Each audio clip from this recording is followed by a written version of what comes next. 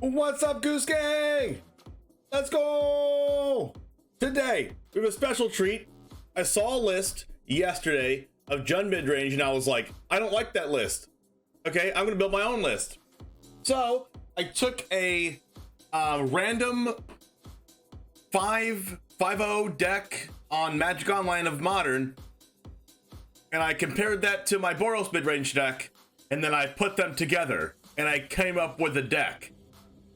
So, I mean, one of my favorite color combinations is JUND, so we're gonna play a JUND deck today, and we're gonna play it for YouTube, and I literally have one match of experience with this, and it was with Tibalt's Trickery, and I won, okay? So that means the deck's insane. Okay? That's the only logical conclusion. The deck is busted, infinite win rate, okay? I played one match against Tibalt's Trickery, I won the whole match, and then I played against Sparky, and then I won against Sparky, so deck's awesome. Unbelievable. That's how this works, right? Riley's first in chat. How's it going, my friend? What's up, Cheesecake?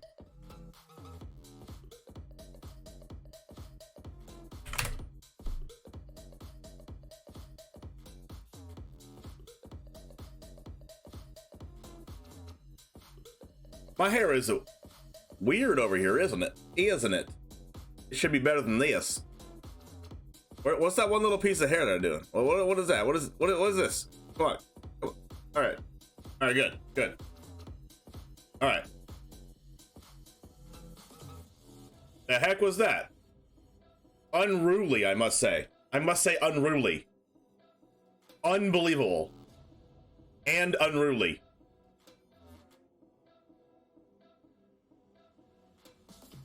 We are going to have the emotes discussion today, okay? Okay, we are going to have an emotes discussion. I'm going to show this on stream for you guys, okay?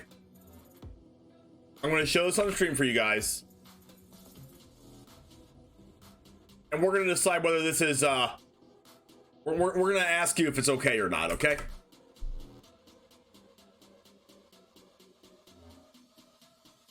And then we're going to decide for ourselves whether we like this or not.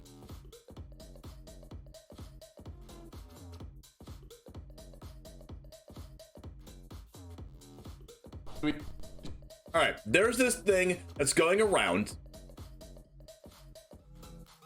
Okay, I have to do something here. One moment.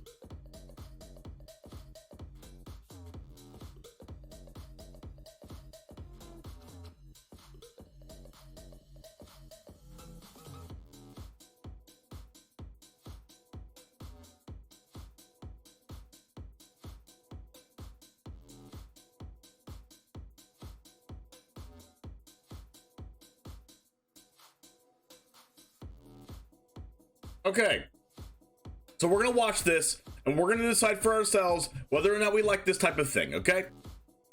Or if it's ethical, or if it's not ethical, okay? We're gonna have this conversation, okay? We're gonna go ahead and watch the video with the three people that are here now, including Riley and Andre cards, okay? We're gonna decide for ourselves if this is something that we liked in Arena or if we don't like it, okay? Okay.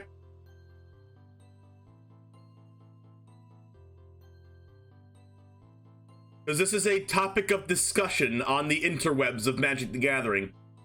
And I would like to know who thinks which things. Titan Smash, we're doing your favorite thing, and we're going to be watching some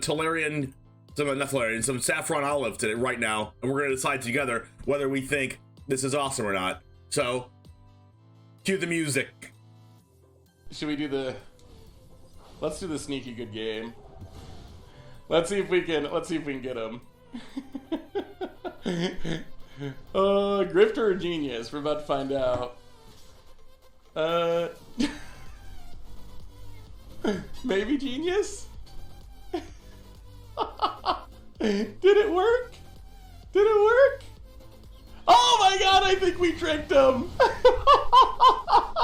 Let me know in the comments what you think about that play. Is that, I mean, we're still probably gonna lose this game, Let me know what you think about that play. Is that across the line? Or is that just using everything we have access to our benefit? Should we do the... All right, that's a perfect way to say it. Okay, that's actually a perfect way to say it, the way he said it, okay? All right, chat. Is that crossing the line? Okay? Is that crossing the line? Or is it using all the tools that you have available to win the game? Which one is it? Let's do a poll. Let's do a poll. Let's do a poll. Emoting, good game. Is it crossing the line? In other words, BM.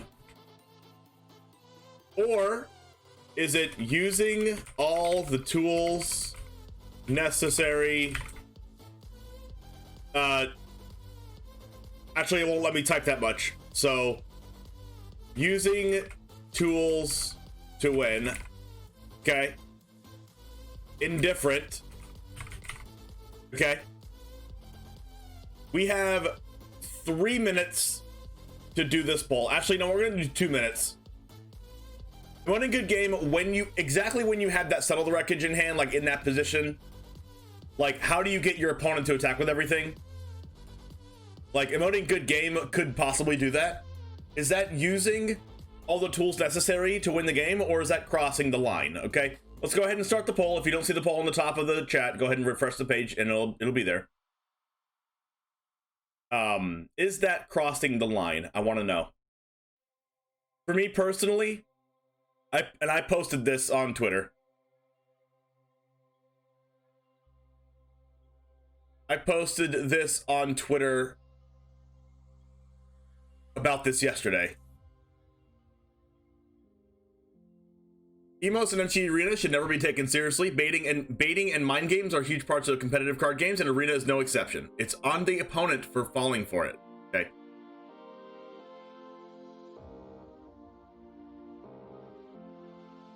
That's what I think about it.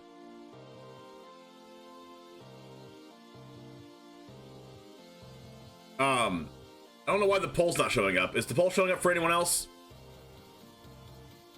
My Twitch dashboard has been very crazy the past couple days. I don't know why. There it is.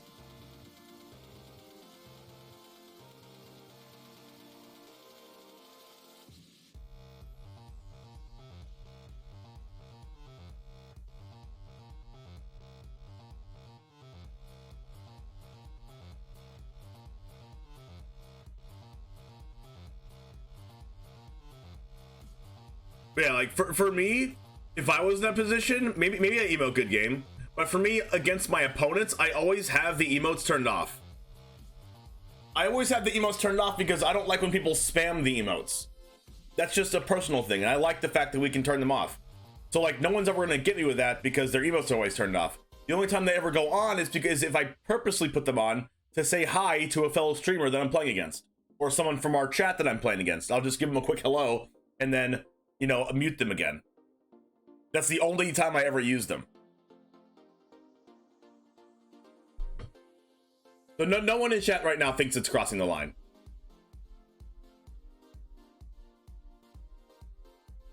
If your opponent wants to take a game as you've won the game, then that's on them for not playing around it. Again, maybe laughing at them could be considered BM, but I didn't take it that way at all. No, I didn't take the laughing away at all either, because I've watched Saffron Olive, okay?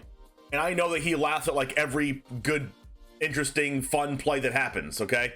He just laughs all the time, which is like a good, it's a good reason to watch him too, because he's so like having fun all the time, you know? What's up, Grimhell? He's having fun all the time, which is like awesome. You want to see that in a Magic content creator, okay? So like when he does some crazy play like that, which is kind of like the pen trick. If you've never seen the pen trick before, we're going to show you the pen trick. MTT pen trick.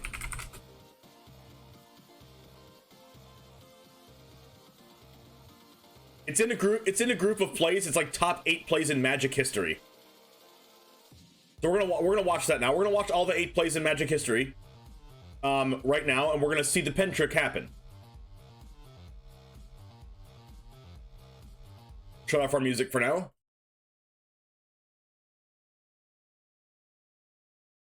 let's watch what happens here. Used to be a squirrel deck, but a while since I've had so much fun. I know, right?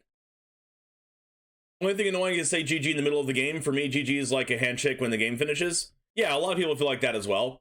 But at the same time, like if someone says GG to you and then like you assume what they mean by it, then that's like on you. Like they could be tricking you, right? And a big aspect of competitive card games is like that like I'm doing something to you know, counteract what you think I'm gonna do, right?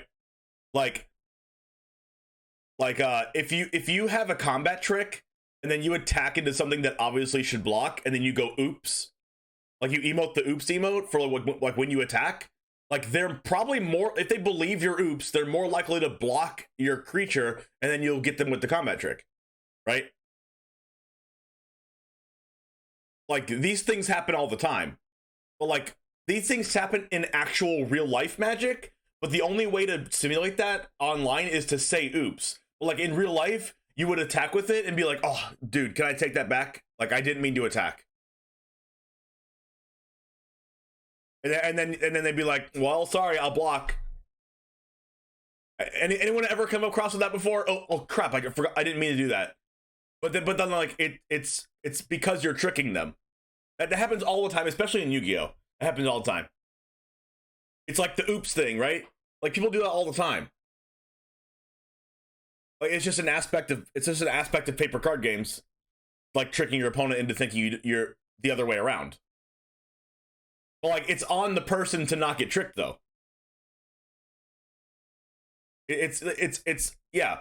But like if you make a really bad misplay and it's actually an oops, then like, you know, it's actually an oops, so you're being genuine about it. But like if you make a play that like looks weird to your opponent, like why would they ever attack with that creature? Like I'm obviously gonna block it. That means that they have a combat trick, so the person's not gonna block. Okay? But if I make that attack and I'm like, oh crap, dude, I'm sorry, I meant to not attack with everything. I meant to only attack with these three. I don't want to attack with this one. And they're like, sorry, bud, you can't take it back. And then they block it. And then I tricked them because I wanted them to block it, and I play my card. That happens in card games all of the time. When you see a really good play from your opponent, I say, nice. Oh, I do too. In IRL, I do think maybe straight up saying this and saying you didn't mean to is a bit too far, but giving facial expressions or mannerisms to act like you messed up is totally fair game. Yes, mostly it's facial expressions. But the facial expressions still give off the same thing. Like, you'll attack with the thing, just using this example, you'll attack with the thing and be like, oh. Like, or like you draw like a super insane card and you're like, God, man, go. Right? Like you'll have exactly 8 lands and you win the game by like using a huge magma opus on your opponent's stuff when they go to attack or whatever. And then like you drew the magma opus for turn and you've been like frustrated the whole game and you draw a magma opus and you're just like, you draw it and you're like ecstatic, right? It's like, this is the best card possible. And then you tell your opponent like you want them to attack with everything, right? So you tell your opponent, you draw the card and you go, oh, go. And then they go, oh, okay, draw a card, attack for game. And you're like, magma opus. That happens all the time.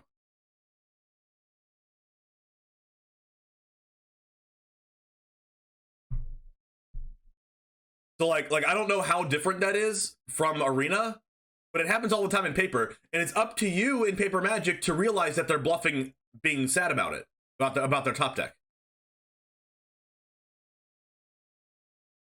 Yeah, facial expressions, mannerisms. Yeah, I agree, Titan Smash, but that's the same concept though. It's not as blatant as it is in Arena, saying good game like that, or like actually saying you didn't mean to do something and then you use the combat trick. Like it's up to the opponent to like see past that and just like not care what the opponent's saying.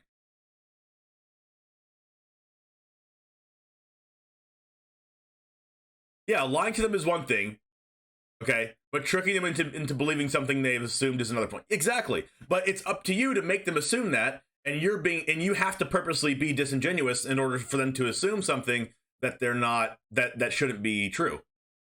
Okay, when you draw that magma opus and then you're like go, like your mannerisms is like you just drew a land, right? Or like you just drew a terrible card.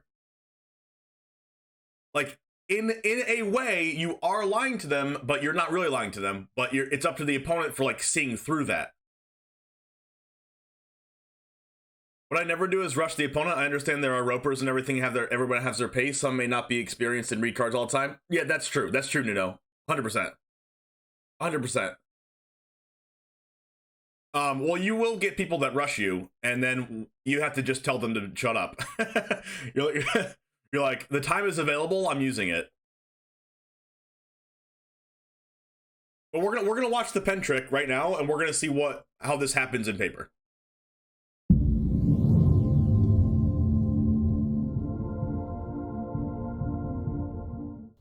Hi, welcome to Magic TV. Look, it's LSV. Editor of Channel Fireball, joined once again as always. It's baby LSV. It's a baby. Oh man, it's baby LSV. By Luis Scott Vargas. Hello.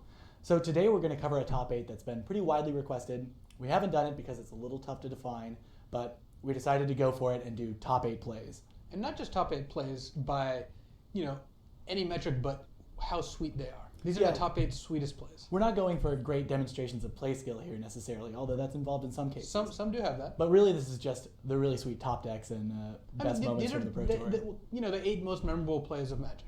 Right. So we're going to start things off with Josh Utter-Leyton in the quarterfinals of Pro Tour Philadelphia in 2011. This was Modern. This was before they got the ban list entirely figured out, and it was a big contributor to the ban list because you had all these combo decks in the top 8. Yeah, and also lucky for Josh and Sam, it was actually the semis, but Sam had already dispatched Jesse Hampton playing Travis Wu's Red-Green Emrakul deck. So they're actually battling to see who would make the finals of the Pro Tour. Okay, so Raptor's playing this Zoo deck full of all this removal. So yeah, we called it Catfish, actually. Just had to get that one in there. It was just so good, because it was Wild Mikados and Counterspells.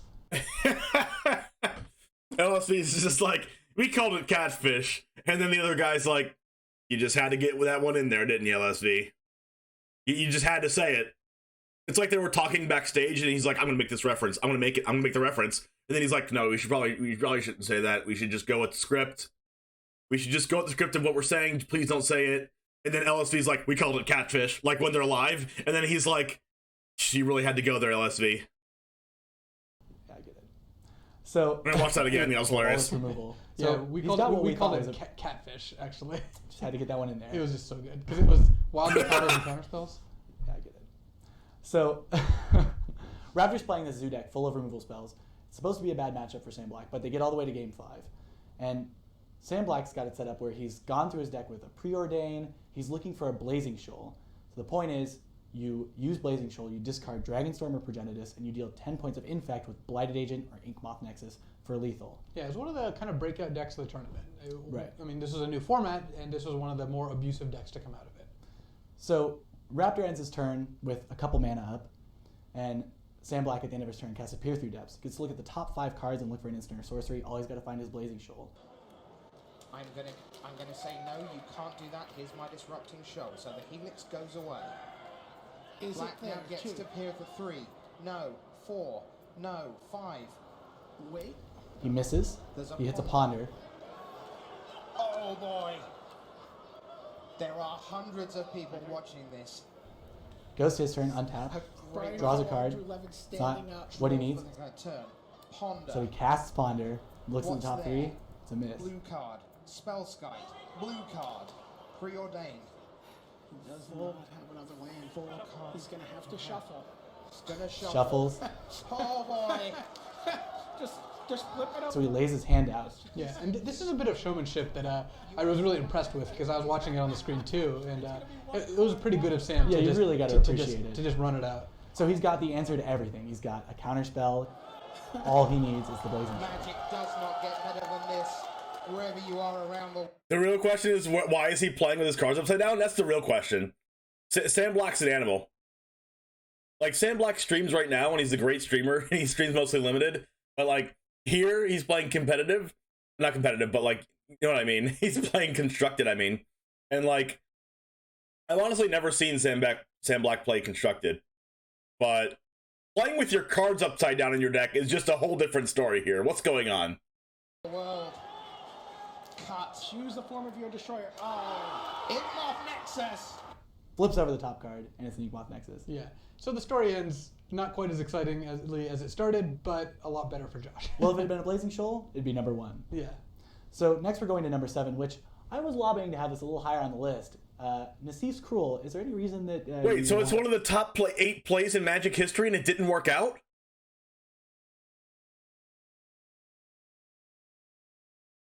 Is it just a top play because he showed his hand? Wait, what? That had to be 9th if it didn't work out. It's like an honorable mention if it didn't work out. Not in the top 8. You don't make the top 8 from it not working out.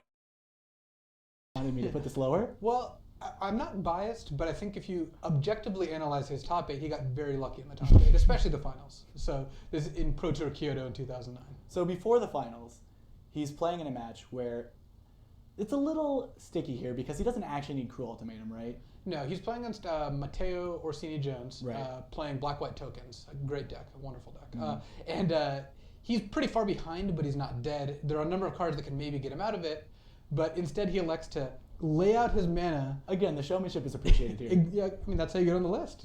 You know, people take note. If you're in a Pro Tour top 8, you know, go for the gusto. Exactly. He lays out exactly 7 mana to cast Cruel Ultimatum. He's going to slow roll all of us, himself included. He's drawn the card Oh, face down in front of this him. video quality is amazing. He's trying to figure out what can it be? What do I need it to be? Arrange my lands. He's got a sort of sly smile on his face. This is Nassif. That's the card that he wants. Oh my gosh. Nassif is the one doing this? I didn't think he was like this.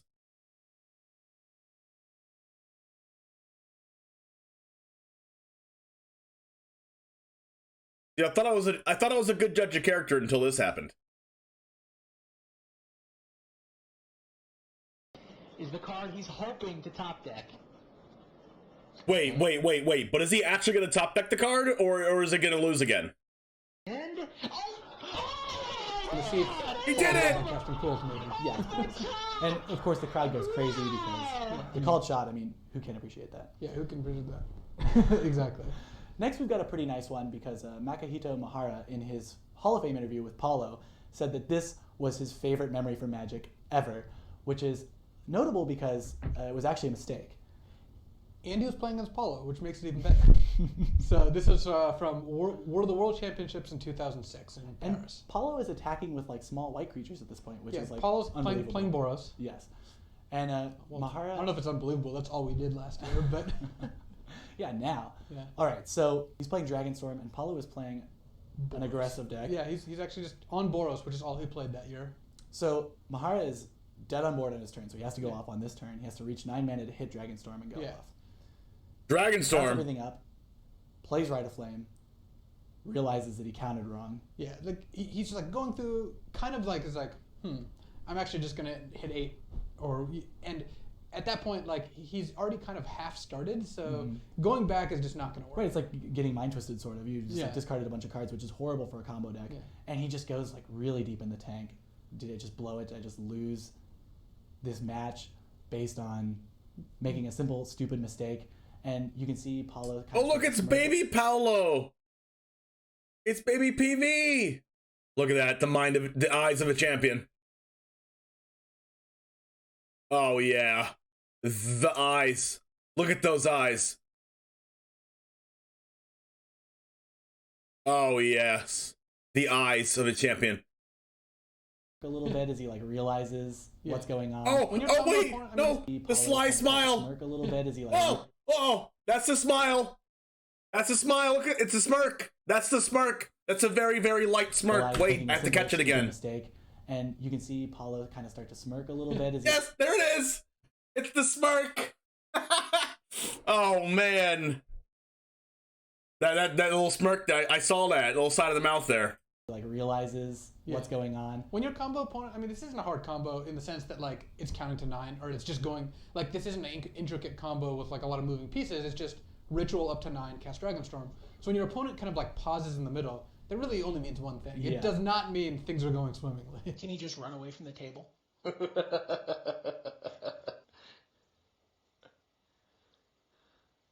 Oh, he's deep in the tank.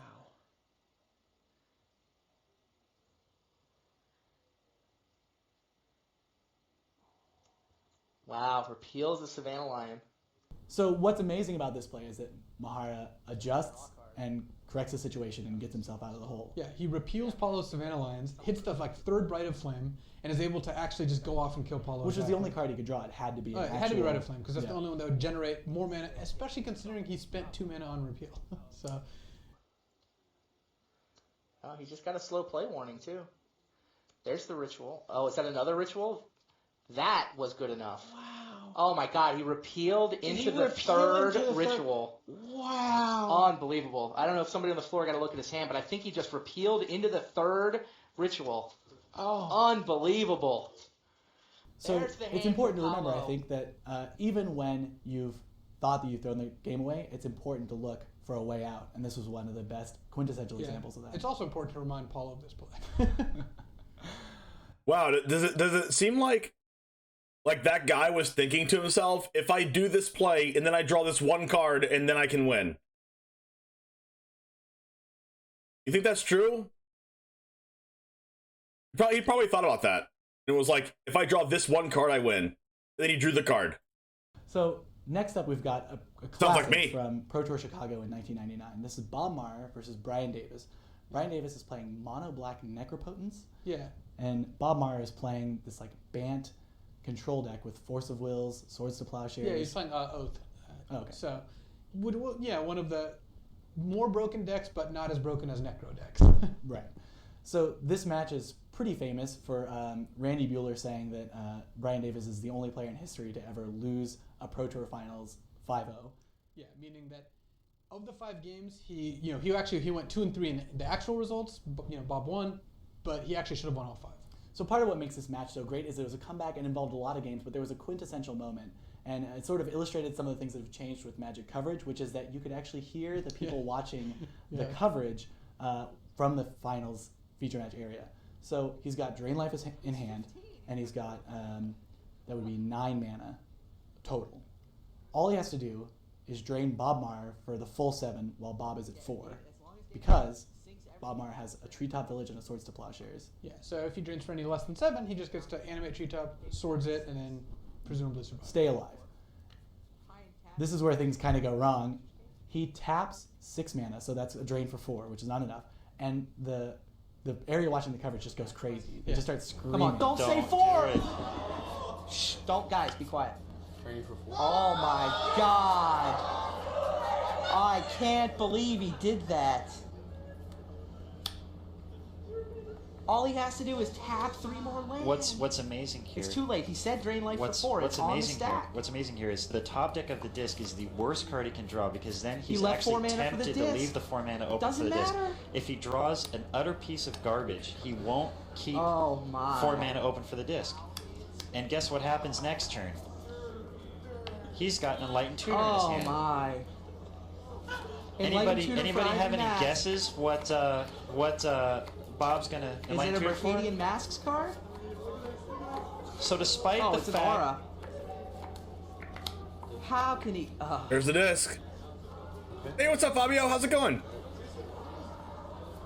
Bob Maher Jr. you should go for the 2 casting cost null rod. It's insane, and it also Wow. played a Pro Tour Montreal Gate Crash just recently, where when Ifro's playing for top 8, he's playing against this JUND aggro guy, and his opponent forgets to evolve Experiment 1, and then as soon as he attacks, having not evolved the Experiment 1, the attack, instead of going really badly for Ifro, goes pretty well for him. But as soon as he attacks, the whole crowd goes nuts, because everyone saw it, he didn't evolve his guy, and they can hear it because they're just like right there. So that was kind of the same thing. Like, Yeah, that one's just a sinking feeling. Oh no. yeah, it's not like he could have done anything differently at that point. It was just like, jeez. Yeah, this actually would have changed the Yeah, he outcome could of a have Pro Control Tour Z'd. Finals. Yeah. So next up, we've got a little bit of a Bush League move, but one of my favorites, and this is the pen trick from Worlds 2000. Here it is. Chapin. Yeah, All right. All right, everyone, listen up. This is why we're watching this video. I knew it was in this. This is the pen trick. This is what we're talking about of the good game with the good game emoting with the Settle the Wreckage in hand. This is what we're talking about, okay? So pay attention. I've been underrun this trick, so I can't really say anything. So he's playing against Uri Peleg. Uri Peleg is playing. Had that ready, did you? I did. Using props is very important. So Uri is playing Doran. against Chapin, who's playing Dragonstorm. And he's got 2 Birds of Paradise, a Doran and a Rift Sweeper. So all he needs to do is attack with Doran and Rift Sweeper and leave his 2 birds up to cast Cloud Thresher in case Chapin has a Hellkite. But while he's thinking about attacking, Chapin runs one of the oldest tricks in the book, picks up his pen, puts it over his life pad. Exactly. When you pick up the pen, it's like you're going to write your life total down. It's like you're signifying to your opponent, yep, you're attacking, I'm taking it, I'm taking the damage. I'm just going to take it. So Uri is like, oh, well, I'm just going to get in, so he attacks with everything. There they go. Attack with them.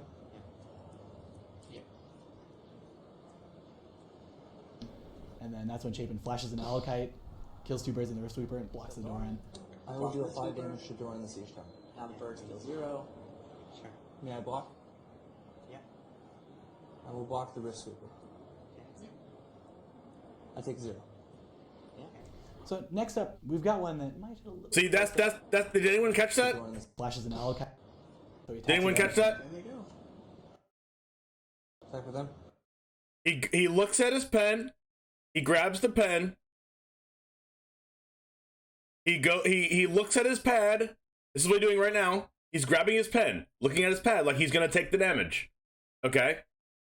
That's the pen trick. And then when the opponent sees this, they're like, oh, he's just gonna take the damage. Attack with everything. Attacks with all creatures because of this.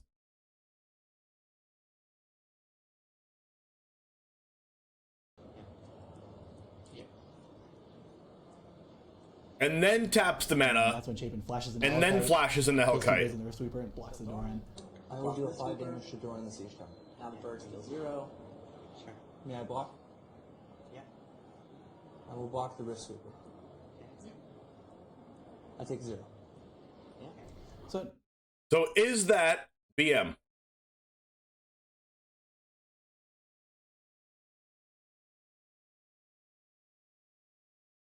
Is that crossing the line?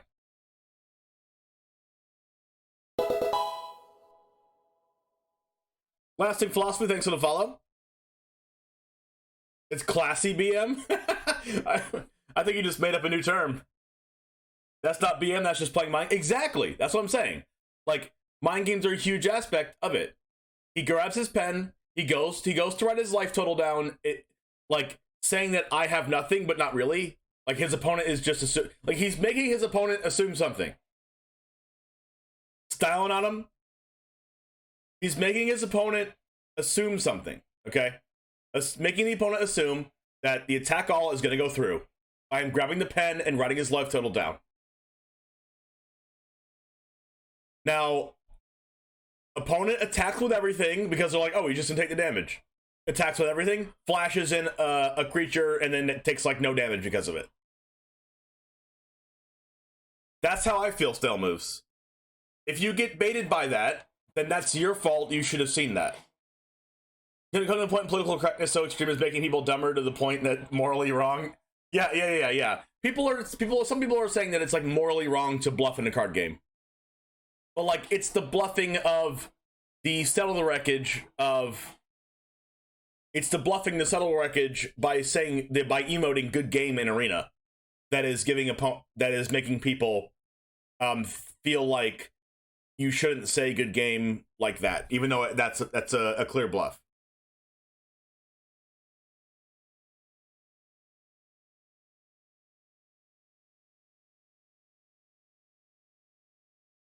Yeah, exactly, Cheeseegg. That's the exact same thing that happened, Cheeseegg. It's like the LSV thing where he won a tournament with a card that was literally not in his deck because he was like, combo you, and they conceded. No way. Wait, is there a video of that still moves? Can you link me to that video? Is there a video of that? Call an ambulance, but not for me. What's up, Joey?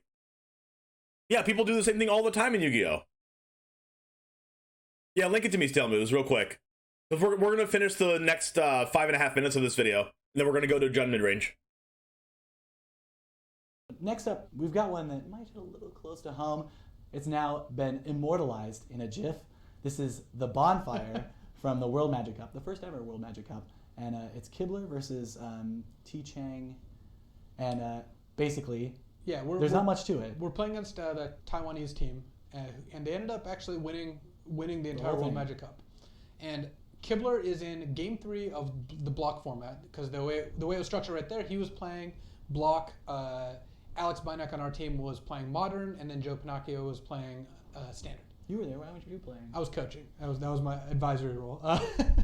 He also had a great mustache. But at this point, Also immortalized. Yes. Super Ninja. Alex had lost, Joe had won, Kibler's on Game 3, and we were playing. This is an elimination match. So the winning team advances to top 16, or top 8 actually. The losing team is just going to make top 16. And the game was super close because at this point I'm just, we're all watching Kibler's play. We battle back. We're losing almost the whole game, but then we get an Olivia down and start winning. But except we're at 1 life. And then Olivia's up to a 9-9. Kibler's opponent's at like 3, no creatures in play, no cards in hand. And so Kibler just chips the turn, and then his opponent just like whoop, drops a bonfire, and then the immortal spreading the thing, and it is actually pretty insane. Drops a bonfire, and Kibler just chips the turn, and then his opponent just like whoop, drops a bonfire, and then turn 3, no creatures in play, wait, no cards in hand. Hold on. And so Kibler just chips the turn, and then his opponent just like Kibler's face. LSV's like, yo, what? This guy's like, did that just happen? This guy just top decked his mind off. like Look at that face. Oh no.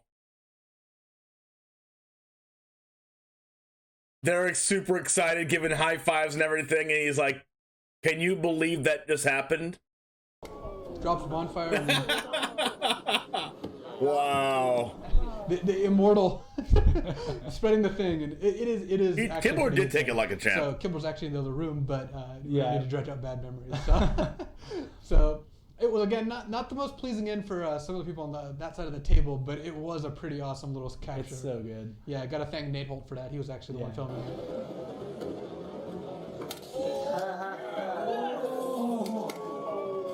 So a number. I've seen this, but it was like a long time ago. I'm using this video to tell the people about the pen trick.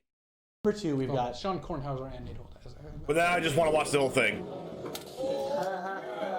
So at number 2, we've got one of the most exciting moments ever on the Pro Tour, again involving Patrick Chapin in Worlds 2007 with Dragonstorm. There's a lot of Dragonstorm stories that lead to really exciting moments. Look, I guess. it's just a high variance deck. It's got a lot of exciting stuff going And it on. also involves somebody familiar getting lucky too. Oh yeah, Nassif is in this one. Right. So to set the stage a little bit, Chapin is going for an Ignite Memories, which you reveal a card at random from the other player's hand, and they take damage equal to that card's casting cost. Nassif has a Rite of Flame in hand, a Grape Shot, and an Ignite Memories. He's at 9 life. Chapin does it for 5. Yeah, 5 total copies, or 4 copies plus the original, so 5 total ignites. Because Nassif is at 9, if he ever hits Ignite Memories, he dies on the spot. Thanks for the follow, Zeludonio. So he has to dodge Ignite Zeludonio? Memories entirely. He hits Grape Shot, Grape Shot, Grape Shot. So now he's at 3, and he has to go runner on just the Rite of Flame. Yeah, he has to 1 out of 9 just from that spot, having already gotten lucky to get to that spot. So they roll the dice to pick a card at random.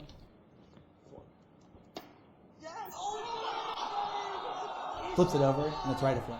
Everybody screams, it's crazy, and now we've got 1 out of 3 chance. And before that, Chapin clarified with Nassif, you just have to flip it. Because earlier in the ignites, he's been doing the peek and tank. Definitely not. Chapin's just like, look, you just gotta flip it. And you gotta flip it though. No peeking. I gotta see. So it's okay, I'll flip it. They roll the die, picks it up, big windmill slam. Wow.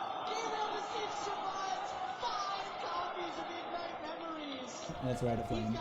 So, and as it seems to go with these stories, Nassif actually ended up still losing the match, but Yes. he had pretty insanely high odds of dying there, and I remember being there and just the whole room was just going crazy because it was just so insane. Like the excitement was building into a giant crescendo because, the first one hits, you don't really know what's in his hand, you don't know if he's going to die, grape shot, then it becomes clear he's got a card in his hand that he is going to die too. Yeah, I mean, what makes this one so great is the build up, is everyone's just like, oh, what's going to happen? It just ramps up, so Yeah. it was a pretty awesome moment. Now, for the last one, this is the most immortal moment from the Pro Tour ever. This also involved a little bit of peeking, which I think you lose points for, but it's still number 1 by far, and that's Craig Jones's Lightning Helix. Yeah, and so he's playing against Antoine? Olivier. One of the two. One of the Ruels. Yes. So he's playing against Olivier Ruel, playing hand in hand. So Olivier is on the black-white small creatures, GTAs, that sort of thing. And Craig Jones is, of course, playing Zoo with a bunch of burn spells. And he's got a Char in his hand, and Olivier is at 7. Power. And there's a little discussion in the booth about what should go on here. He's like, it's really hard to control the board. Do you Char this one guy? What do you do? Char the hand. Yeah. Craig's going to char that. Oh, he chars Ollie's face. You char to the face and knock the top of your deck. That's the play. And finally, Randy Buehler's Craig's just like, down I think to he should 3. just char his face and try to He's whip the down burn to spell. 3. He's got 1 draw phase. He's looking at the top. All right. Oh, I don't know what kind of new GD we'll get. Maybe we won't get one. Maybe. Char. Charface. This goes on for a while, and finally, that's exactly what Craig Jones This is does. it. The best moment in Magic history. Come on, Jack. Smash it. What is on top of the deck? What is on top of the deck? Lightning Helix. Oh my god! Oh my god! Craig Jones. It was a pretty exciting moment, and it was one of the first I remember like Super Magic top decks that I actually had the pleasure of seeing. So. Right. So that's one of the best moments ever, and I think this was a pretty solid list, but I'm sure... Yeah, this is we're watching this all in response to this video, and we're gonna watch it one more time here. We're gonna watch it one more time here. Should we do the... And what happens is... Let's do the sneaky good game. What happens is that we get a sneaky good... Saffron Olive does a sneaky good game here, because he knows that the only way that he's could possibly win after Dovin's vetoing this Ponder is by passing turn, and then KDM attacks with everything. If they attack with one thing, they use the settle records because they have to, and then all these cards are still on the board. Okay? So, like, KDM wins anyway. The only thing that Saffron Olive has to do is make KDM attack with everything. Okay? So this is the pen trick that we just watched. You say good game, that way they're like, whatever, they don't have anything, attack with everything, because it's just easier to do that. And then they get settle the wreckage. Okay? Now, the discussion here is this BM or immoral by Saffron Olive to do this? And you can decide. Should we do the... Let's do the sneaky good game. Let's see if we can get him. Grifter or genius? We're about to find out. Maybe genius? Did it work? Did it work? Oh my god, I think we tricked him! let me know in the comments what you think about that play. Is that... I mean, we're still probably going to lose this game. Let me know what you think about that play. Is that across the line? Or is that just using everything we have access to our benefit? That's the play.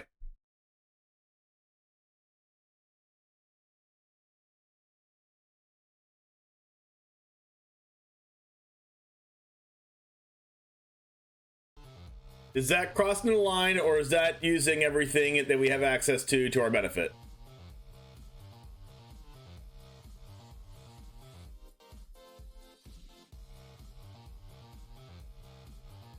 Looking at this deck, I feel like I need Maelstrom Pulse, but maybe I don't. What's up, Delirious? It's a big assumption that opponents have emotes on? Oh, for sure, Sniper. I don't have emotes on.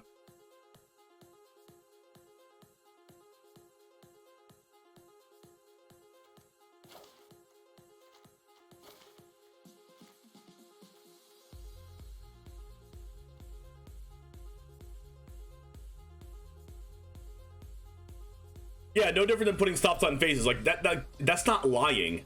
That's just bluffing you have something.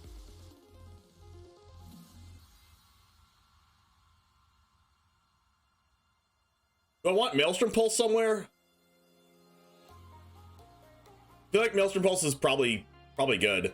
The reason why I have Binding here is because it's an enchantment.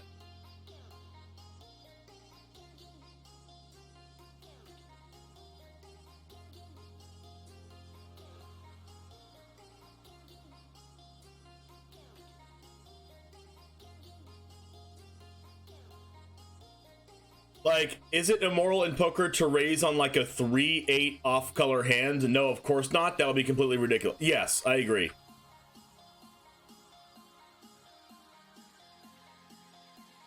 Should I main deck, instead of doing these 2 bindings, should I main deck 1 Clothis and 1 Maelstrom Pulse just to lower the curve?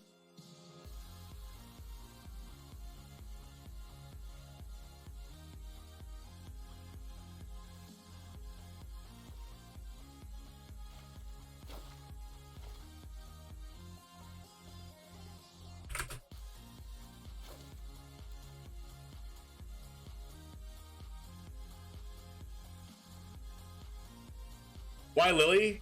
I have a lot of creatures that I want to bring back, so the emblem is amazing. Also, I like Planeswalkers with removal, and also I kind of wanted to try a modern style with Liliana the Veil. So I was like, well, why don't I just put Liliana, you know, Waker of the Dead in here, and then +1 and simplify the game state. It's just here for like partly just because I want it to be in here.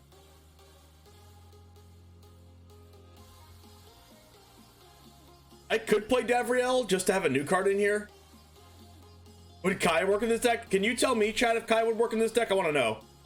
I want to know from everyone else.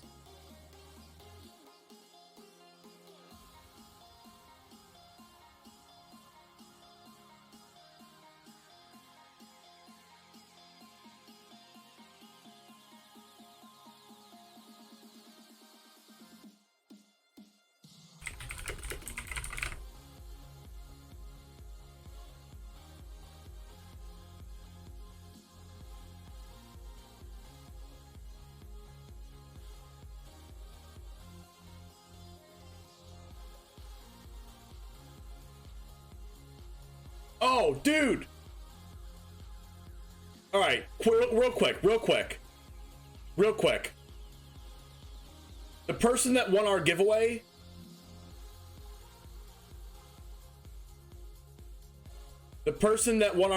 actually tweeted the giveaway out.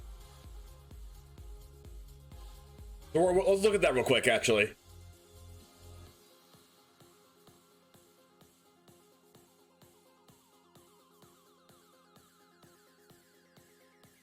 Davriel is a crazy man? I know, right? Davriel's passive is solid? Oh, I thought you were talking about 4-mana Davriel. Not 3-mana Davriel. I could play 3-mana Davriel instead of Liliana, but Liliana actually deals with things. I don't mind playing 3-mana Davriel. Oh, you're referring to new Davriel. Okay. What's 4-mana Davriel's passive?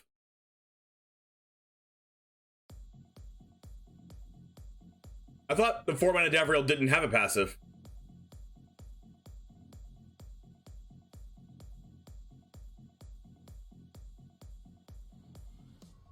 Yeah, it's a +1 to have them sacrifice a creature when they attack.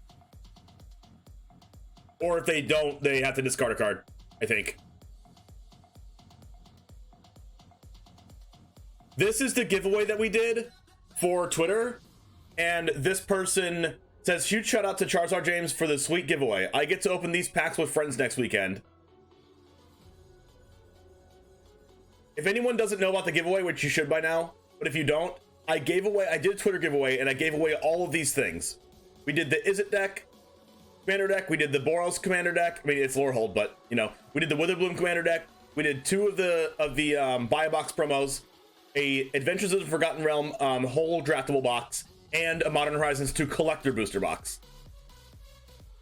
Its passive is the -3. True.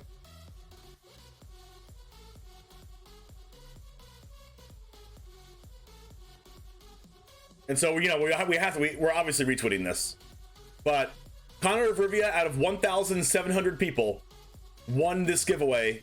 Out of that many people is crazy, and it just got shipped to them. So congratulations to Connor of Rivia, people clap, for winning this amazing giveaway. And we will be doing more of these in the future.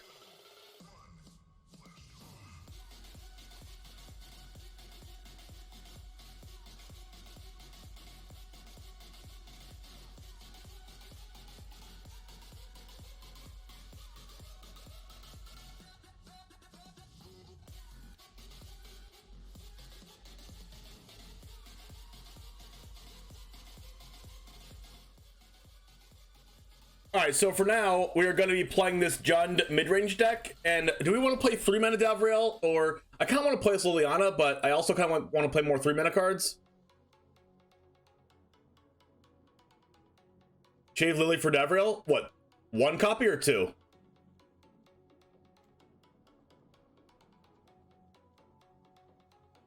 Is Davriel better than Lily?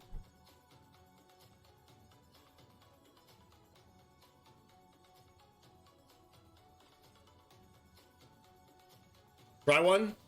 Let's do it. Let's play Super Friends.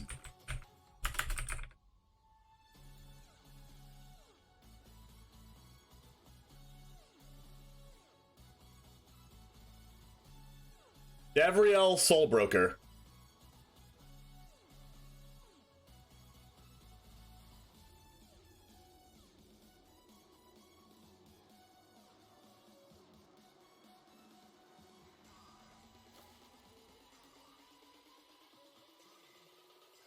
Also,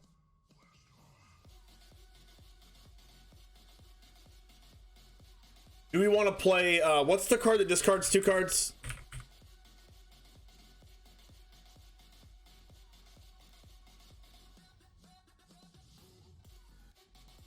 That also exiles the grave.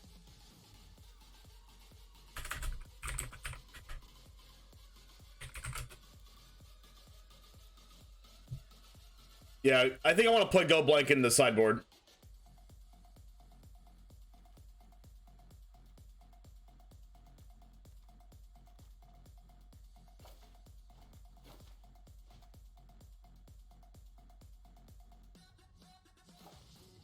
I think it's pretty good against the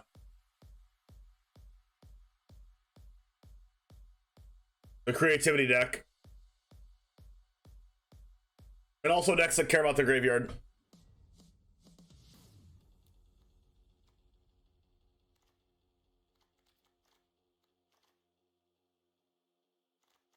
Why doesn't it let me scroll down?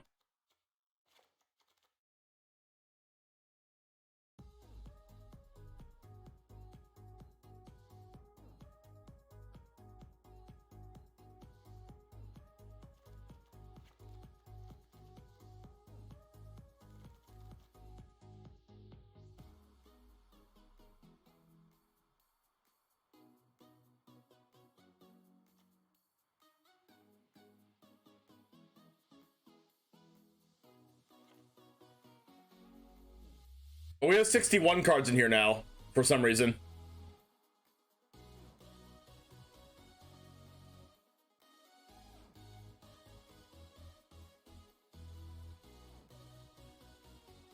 Watching to see play the new Davriel? Oh, I didn't even know he played it. And should this be Gilded Goose?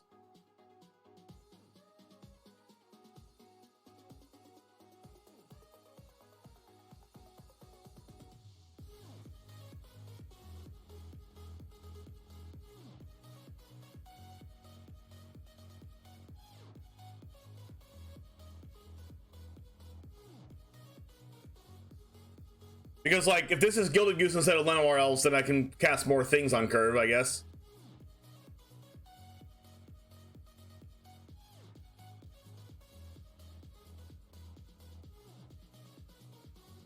Yeah, I think it's probably a Goose.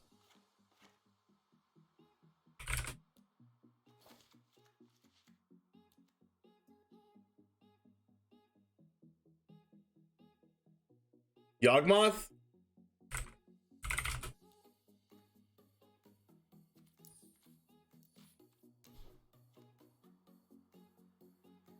We won't be able to utilize that in this deck.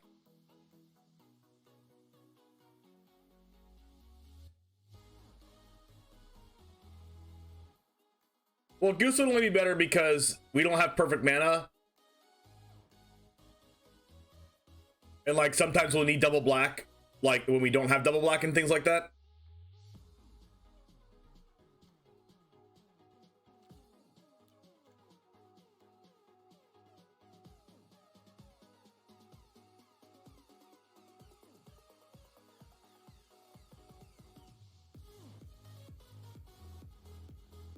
Like, I can see just playing Llanowar Elves, but turn 2 Season Pyromancer like, we don't usually play Season Parliaments on turn 2. I mean, we could. There's also 61 cards, and I don't want to play 61.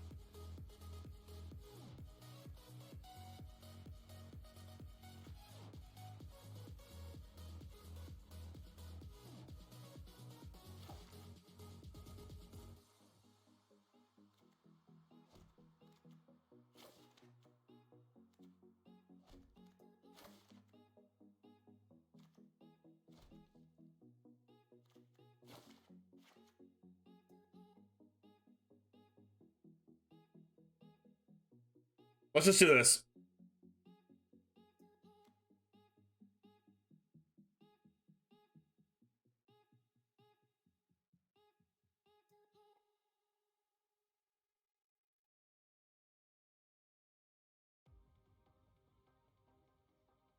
All right, chat.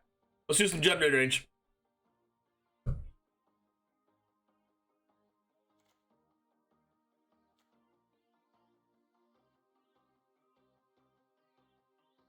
Is Gilded Goose better than Llanowar Elves in this deck specifically?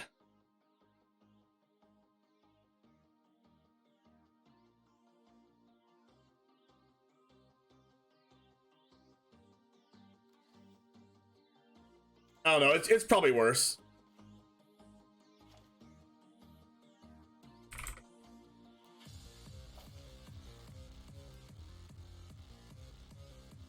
Hey, Lumazzi, what's up? Streamer shout out.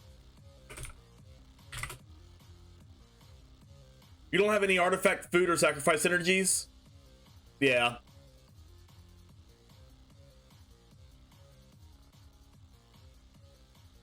Good 2-2 split? Well, I'll see if I like Llanowar Elves, or I'll see if I'm missing my colors, and then I'll do it. Why have you run Pathways and not check lands? Because check lands come in tapped on turn 1, and I have a lot of turn 1 cards I want to play.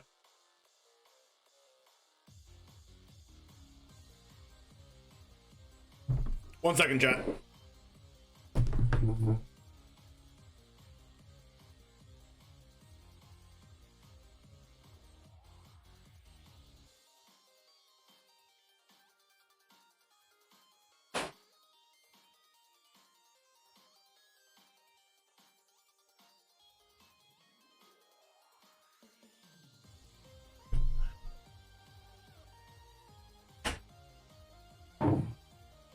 Gotta get my hype juice. Can we get some Squirtle squads in chat real quick? Imagine being in this channel and not using the Squirtle squad emote. You all are heathens.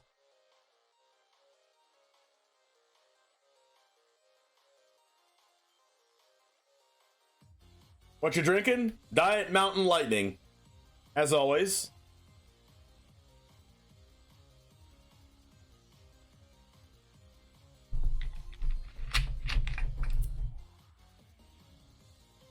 Also, if you haven't been here in a while, we have 2 new emotes as well. We have a land emote that's a Bulbasaur screaming for lands.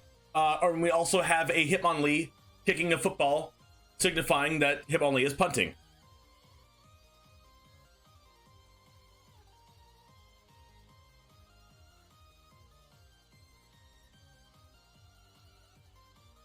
I think Fatal Push is not as easy to get off in this deck, because you have to rely on your opponent to deal with your stuff. Fatal Push, it would be a lot better if we had a card like Gilded Goose so we sacrifice that food. So I think I prefer Heartless Act. You love the new emotes? Yeah, they're awesome, Lumazzi. Aspartame. Let me see if this has aspartame in it. Someone give me the over or under 50% on how this having aspartame. Is it? Someone give me a percent chance that has aspartame without reading it first. It's 50-50? Does this drink have aspartame in it, chat? Over 50? Carbonated water, citric acid, potassium benzoate, orange juice concentrate, pectin, potassium citrate, gum acacia. Aspartame! No! I'm shaving 5 seconds off my life per sip.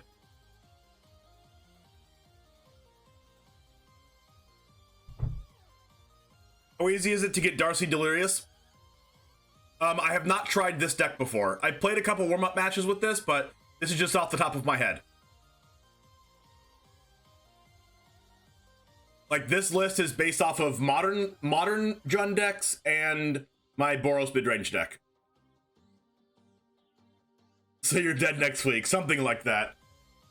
Pepsi went aspartame free for a while and advertised it as a feature, then went back to aspartame. It's probably because aspartame's cheaper. I don't know. Is aspartame cheaper? Does anyone actually know, like, how it is for companies?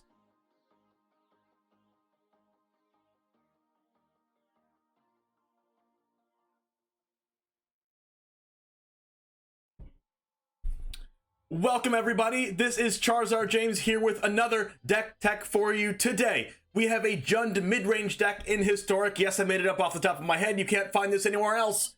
We have 4 Thoughtseize here. We have some Hand Disruption. We have a Thoughtseize in Davriel Soulbroker, a little bit of Liliana Waker of the Dead, a little bit of Kroxa, deal with our opponent's hand. We have some early threats like Dragon Rage Channeler, Scavenging Ooze, Colothis, Bone Crusher Giant, Seasoned Pyromancer, and we have some Planeswalkers to take it over the top, like I mentioned Davriel and Liliana Waker of the Dead first. We have a couple Chandra Torch of Defiance and Vraska Golgari Queen, and some Llanowar Elves here to ramp up into our 3 and 4 mana cards.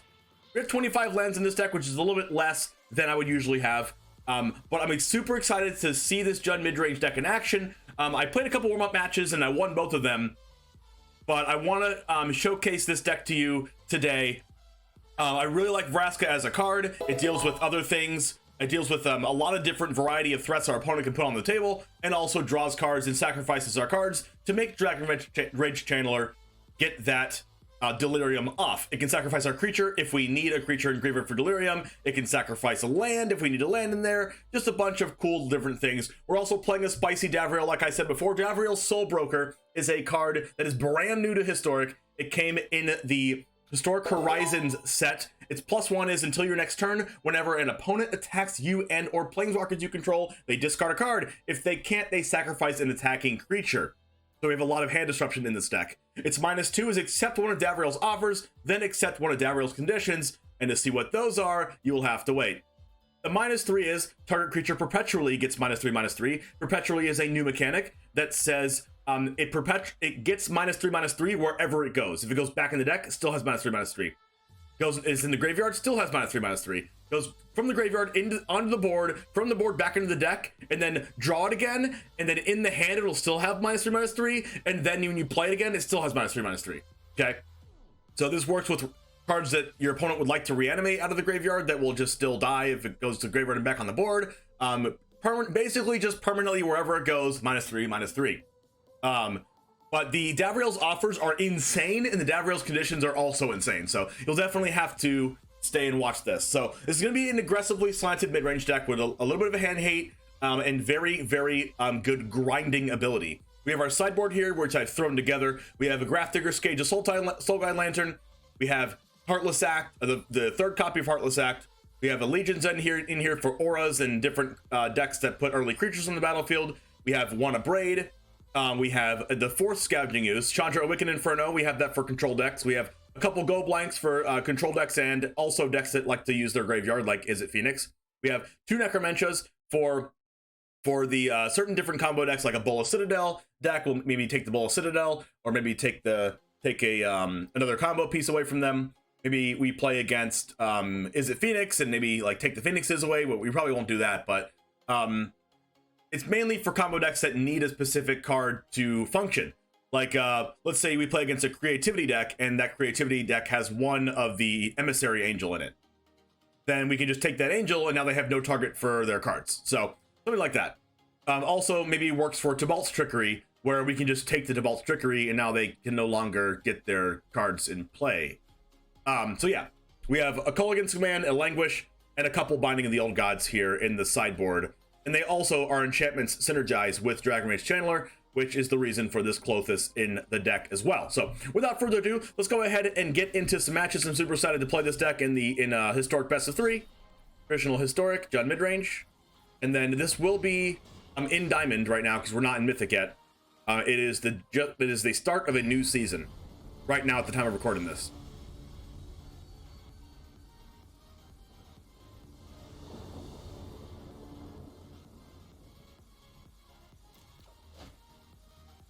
We don't have green mana, chat.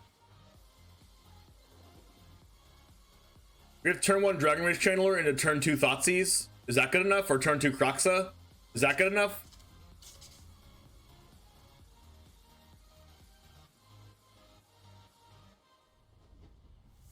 We're gonna have two draws to try to draw land. But we also have to have a Surveil.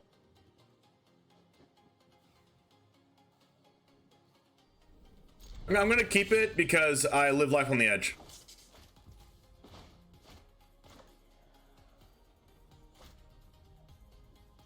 Well, I just have to hope if I play this Dragon Rage Channeler that I don't just get it immediately dealt with, but it is what it is.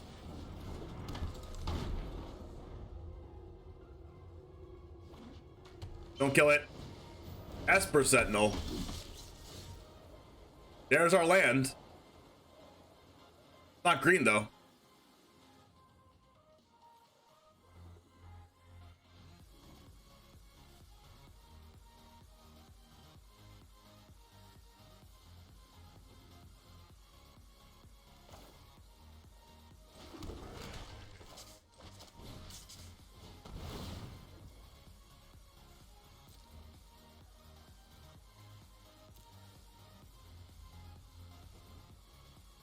Wow.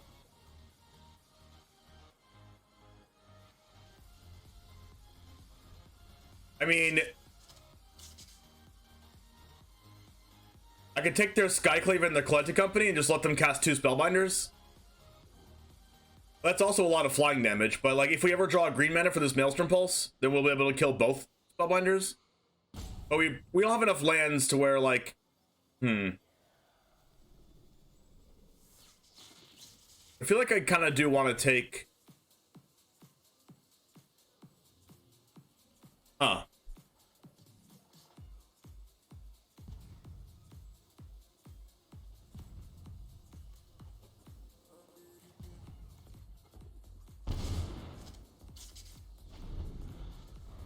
Interesting.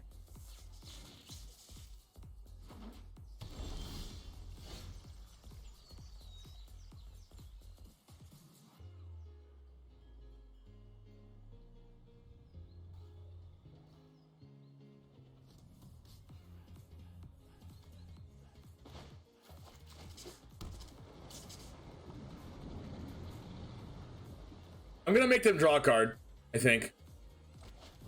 It could be scroll combo.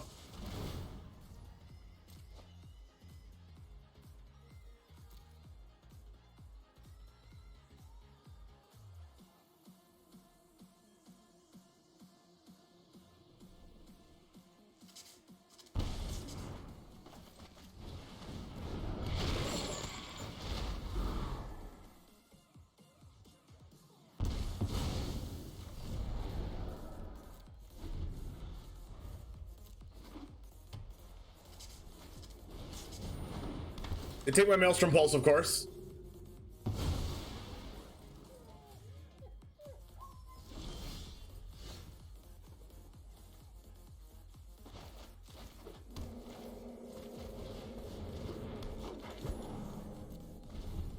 Then all we need is 1 red or black mana for Kroxa.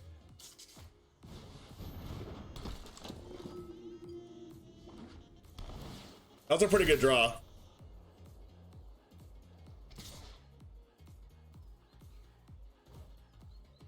I think I'm actually blocking the Esper Sentinel here.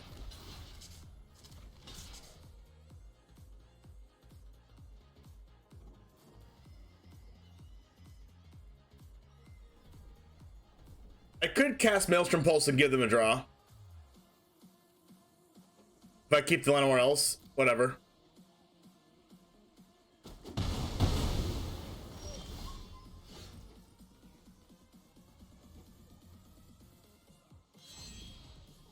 Alright, I can't quite cast Kroxa yet, but if I do this, if I shock this and Maelstrom Pulse,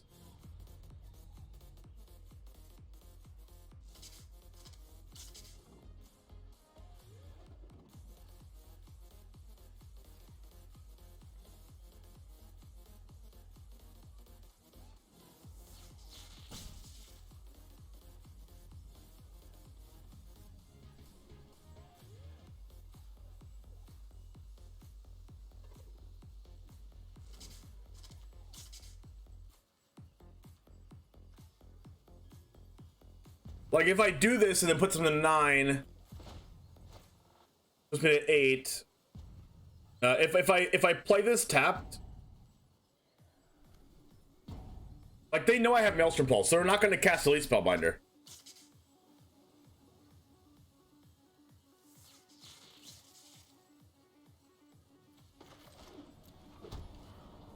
I guess I just have to hope Elite Spellbinder is the only card in their hand to cast, and they just cast it.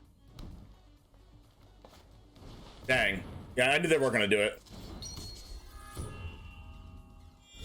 Yeah, it looks like it's the combo.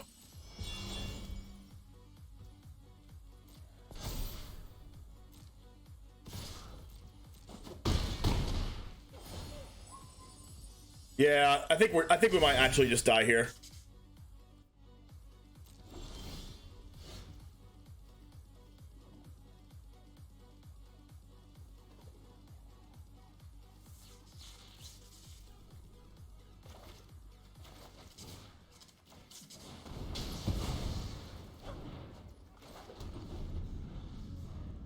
So I'm not exactly dead yet, but you know, Spellbinders are gonna attack through our Crokeyz. Wait, what?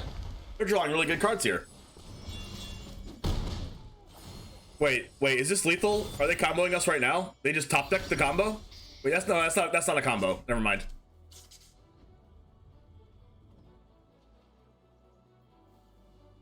Crokeyz kind of has anti-synergy with Dragon Rage Channeler, but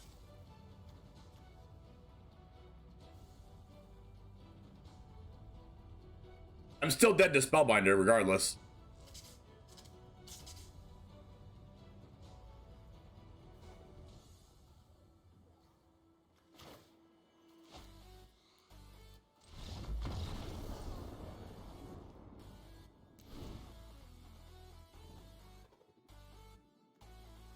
That was a flyer problem, so maybe that's one of our problems here.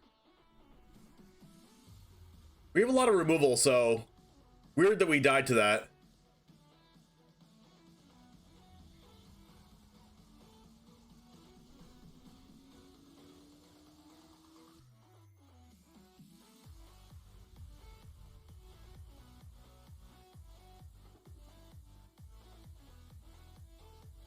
Let's go with Necromentia because it stops the Scurry Oak.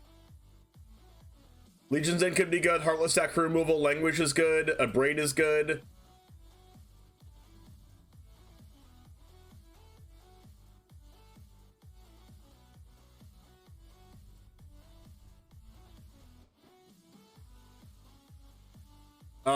Is K Command good?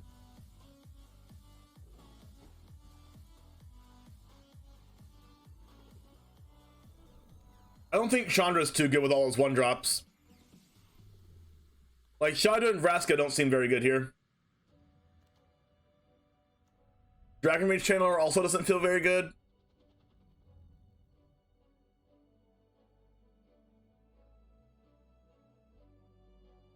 Like, are we winning by controlling their board? That's the question.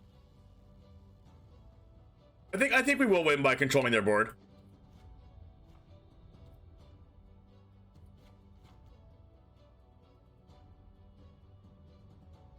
Because we have Pyromancer, Clothis, Kroxa.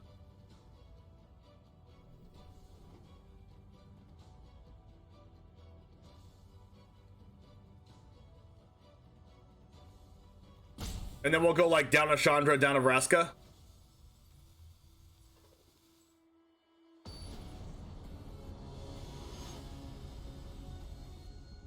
I think Skews is fine.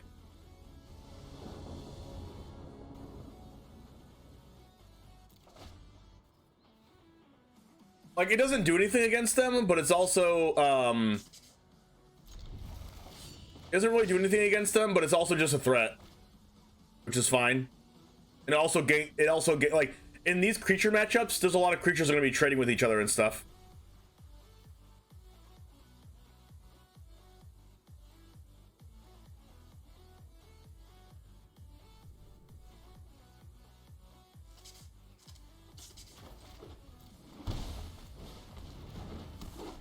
Well, yeah, they don't use the yard, but a lot of creatures are going to be trading in these matchups.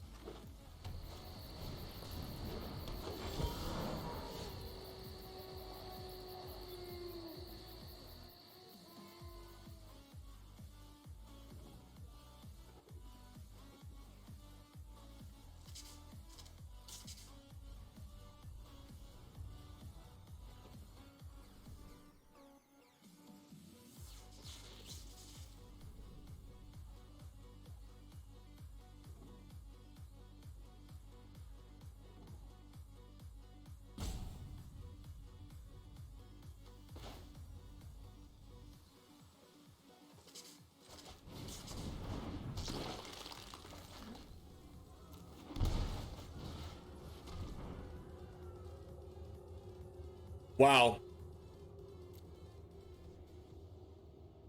They don't have white mana.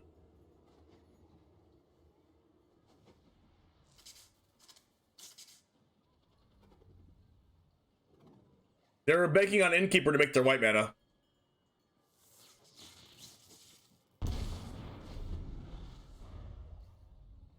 And before they top deck white mana?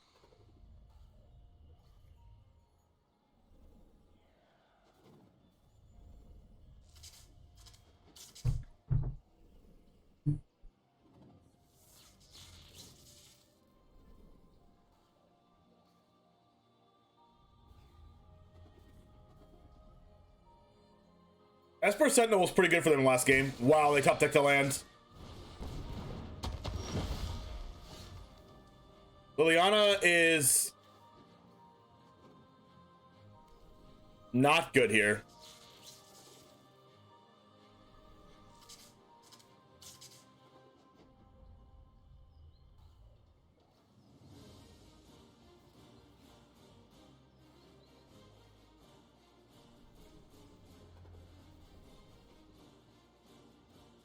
I mean, it's okay. I could just plus it, right?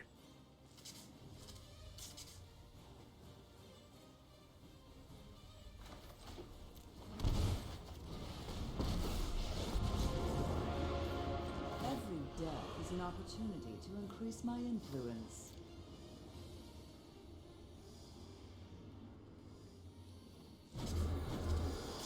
We're doing things my way.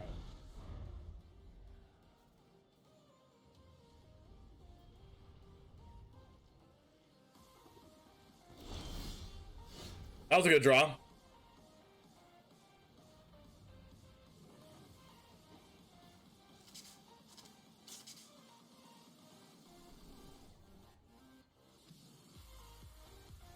Okay, so I kind of want to plus Lily again.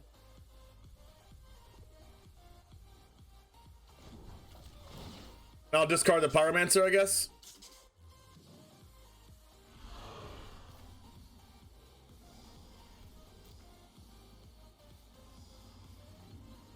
I have no interest in fighting fair. Do I kill the Skuriok or do I kill the Lenore Elves?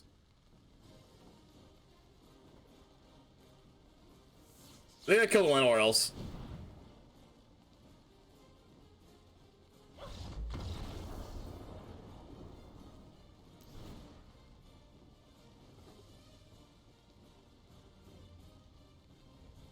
Alright, that was pretty cool.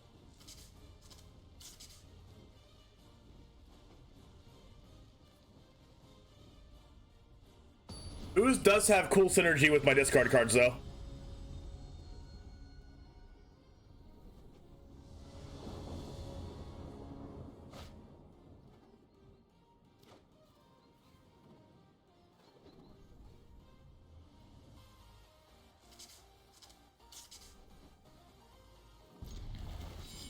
It's a fine hand. We're doing JUND things. We're starving them out, chat. We're doing actual JUND things. Weird. Weird, I know.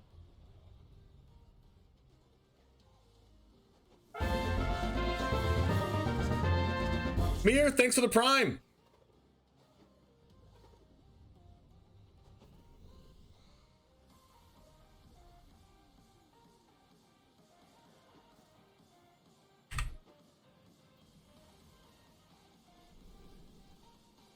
I'm gonna keep it rolling. I'm gonna keep the 300 rolling over the next month.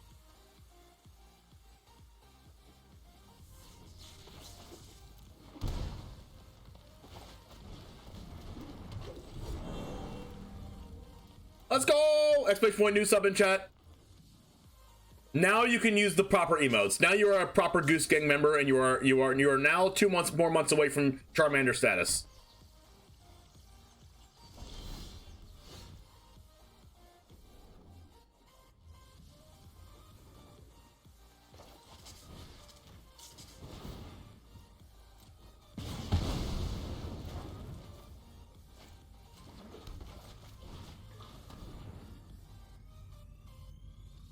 Heliod, Scurry Oak, Skyclave. It's just the Heliod.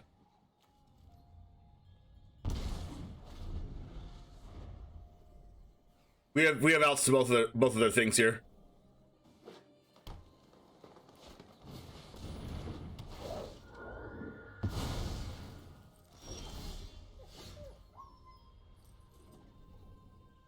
Just in case they top deck Esper Sentinel.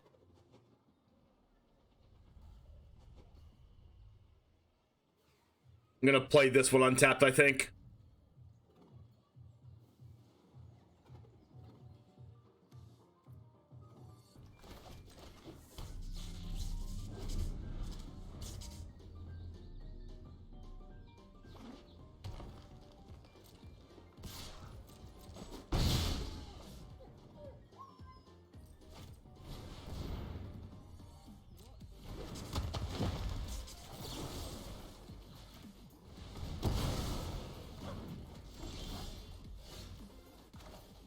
All right.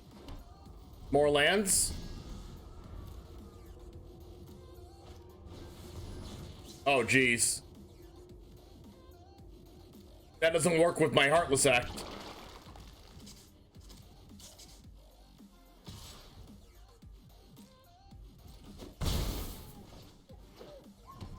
Oh, geez. Fatal Push, where are you? There we go. Wait, does that work? No, this can become a 5/5. Oh, jeez.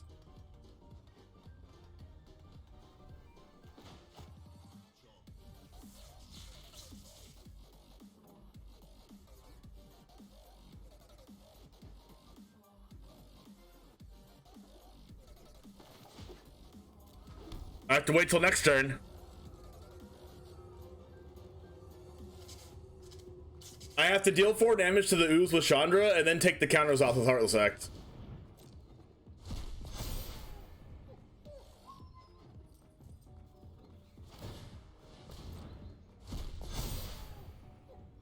Well, yeah, I can do that too, but I actually want to kill the Scavenging Ooze because the Scavenging Ooze is a much bigger problem than Skyclave is. I don't want to just chump the ooze.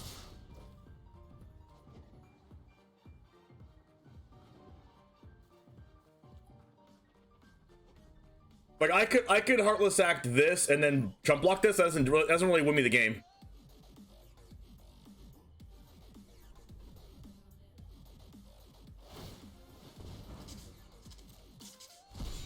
Like right now, there's not enough creatures in graves, so I can actually remove the counters now and then Chandra minus on it.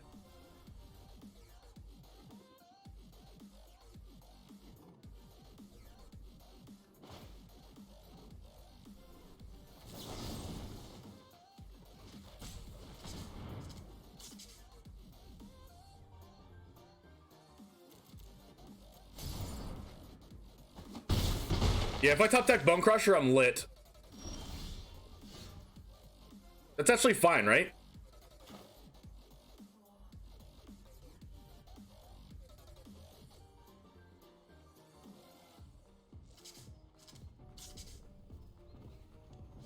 Man. Do I kill the Scavenging Ooze? This looks like a collected company, too.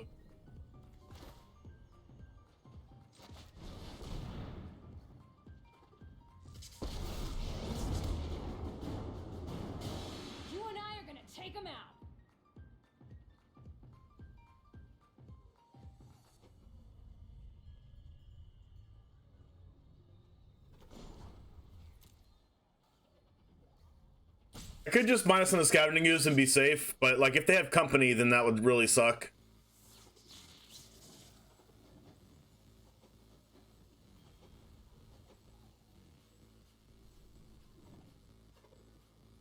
I think I need to be greedy here.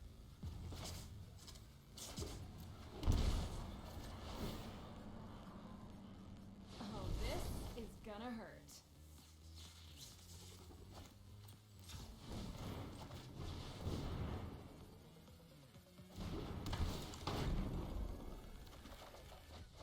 Oh no! I shocked for no reason.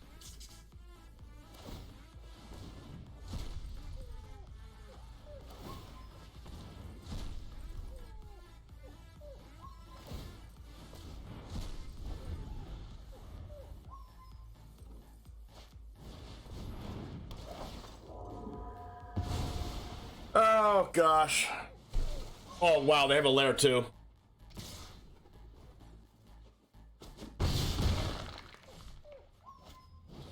Oh god. That's not good.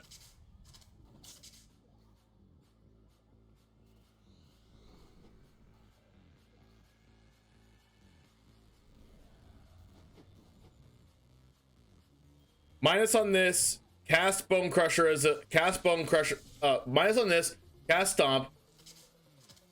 Play Bone Crusher, play Lenore else, chop the sky, chop the lair.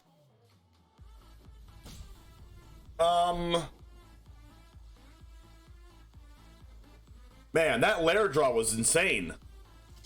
Also, the second scavenging ooze. Ugh.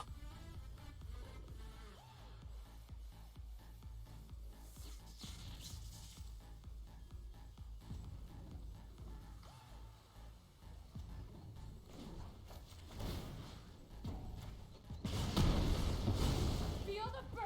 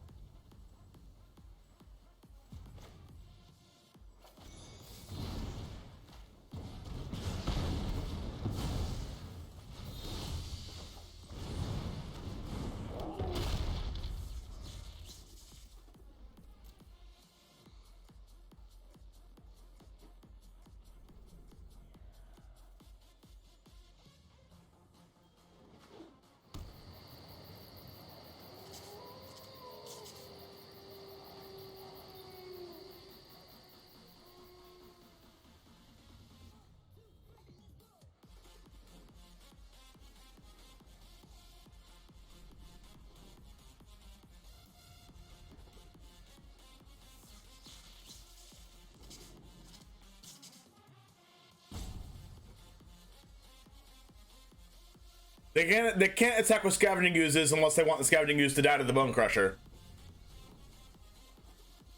The lair can be a 5/5 lair, which will still die. So they just go no attacks.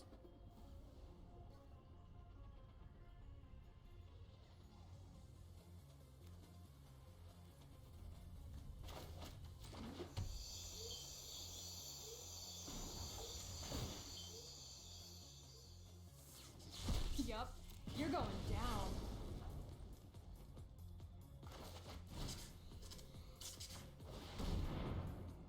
We take the Scurry Oak, obviously, so they can't win.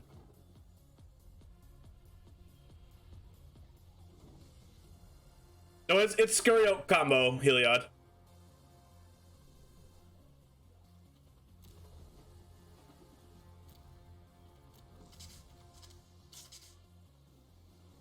Luminarch, Coco, Heliod, Portable Hole, Luminarch, Skyclave, Coco, Esper Sentinel, Innkeepers. Okay, so they're not playing the 1 mana white card.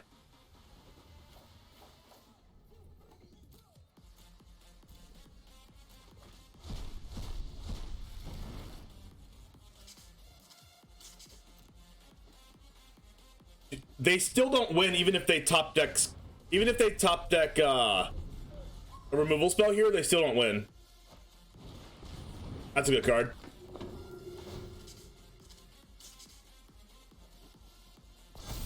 Yeah, no Ranger Captain. Wow, that's good.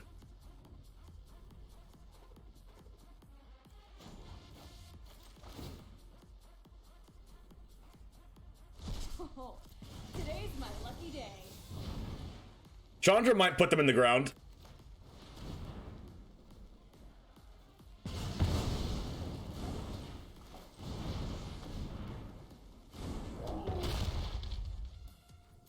All I have to do is protect Chandra, protect my life total.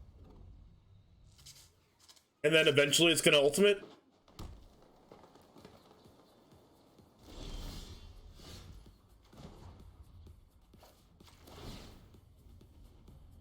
This'll be easy.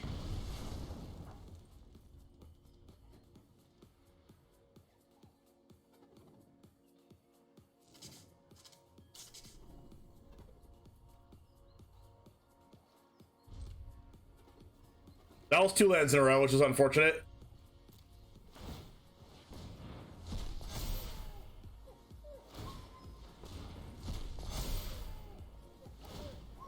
Well, they're piling it up on 1 ooze. Weird.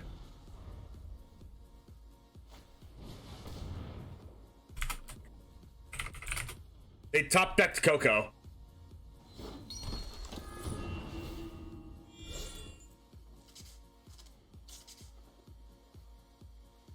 That's gonna get the... Oh, they have a flyer now. So I have to kill the Spellbinder with Chandra. Never mind.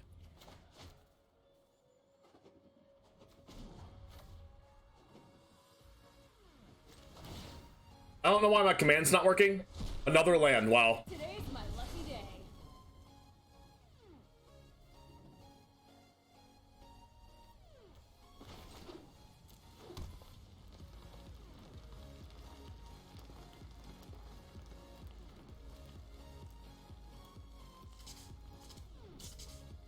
I'll give the link to the list right now.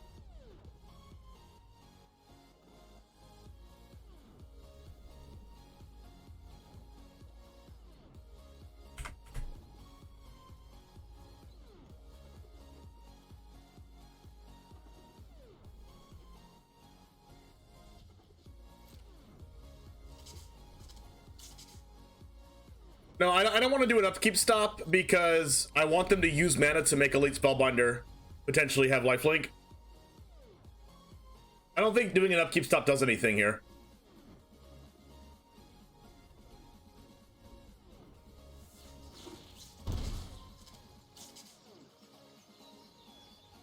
They do not have creatures in the yard.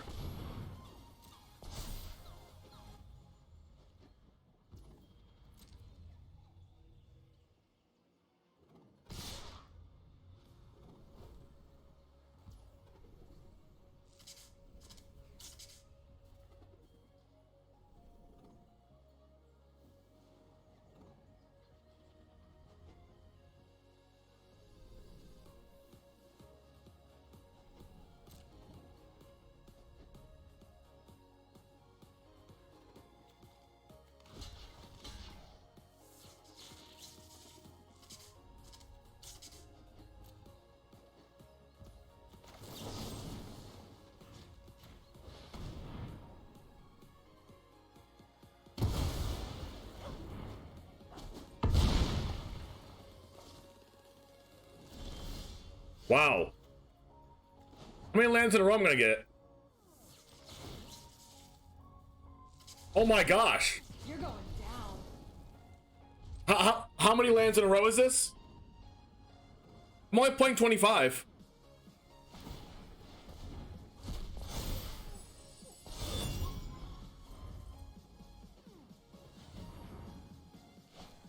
Oh my gosh, another Coco. Wow. 2 top deck Cocos in a row. And I have 2 draws a turn. And I'm getting just like only lands.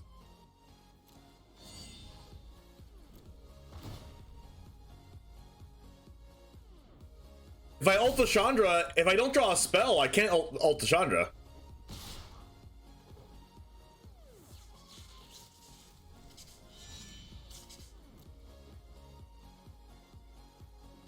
Like, if they use Scavenging Ooze, they can't. There's no more creatures in the yard, so this blocks the Scavenging Ooze cleanly here, right? Then I just jump.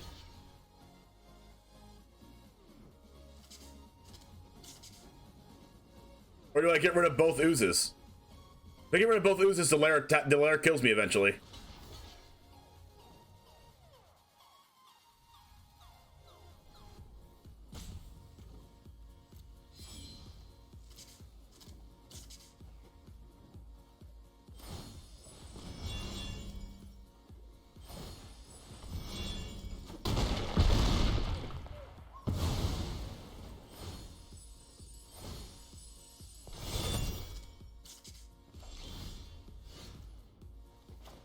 The jump blocker.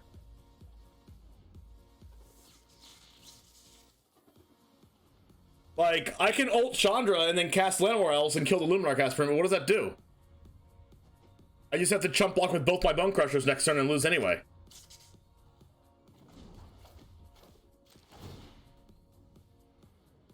Oh my gosh. It's actually infinite lands. I can't believe how many lands I've had in a row.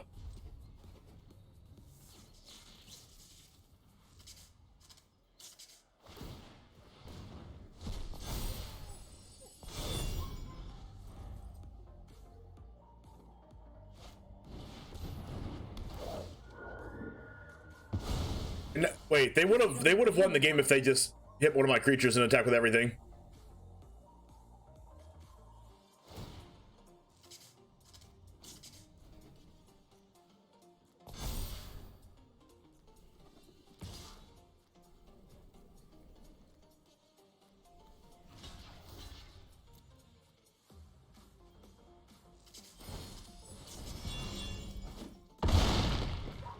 I don't have a board clear that's not Languish. Languish would not win me the game.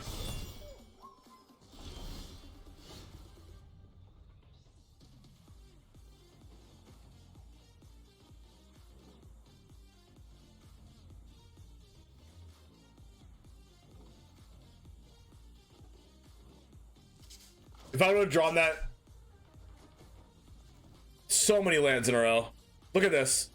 This is all exiling off Chandra. 1, 2, 3, 4, 5, 6 lands in a row of Chandra.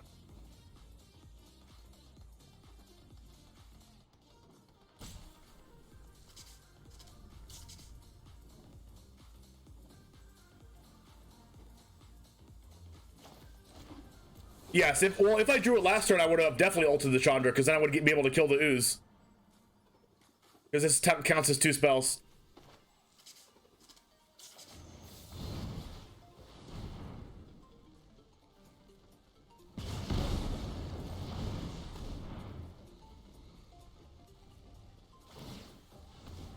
Oh, I have 3 blockers to their 4 attackers. I lose.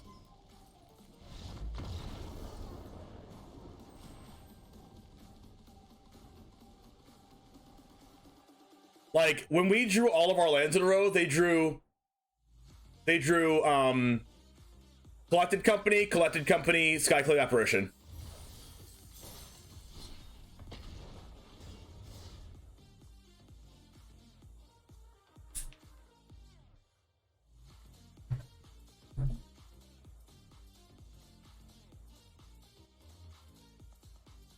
I'm not even playing a lot of lands. I play more lands in my Boros midrange deck.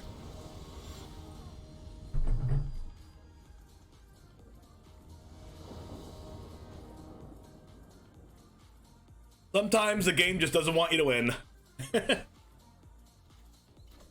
I mean, hopefully my scavenging use goes wild in this game. What's up, Serve? How about all 4 Lenoir Elves? Do we like this hand, chat? How much mana are we going to have next turn?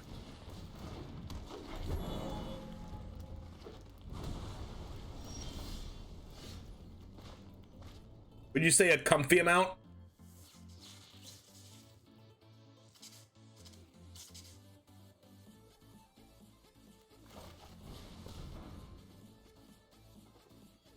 Yeah. Well, that was a long time ago.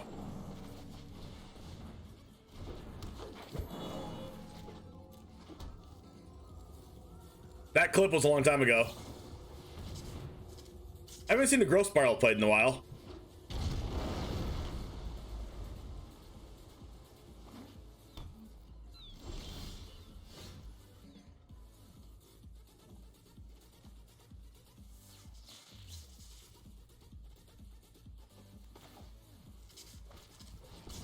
I'm gonna try to bait a counterspell here and then play Chandra.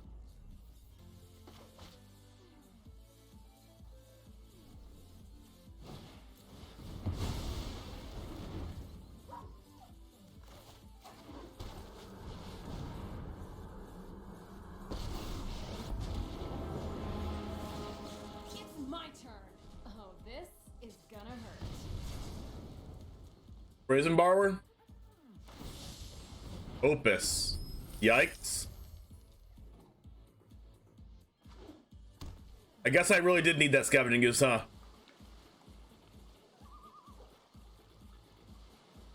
Oh man, it's Gear Hulk.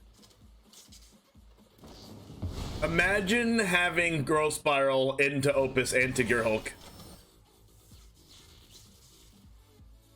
Isn't that the best feeling, chat?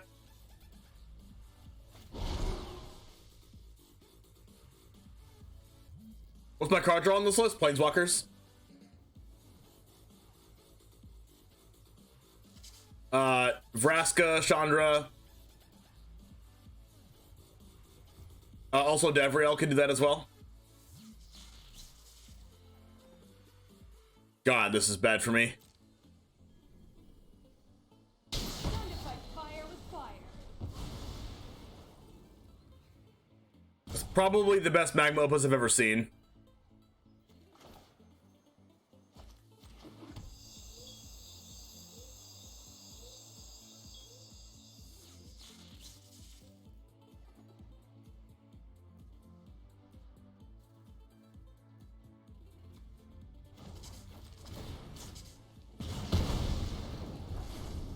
Time to toast your marshmallows. S'mores, anyone?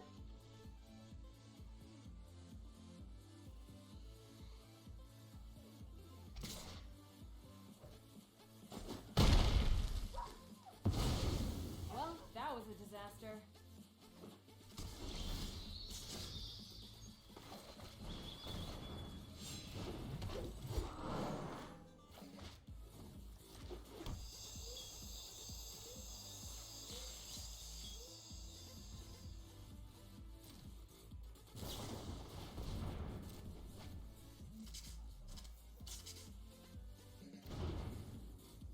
They don't have any lands in hand? Okay, they have one.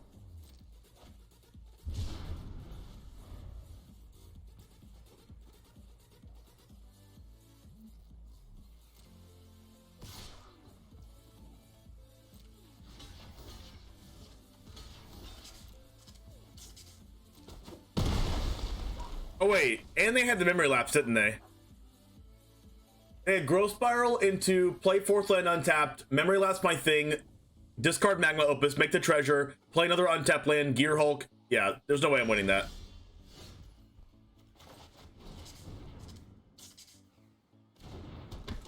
That just wins every time. Okay.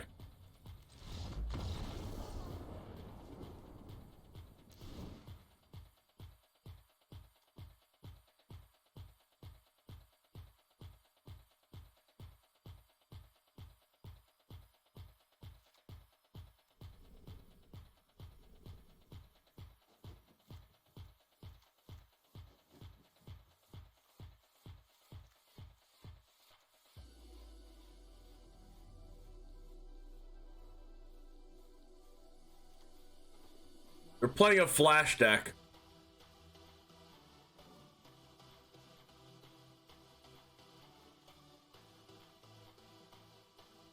Which means our planeswalkers are probably awful.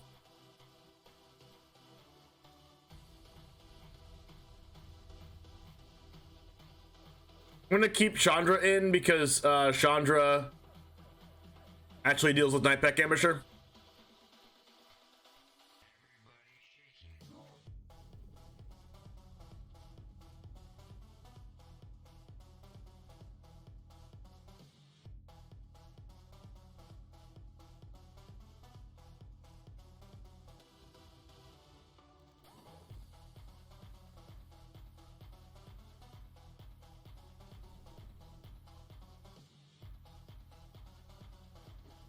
Yeah, this is only our first draft of the deck, so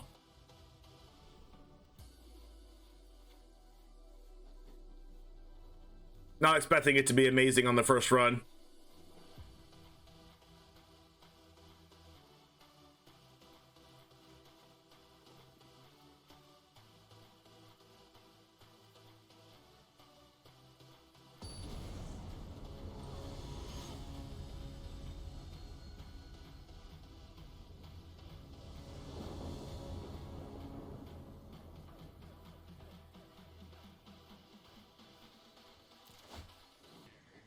Really?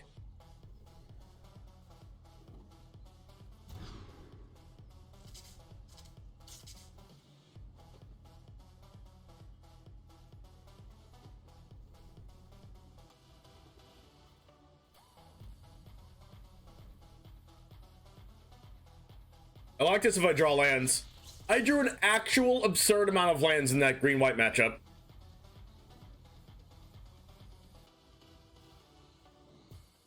Morning, Quick. How's it going?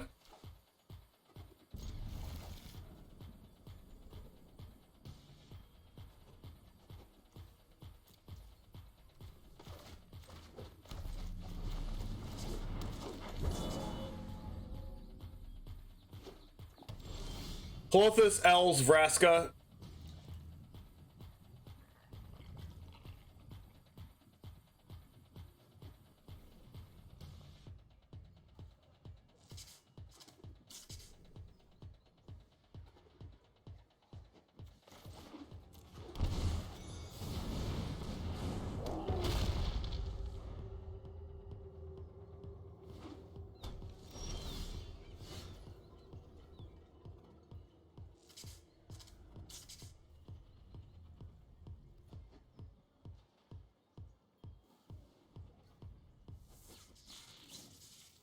Only thing they can really do here is memory lapse, and if they memory lapse, then they can't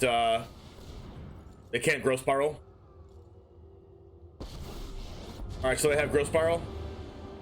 When people start screaming, I know I'm on track. Or borrower.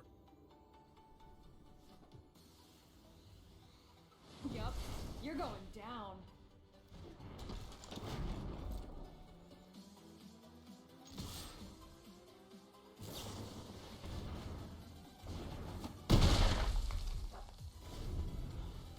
Imagine that voice on the Netflix show. I really, really can't wait for that Netflix show.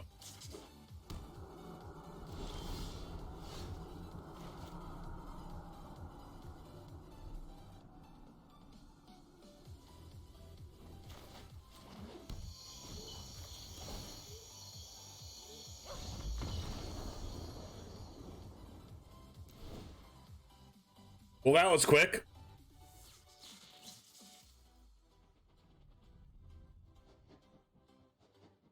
And we have Binding and Maelstrom Pulse in the sideboard as well.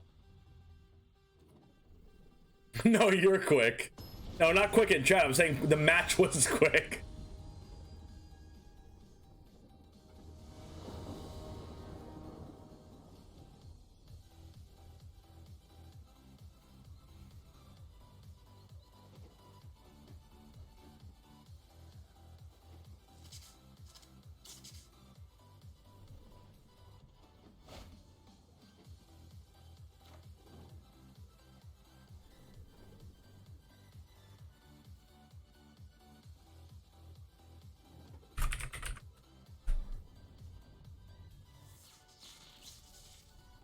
All right, it's confirmed. Lenore Els is glued to our hands. Confirmed.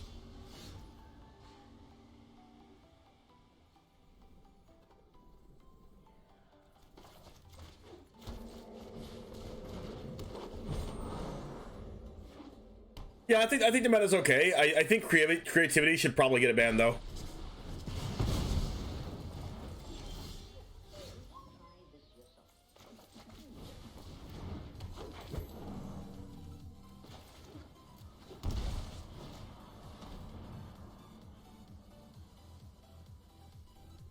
Wow, their hand's really good. They don't have any green mana? Wow.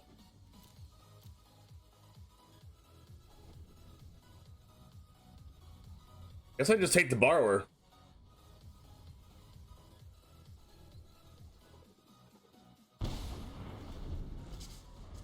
In before they tap that green mana?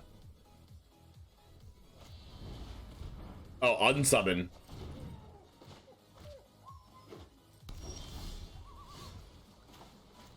I go blank, they lapse to go blank, and then they just lose both things as well.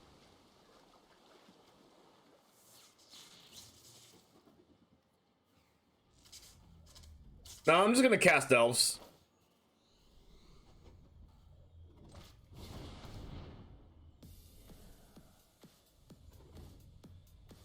Like I think Memory Lapse probably needs to go.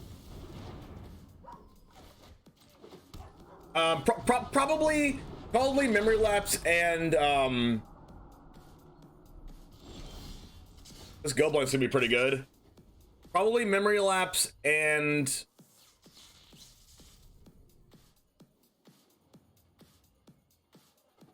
and creativity.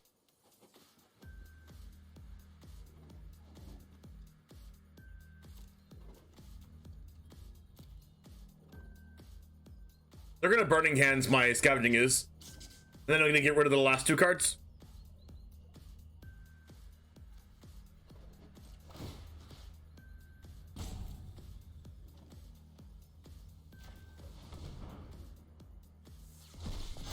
Counterspell is worse in Historic Memory Lapse for one reason. It doesn't top deck your opponent's cards so they can't draw lands. Okay. Number 2, it's a lot more easily splashable than literally everything else. It literally counterspell. So if you play counterspell, you're forced to play like mono blue, or you're forced to play, which is also good because Archmage's Charm is in the format, right? It's also fine.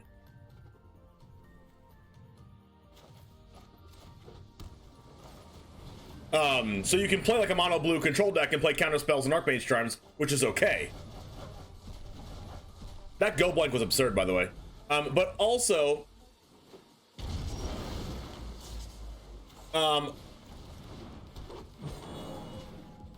like I think that point alone lets it not be able to be splashed in so many decks. You can you can splash Memory Lapse in literally every deck playing blue.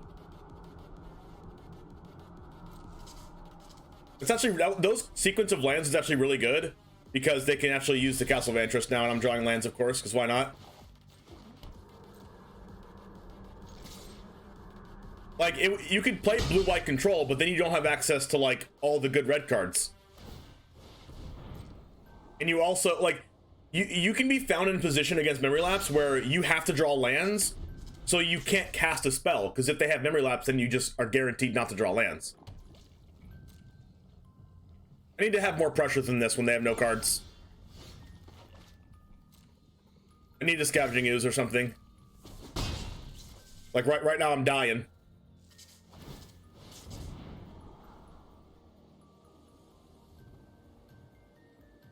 You've seen a lot of Jeskai playing Charm with heavier blue land count. I've seen that as well. But it's also highly, highly, highly unlikely for them to have double blue on turn 2 consistently. The consistently is the thing that I care about here.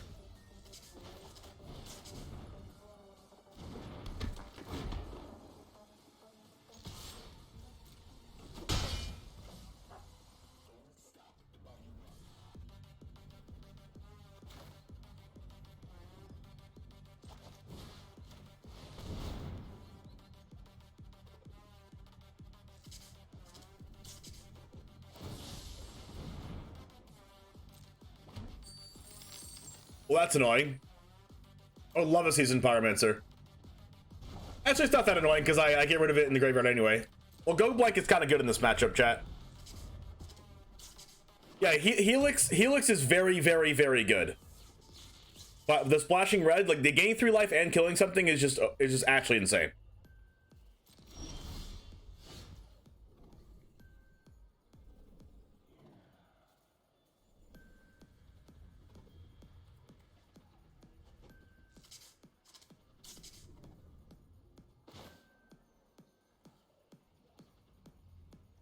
I kind of want to save my Heartless Act for a Nightpack Ambusher.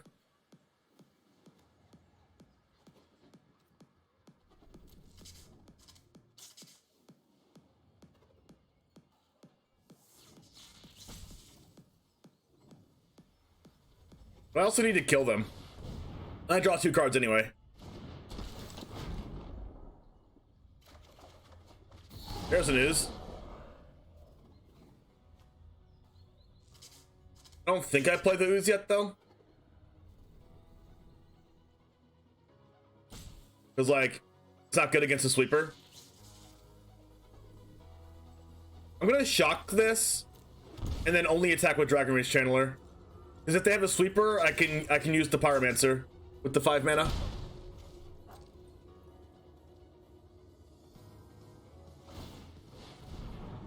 I'm giving my opponent way too much time.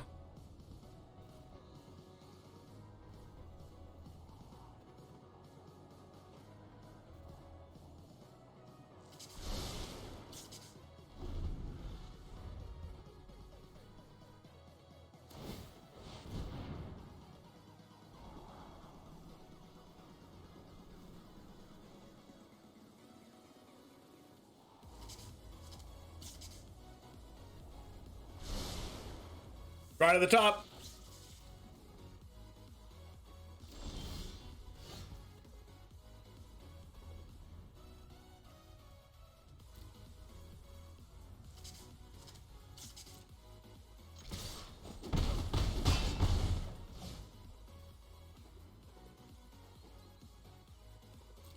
Keeping this land in hand just in case I draw another Season Power Man so I can discard it to trigger Delirium. I don't have a land engrave yet.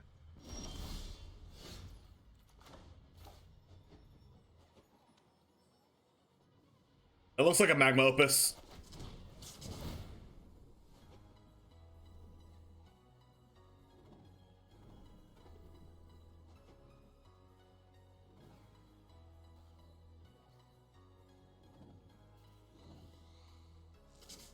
Yep, it is indeed.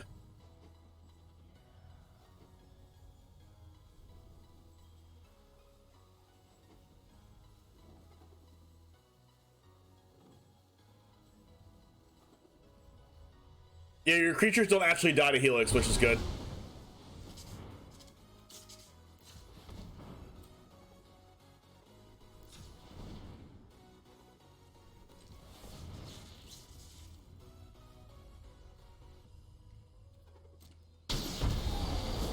God, that card's so good.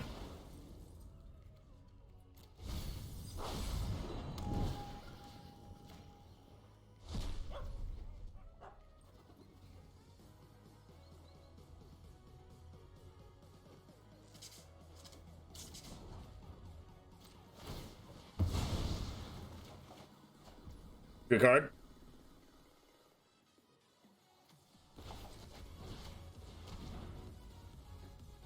Oh, God.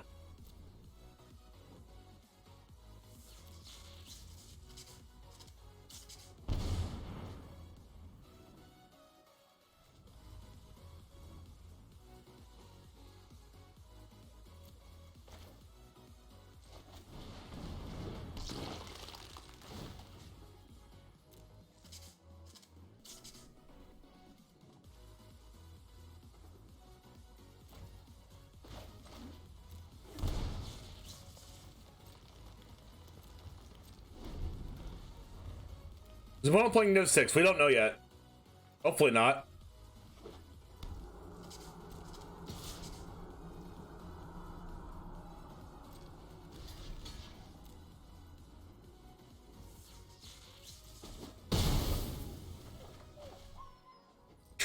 Going to Vegas and playing Trickery? What's Trickery? Is it a card? It's just a card game?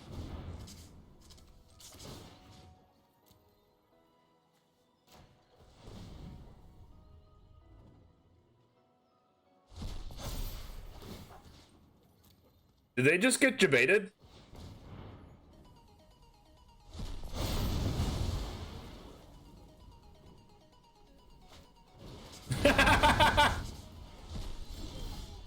Oh, sick.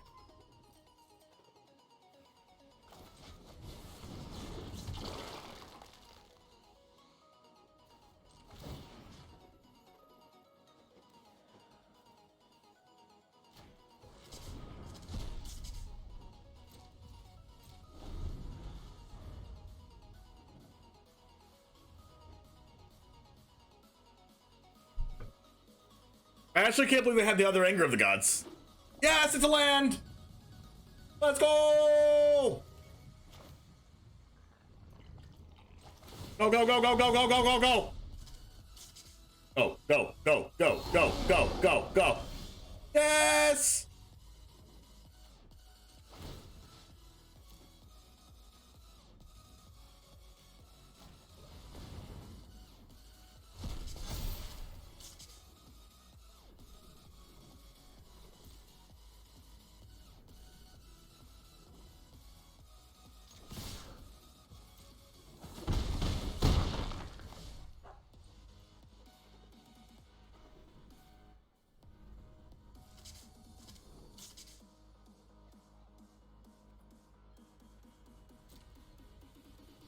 Young PC is a great card.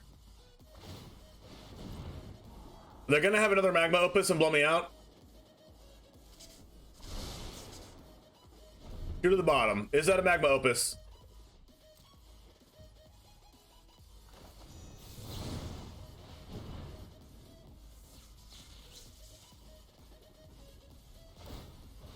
It's looking good. It's looking good, chat. Let's go. It's looking good. 2 to the top. Doesn't matter. Let's go. Get rid of that anger. Get rid of that anger.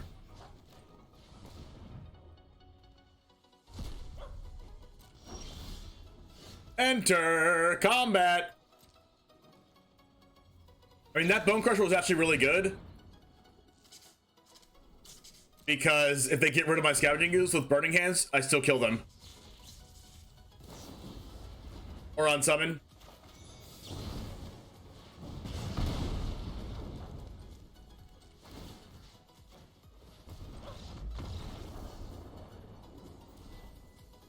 Got him. We emerge victorious. I like the look of this deck. I mean, it does have some trimming around the edges to do and some cards to figure out and things, but I kind of like what we're doing here. Maybe some optimization needs to be done, but in general, I kind of like what we're doing. My takeaway from this is, I mean, we were able to apply enough pressure there to win. The takeaway of this is don't use Chandra's Plus to get lands every turn.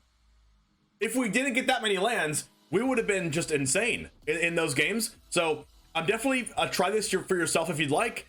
You saw that in that game against the green-white deck, we kind of got a little bit unlucky, got like 5 or 6 lands in a row. We also drew lands for turn. So maybe we try some removal that's not Heartless Act. Maybe try some Fatal Push because in that matchup they got a lot of counters. So maybe we do Eliminate or something like that.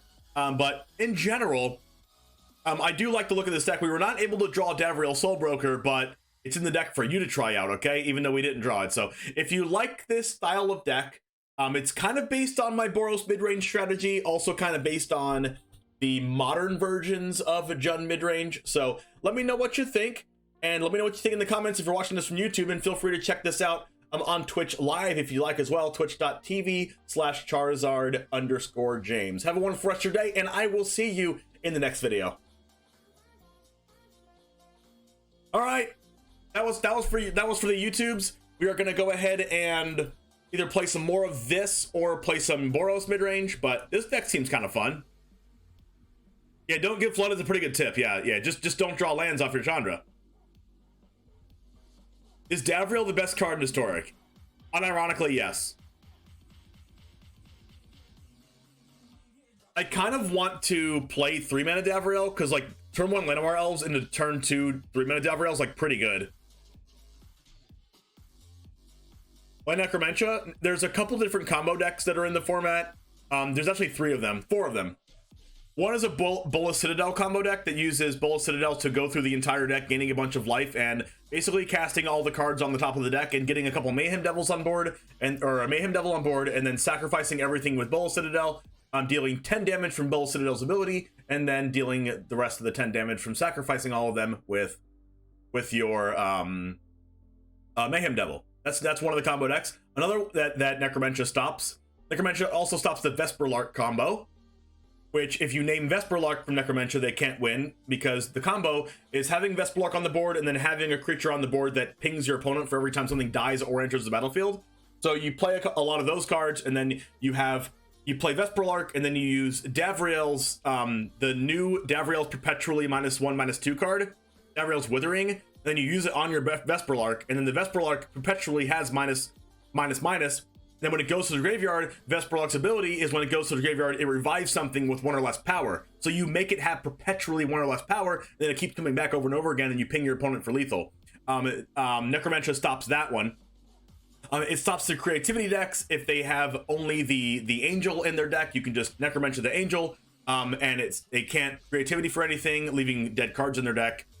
Or you can name the creativity, and they can just like eventually draw their Angel and cast it. So it's better to just call the Angel. So there's a lot of kind of like combo decks that you stop with Necromentia, and that's actually very relevant to winning those games against combo matchups. Yeah, you could also call Muxus if you wanted to. Yeah, it stops the good combo decks. Yeah, Containment Priest is pretty good right now. Unfortunately, we're not playing white in this deck. I have a good assortment of like, you know, 4-mana Planeswalkers, but maybe I can play Davriel as well.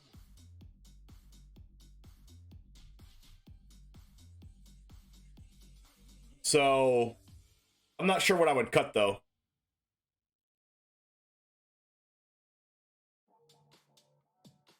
I actually just have no idea what I cut for Davriel. Maybe I'd cut Liliana, Waker of the Dead for Davriel. Maybe I would cut, like, the Vraska.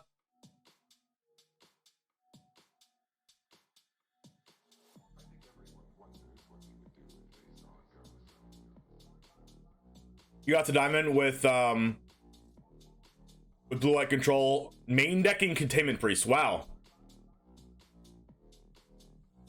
Doesn't stop creativity because they would just win with a control deck with hardcast Emissary. No, you just call the Emissary and make all their creativities dead. Actually, Go Blank was super good against my last match, my last opponent.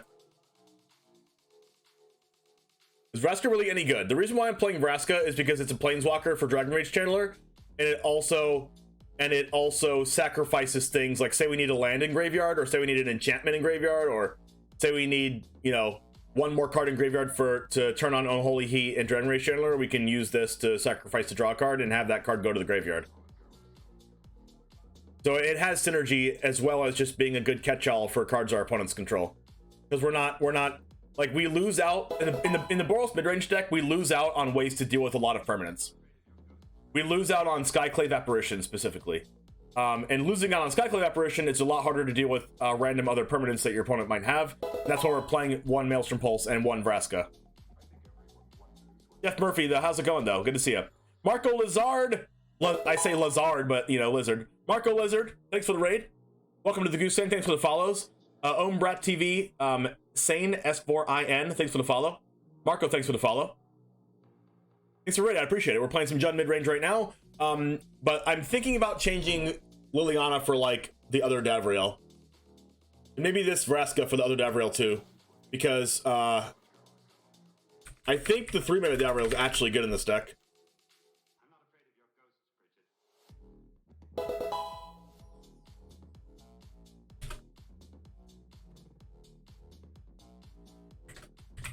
Untapped is not working, so make sure to go to my Twitter to find the list, which is, I think, right here.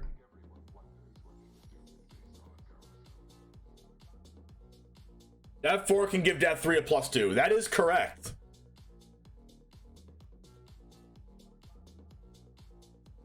Kavu warps your mana base. Oh crap. Oh crap.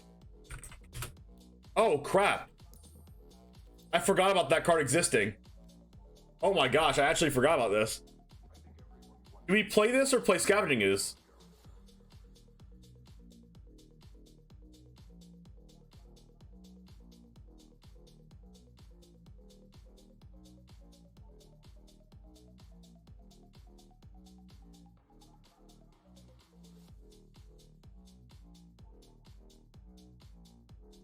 I don't know, I think Scavenging Ooze is better in this meta for all the Dragon Rage Channeler and Magma Opus decks. Yeah, Kavu would be really good in our Niv Mizzet Reborn deck.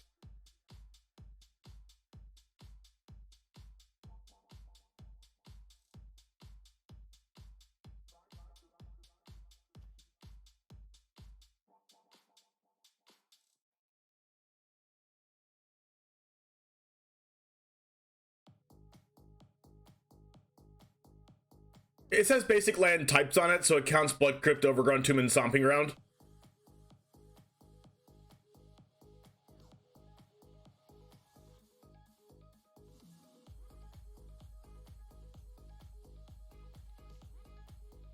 Like, this is almost always like a 1/1 or something. I think Scavenging Ooze is a lot better here.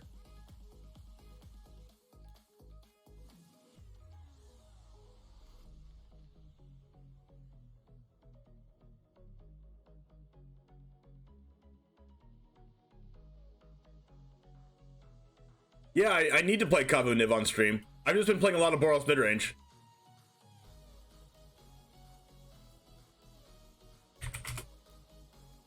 What if we play like 4 Davriels?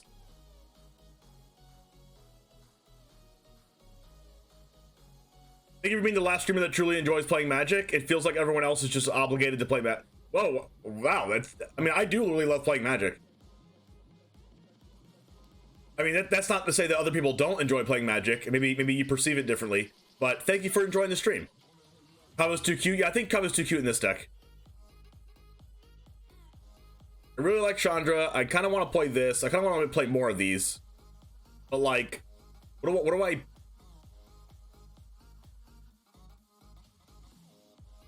I agree, Jeff. I just think all these cards are so good. I don't even know what to cut. I want to play more copies of this.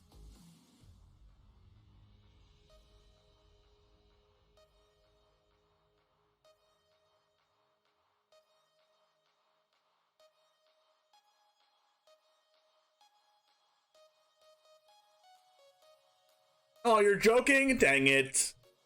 Can't believe you joke about that. No.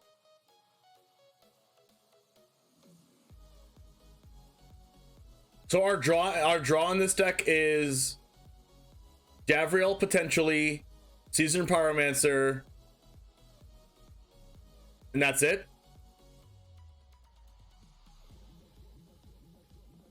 I think Saffron Olive from Channel Fireball, not Channel Fireball, from MTG Goldfish is very enthusiastic.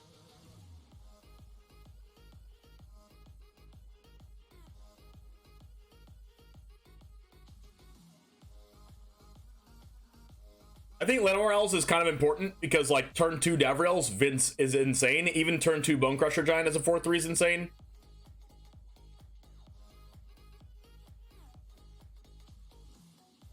Yeah, Chandra's draw.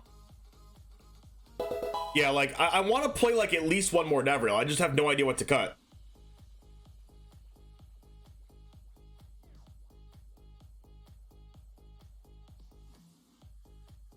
Like I also want to play 4 Scavenging Ooze.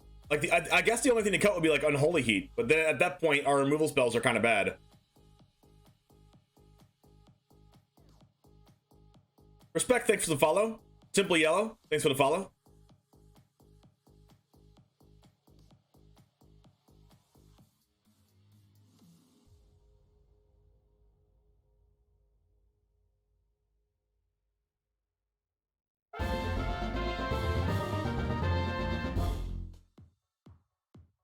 Re-upped my sub to request that James builds a 5C Kavu Nick deck. Okay. You heard it from Dazen. Thanks for the resub. You heard it right here. I mean, you heard it.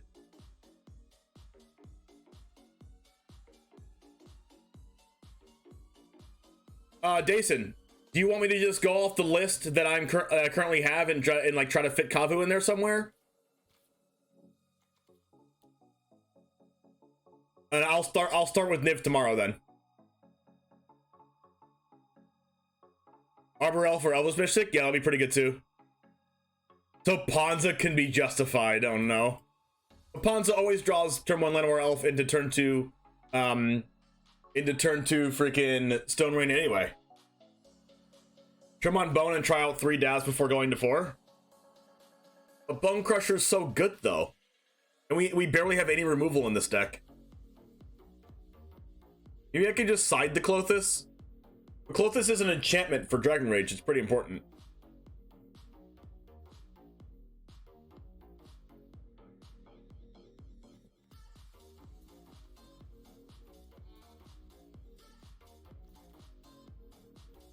No.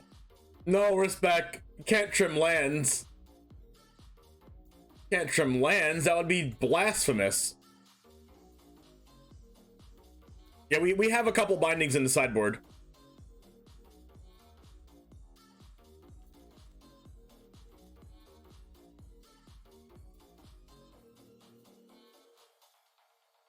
Build it however I want. Okay, sounds good, Dason. We'll start off with that tomorrow. I have a a list already, but I just need to add some new cards to it from the Historic Horizons, and I need to add the Kavu.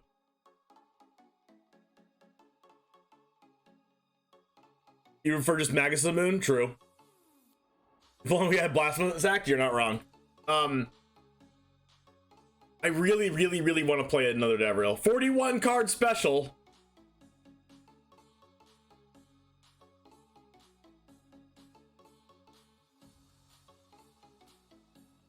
Or I could just not play Llanowar Elves. But Llanowar Elves into Davriel is so good. Did I say 41? I meant 61. 41's a Yu-Gi-Oh thing.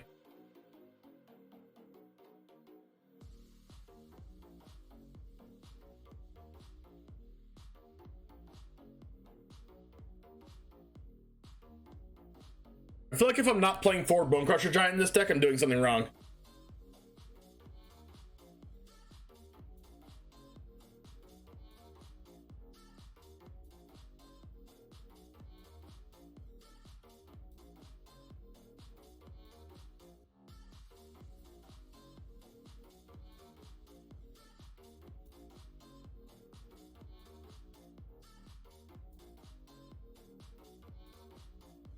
Yogg combo humans was a dud. Such a Namba with Coco. Oh, true. We need to build humans on this stream too. I'm also not playing Castle Locthwain. There's a decent Jund mid-range in the Hooglandia tourney. Oh, nice. I didn't even look at that one. General's Enforcer does protect them.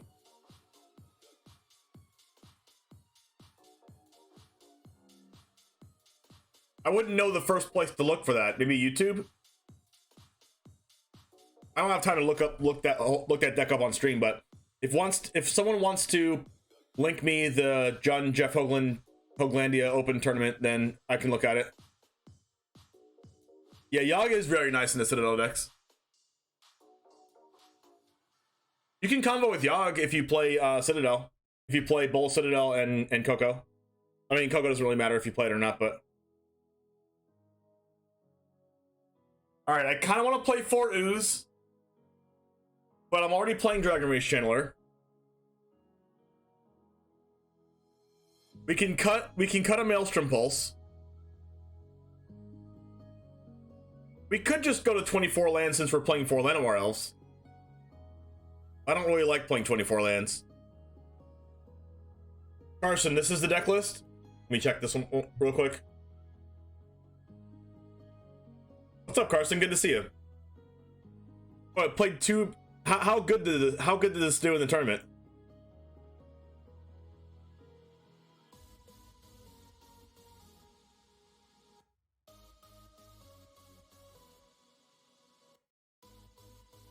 Oh, it was in the top 8. 5 and 2. Okay.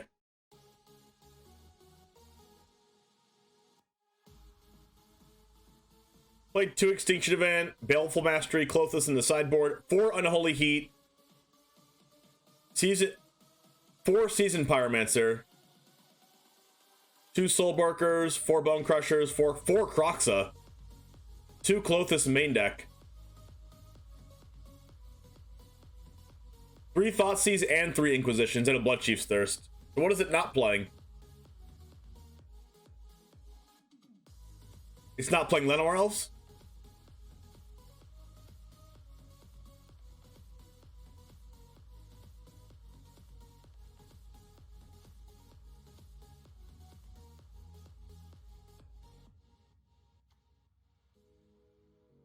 Stop playing Skoos. You tried it, found it didn't have enough green sources. How many green sources does it have?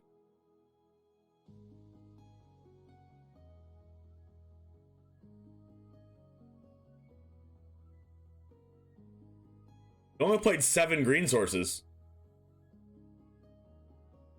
Wow. How did he get away with playing green in that deck with only 7 sources?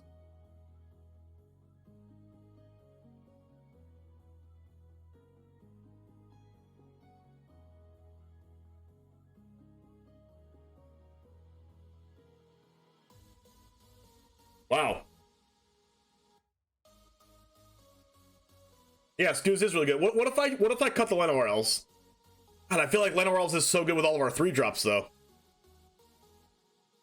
Maybe we don't need Maelstrom Pulse.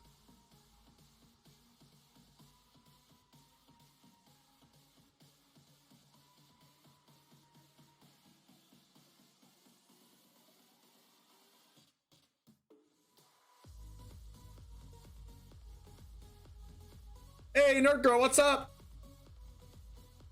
Streamer shout out, fellow Cool Stuff Inc. content creator, MTG Nerd Girl in the chat. We have now experienced what royalty actually looks like.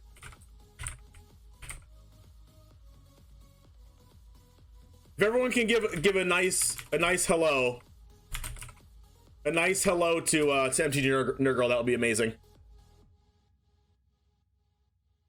Okay, so what if we don't play elves? I just want to play elves. I want to play Llanowar elves. You can't stop me, chat. You can't stop me.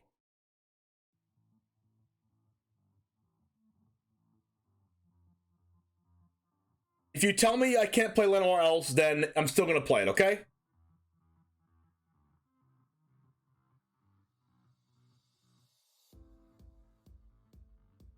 Oh, yo, Captain John. So we're gonna play 2 decks tomorrow? We're gonna play Niv Reborn and Captain John's deck. Captain John, what would you like me to play? Make sure to put it in the deck submission tab in the Discord, and then I'll play it tomorrow. Make sure it is in the Google Doc, okay? And then I'll play it tomorrow if you post a link to the deck list. I just played Llanowar Elves, yes.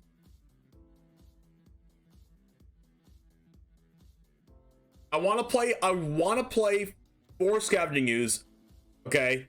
I want to move this here, okay? I want to move this here. I want to play at least 3 Davriels. At least 3. What do I cut? I have no idea. I cut something from the sideboard, which I also don't know. Well, maybe a binding. Maybe move a Maelstrom Pulse into the sideboard. Maybe cut a binding to have 1 and 1. And then maybe put like Klothys in the sideboard. I kind of don't want to do that either. Maybe 3 Llanowar Elves. Such betrayal. The betrayal. Am I getting the plus minus over the cards? Oh, you hover over them and you click. And then it gives you how many you have in the deck list, and then you can press minus or plus. Cut Soul Broker. This is the whole... I want to try this card. I haven't drawn it yet. Necrogoyf. I think that's too much mana.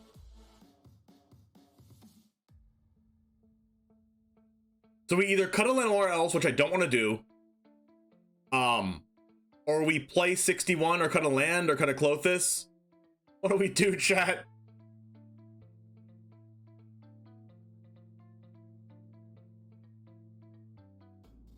Oh no.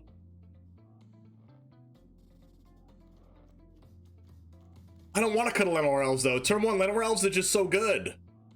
Like imagine going Llanowar Elves into Davriel. Just imagine it for a second. And maybe like take out a Seasoned Pyromancer.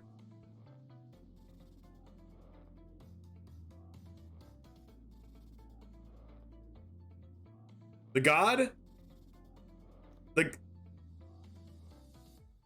Okay, maybe we'll just sideboard the God then. It's good with Dragon's Channel. It counts as an enchantment.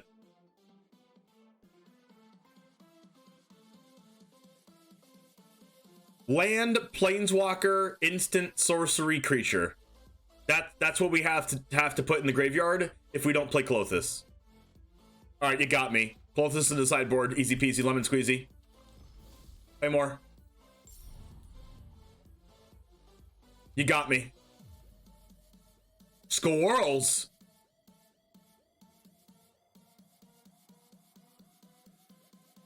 All right, it didn't get me. All right, I really need to use the restroom right now. So what we're gonna do is we're gonna throw up a Boros mid-range. Are you playing 2 of your decks? Sick. Wait, what do you mean I'll be playing 2 of your decks? You only do 1 at a time, unless I'm misconstruing what you're saying. Let's go ahead and go Jamesception here and watch something while I go to the restroom real quick.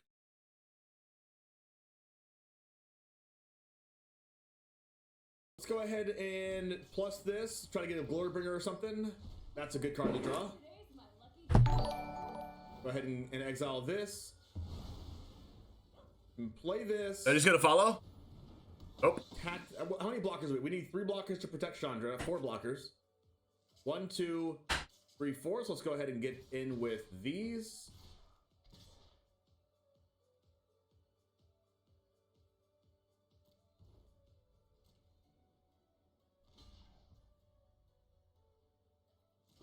I don't know, friend. Oh, wait. Alright, we just needed for them to not top deck Bowl Citadel. Alright, they didn't top deck Citadel, we won the game. So, turns out we got a little lucky there that they didn't draw Corvold or Bowl Citadel, but they did top deck Company. Let's go ahead and take out Adonto Vanguard, really, really bad attacker against the Cat Oven deck. We need Day of Judgment to possibly kill a Corvold. Archon of Emeria is good against the Citadel. Rest in Peace is good against the Cat Oven. Decoration Stone is good against Corvold. Like, honestly, post-board, that deck becomes a Binding of the Old Gods plus Corvold deck and doesn't really like to do anything else. Graph Digger's Cage. Anger of the Gods is really good against the Cats and Mayhem Devil. Portable Hole is really good as well. Then we're going to go ahead and take out all the cards in our deck that don't really contribute to our game plan of killing them like that. Let's go ahead and take out the Bonecrusher Giants are really bad against the Oven specifically. And then we'll take out the Threadbane Inspectors, 3 of them. Actually, we'll take out 4 of them, put in a Baneslayer Angel. Maybe they can't kill it. I think that's it. I mean, Bonecrusher Giant is really good against Priest.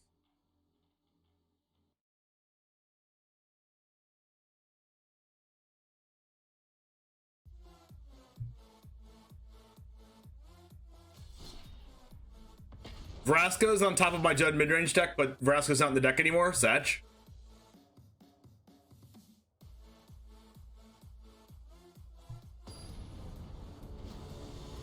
How does Yogg with Capatra go infinite? I have no idea. Oh yes, I did see that you redeemed 20,000 points. Oh, you redeemed 20,000. Oh, really? Did you? Oh, you did. Wow. Okay, go ahead and put both decks. Go ahead and put both decks in the deck queue. And I'll most likely only play two of them tomorrow, but I'll play one the next day.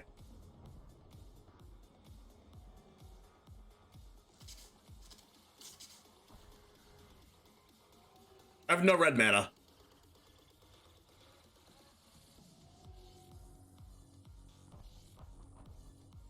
I live life on the edge, chat. We can't pass up turn 1 Lenore Elves, even if it's a trap and our hand's bad.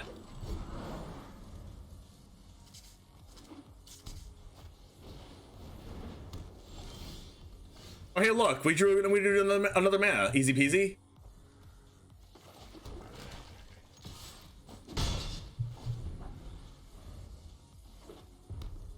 Oh no, it's Boros midrange. Crap, it's a Bonecrusher Giant. What do we do?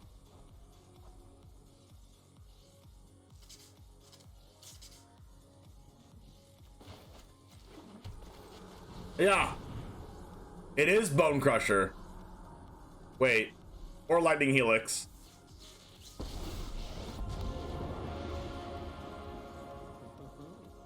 If it's a deal you want, I have... Accept an offer, then accept a condition, or until your opponent's next turn thing. Alright, I guess I'll let Davriel die. Alright, Davriel's dead. Trust me, you won't refuse my offer. Return 2 random creatures, conjure a card named Manor Guardian. What is Manor Guardian?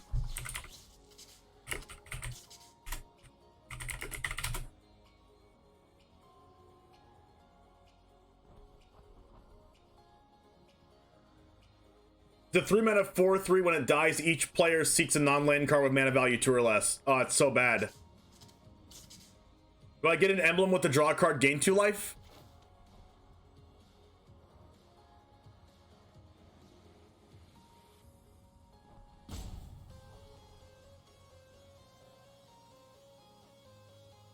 But like, Guardian kind of sucks, but I also don't have a play next turn. And Manor Guardian will be my play. Hey, Python. Yeah, I guess I'll get +2 life. Sacrifice 2 permanents. Emblem with -1/-0. Spells you cast cost 1 black more. I guess I'll sacrifice 2 permanents. Don't kill my thing. Don't kill my thing. Oh, they didn't kill my thing. Yes. Thanks for the follow, Python. Oh, they didn't kill my thing in response. Oh, it's so good. Oh, it's just so good. Oh, God. Oh, no. Oh, it's creativity. Oh, no. Oh, no. It's transmogrify. At least I get to gain life.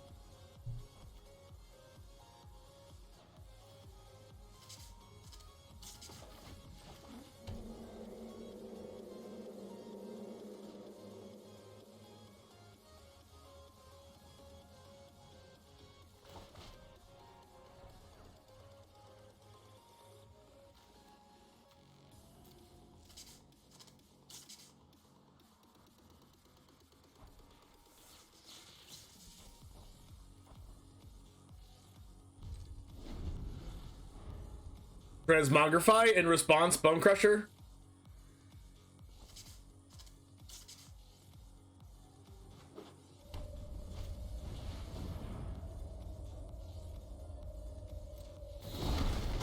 Okay, that didn't work out.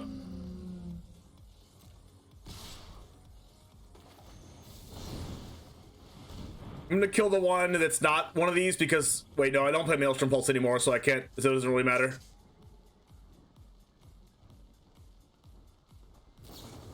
Lightning Helix, your own card. Okay, why they didn't use that Lightning Helix to kill my Davriel in response, I will never know.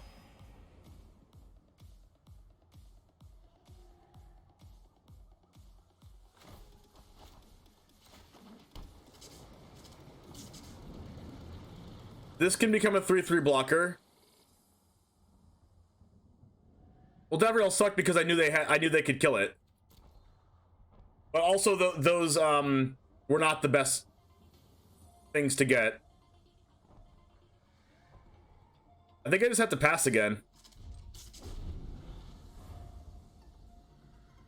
But yeah, Davriel was kind of bad.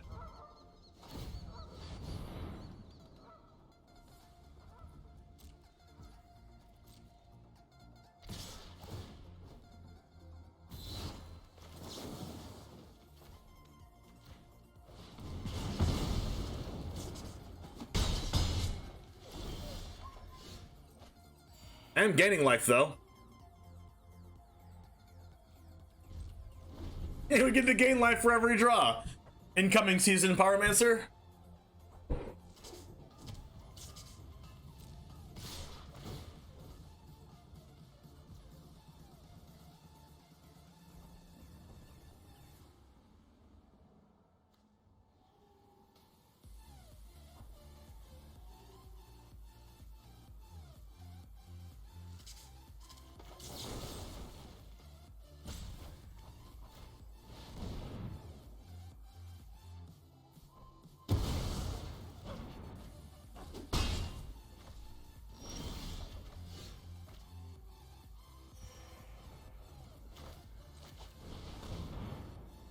So I can Chandra minus on the 2/2 and then play my Llanowar elves to chump block their Castle Ardenvale token. I knew you needed my help. Now you're playing with fire.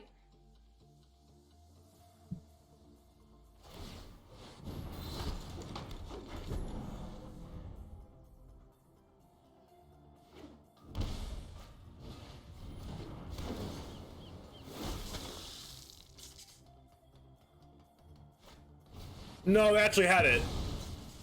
Elshnorn, yep.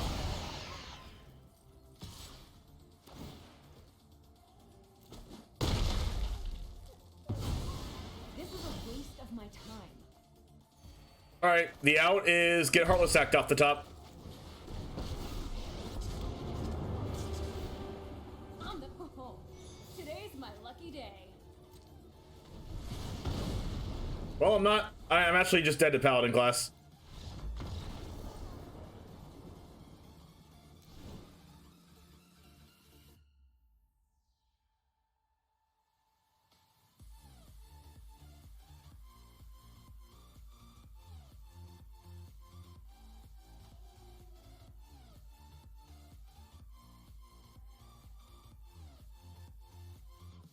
So Cage stops this.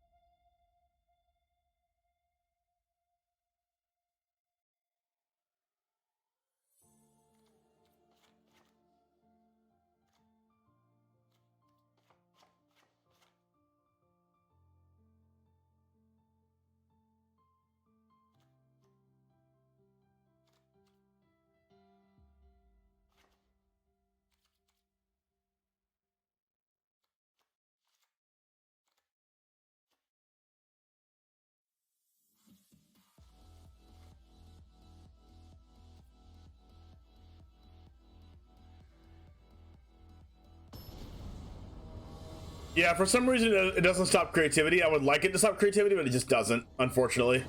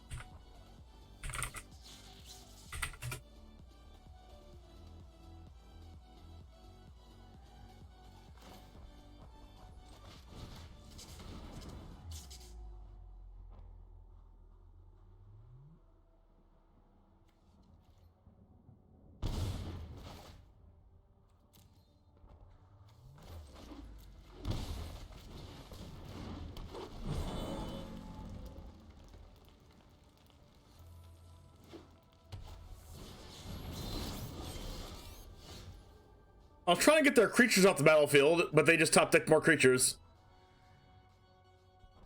Hey, what's up, James? Card Peepo Poo Poo? Yeah, I know.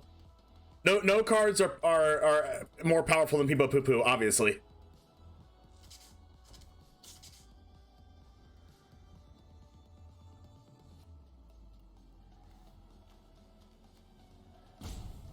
Crap, man.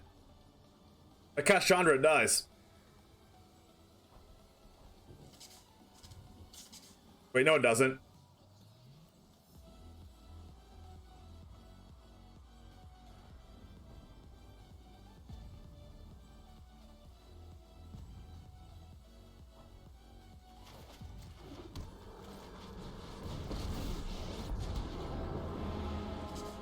I know. I am. Oh, this is gonna hurt.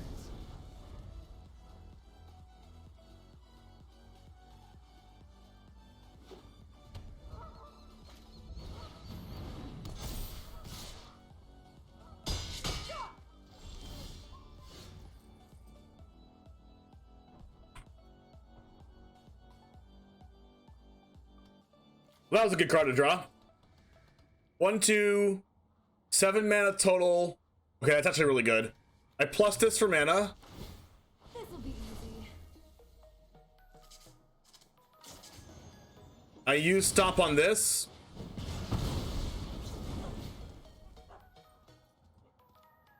I use this for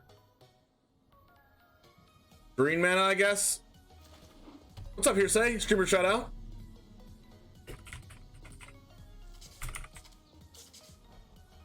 Also, let's do a streamer shout out for Bro Dameron as well. Make sure to follow those people. Go ahead and do this.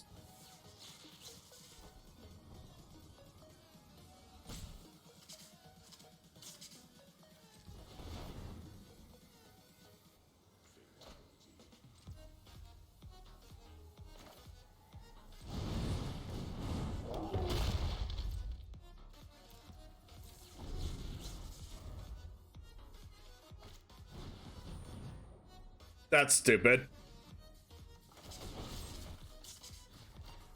I have to use that now or else I can't use it.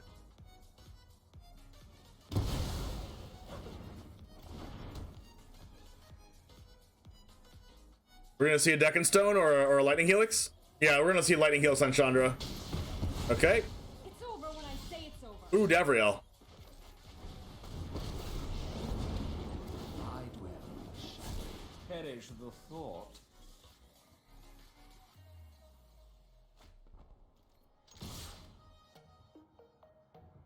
I'm gonna hold one back just in case they draw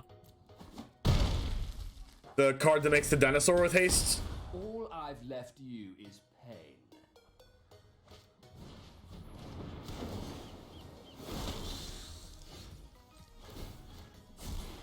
Hey, what's up, El Fuerte? Good to see you.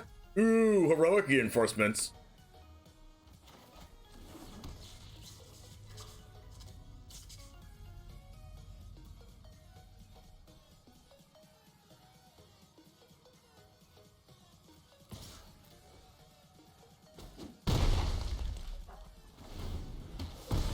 Struggling? Good.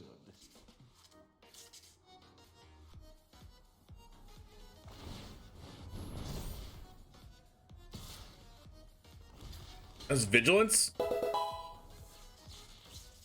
Oh, intangible virtue makes it have vigilance. Yo, thanks for the prime. New Charmander, by the way.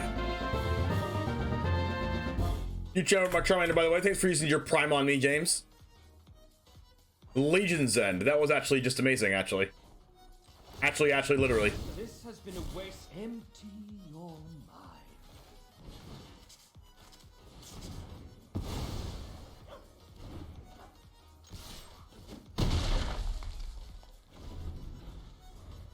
Yo, what's up, Steam Flogger Boss? Hey, look, it's a Thoughtseize. Alright, please don't draw an untapped land, please. Please, please, please, please, please. Don't draw any playable spell. HGG, thanks for the raid. Welcome, welcome, welcome to the Goose Gang, everybody. From HelloGoodGame's channel. Make sure to check out his YouTube. Also check out his Twitch channel. Exclamation point SO. Oh, James, your first mod duties. Exclamation point SO space HelloGoodGame. That's your first duty.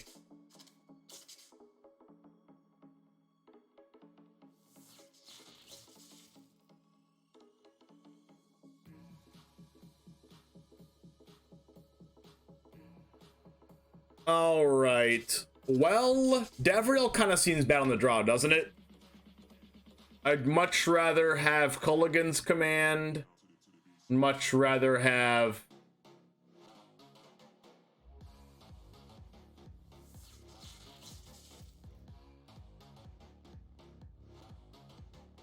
maybe a Binding. Not another Ooze.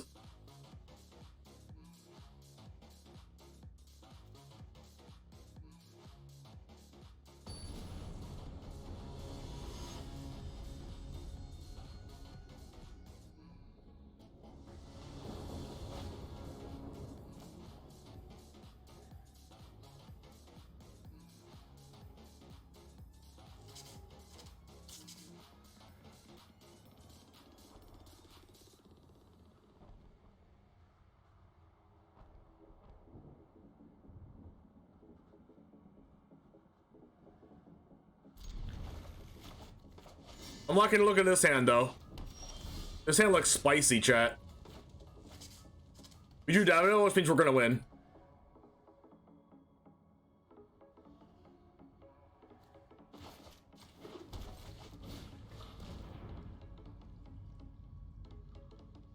They have two different ways to make creatures, which is unfortunate.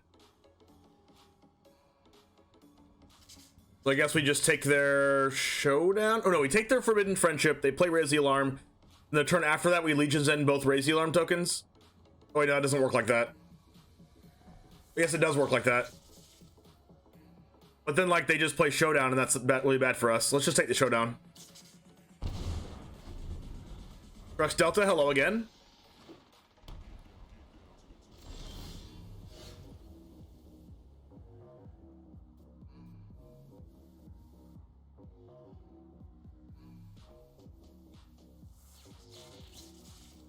So, no red mana so far, but they're going to play a creature. Actually, you know what I'm going to do? I'm going to play Scavenging Ooze to try to make them play the Lightning Helix on end step. But they're probably just going to play Raise the Alarm and then like Lightning Helix them on my turn. But if they do that, they also can't cast the other creature thing.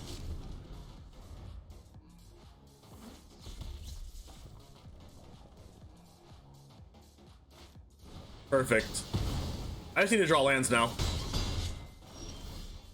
That ain't it.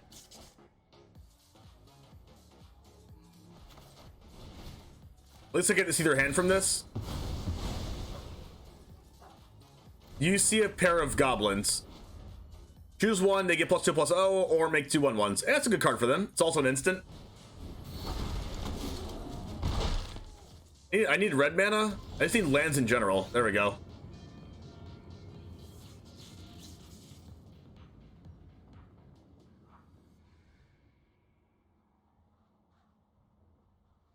What's my plan of action here?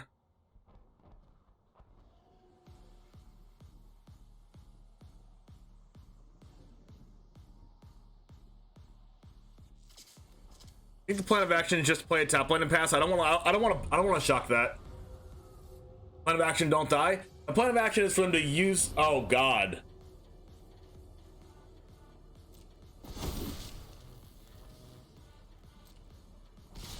That was not what I was expecting.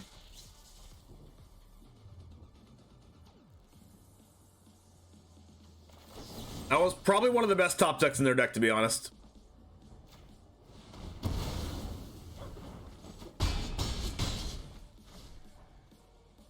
Is it busted? I don't think it's that busted. If you just kill Scurry Oak, you'll be fine.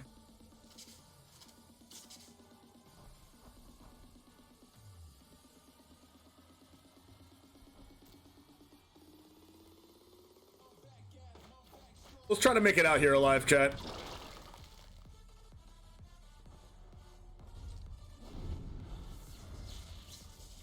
That is a yikes. Really?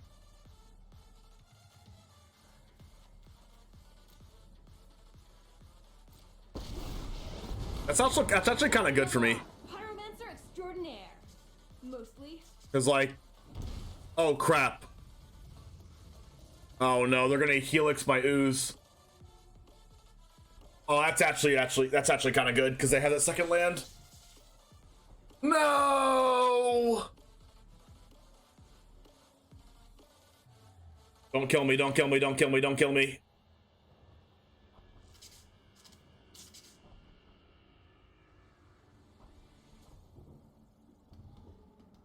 Just minus this Chandra, helix my ooze.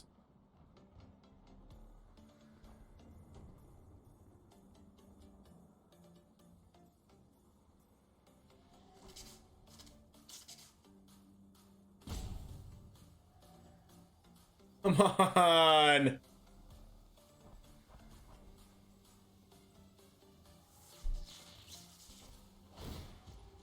They made 2 tokens. Hey, these little guys are great.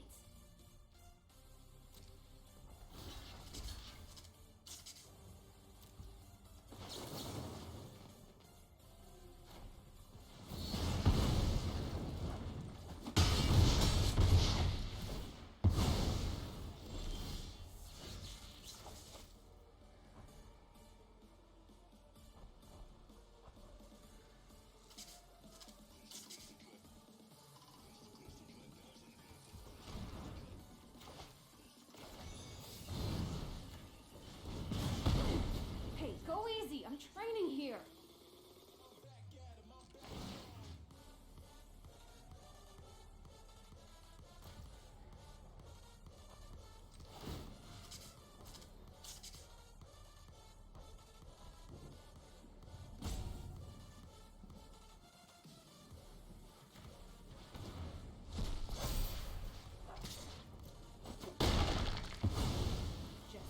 Don't kill me, don't kill me, don't kill me.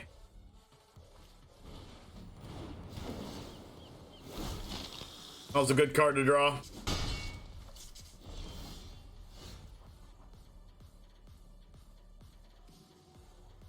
was a really good card.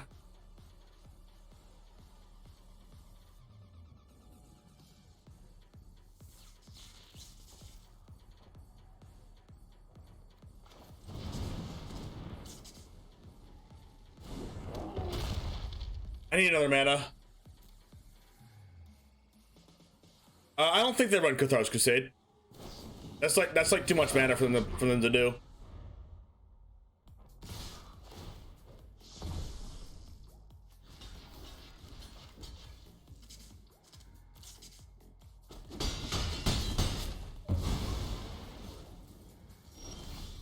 Lamba.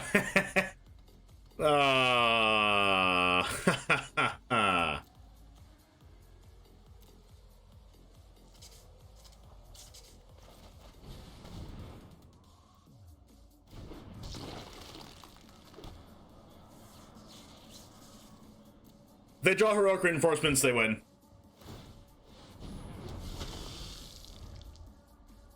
Or Helix or Bone Crusher.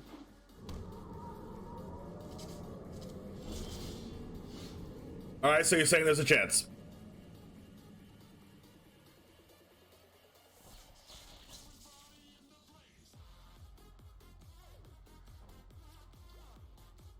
I can get the gain life.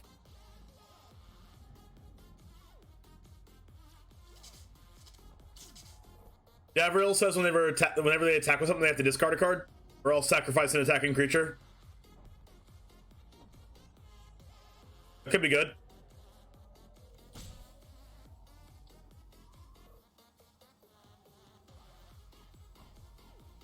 They could just discard their top deck.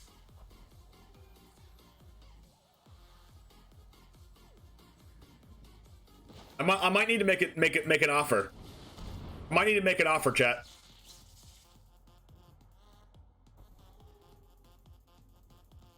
Because wait, what if this one card is another UC, a pair of goblins, or like raise the alarm? Meticulously prepared. I need to make, wait, or do I just need to kill one of these things?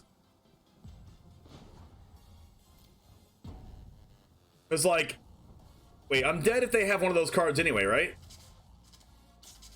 Hazmat, how's it going? Can I get a streamer shout out for Hazmat?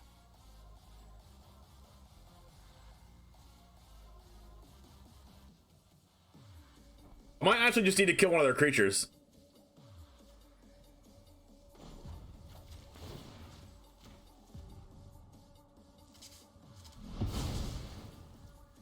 This is a yikes.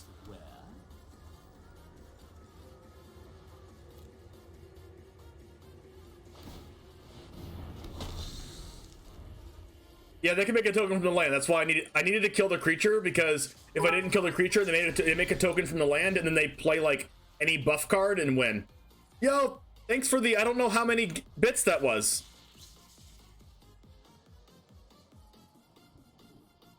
Eight times 7. What is that? 56 plus 4, 60. Thanks for the 60 bits. Appreciate that, Hazmat. All right, so what do I do now? We gotta plus this. We are majorly living on the edge now. Oh, please behave yourselves. Life total's very JUND.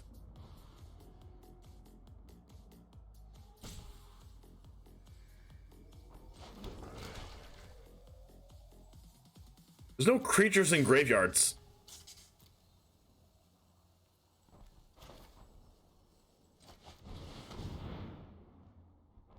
No, I want to save Binding for an enchantment. I have to keep killing tokens, which is so bad.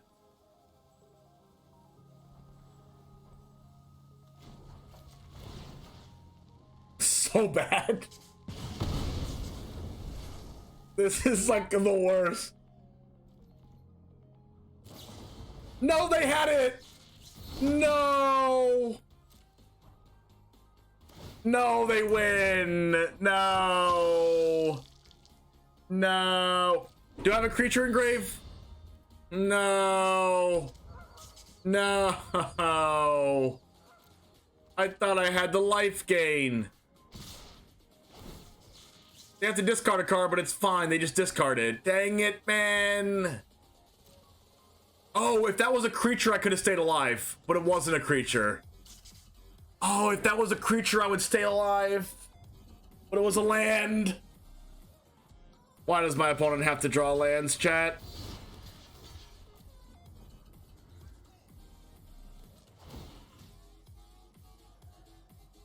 That's goblins, right? That's a creature?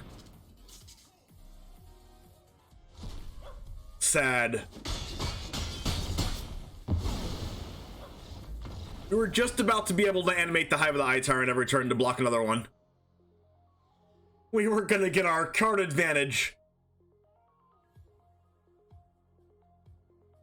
Crap.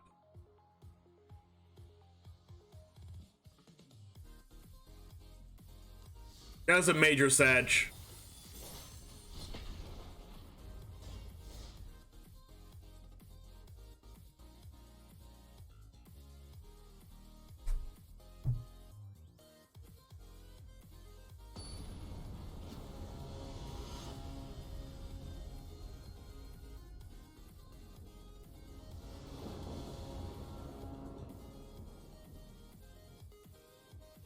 May I ask why binding instead of Maelstrom Pulse? It would have been great if it was Maelstrom Pulse, but binding because we're using it as an enchantment.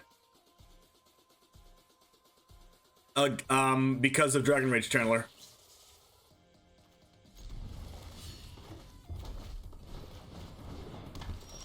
Oh no, not Soulscar Mage. Not like this.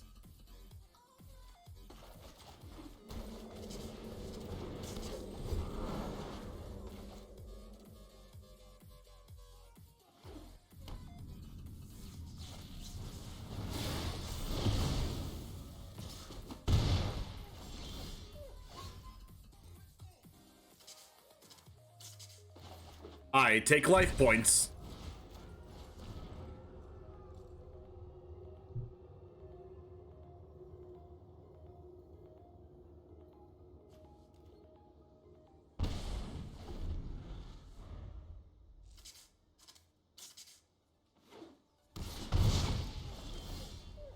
I take life points.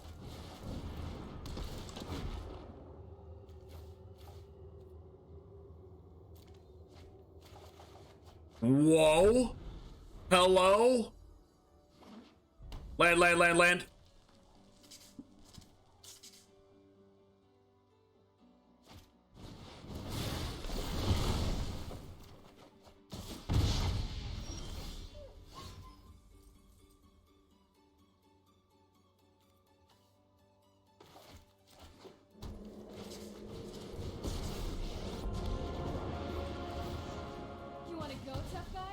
They have a land that can go Den of the Bugbear, attack the Chandra. You're gonna get burned. No.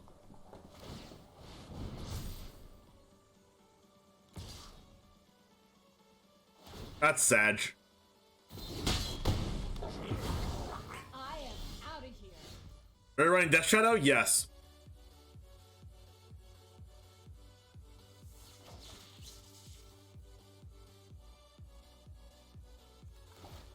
I need a Scavenging Ooze.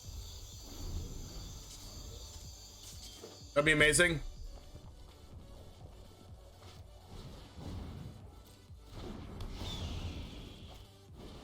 Roberto. Yikes. I had another land on top, chat. That's terrible.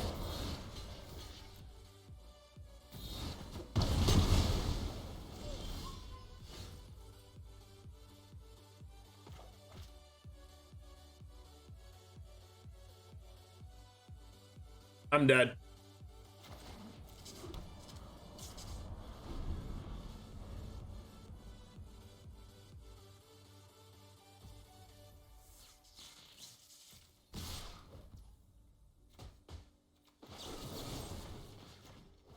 I need Scavenging Ooze.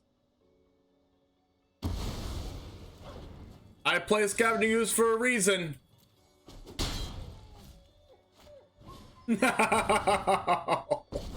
Why? Why? Our opponents are just better than us.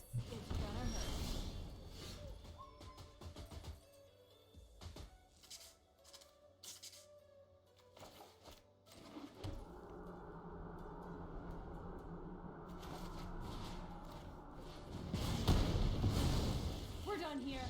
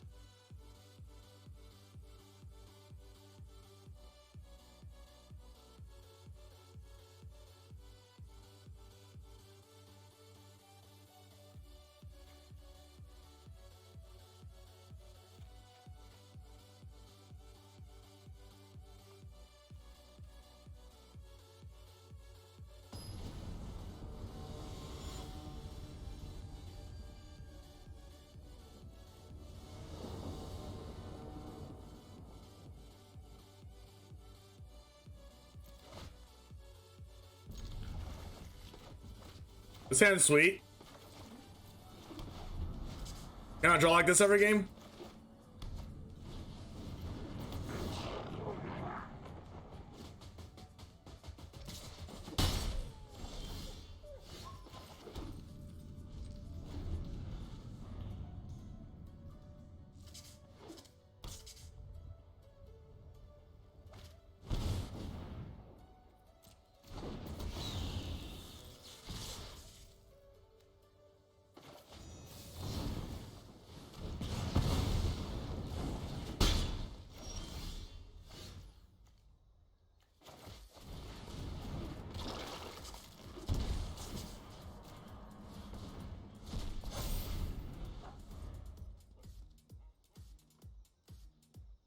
Hey, look, a Phoenix with haste. No!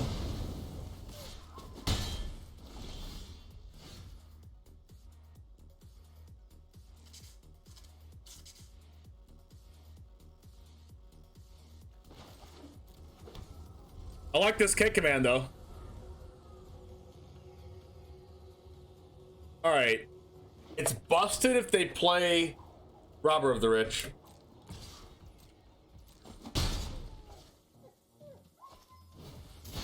Crap. Double pyro.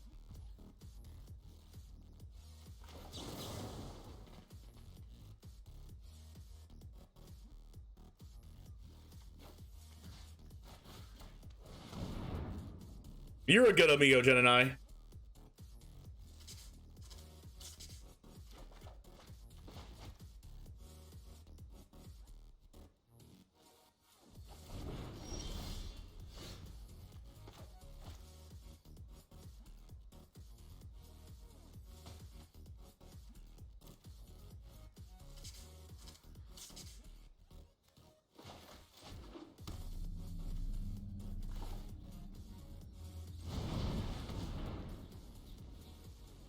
Reckless Ringleader plus Anas. Can I get a streamer shout out for MTG Joe?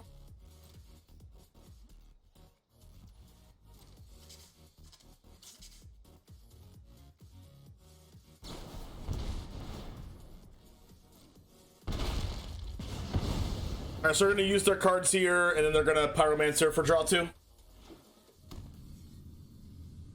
Thank you, James. Grizzle Bram with haste? Yikes. Thanks, chat fam. Don't really care about this unless I play live at the stage. Please don't play live at the stage. Whirly boy. They don't want to play Seasoned Pyromancer? Fine with me.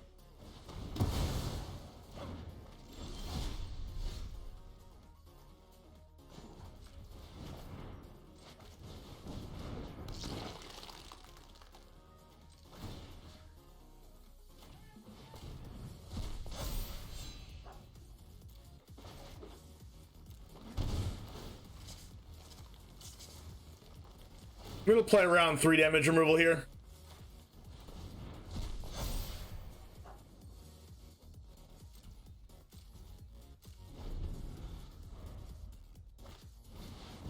No. Okay, I have a plan. If they use Chandra to -4 on the scavenging use, I can play around it. Yes! Yes! We make big brain plays! Yeah, baby, let's go. Yes! Large, huge forehead.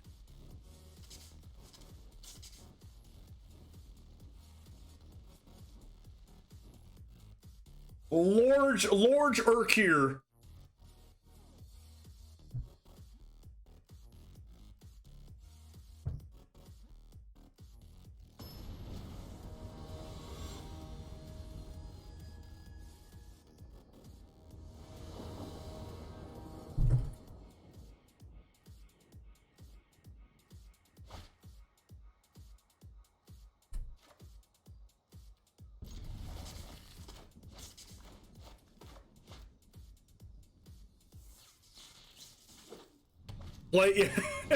Play fueled by Mountain Lightning, Cool Stuff Inc., Artesian builds, and your playmat. Hashtag sponsored, hashtag sponsored, hashtag sponsored, hashtag sponsored.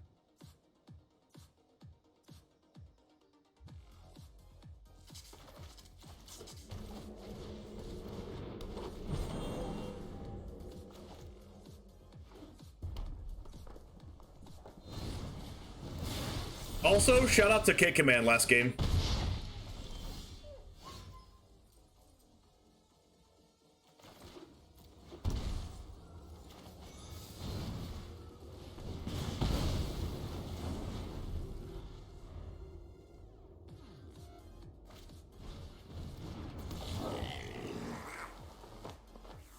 I'm not sponsored by Mountain Lightning, no, I wish. Looks like a magma spray.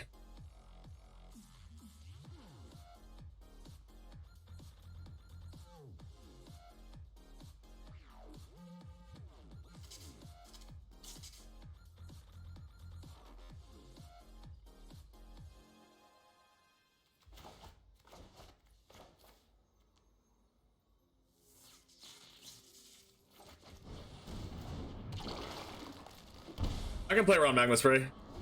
Okay, they don't have it. How much would it cost me to sponsor you? Jeez. That's a joke. If it's not a joke, my DMs are open.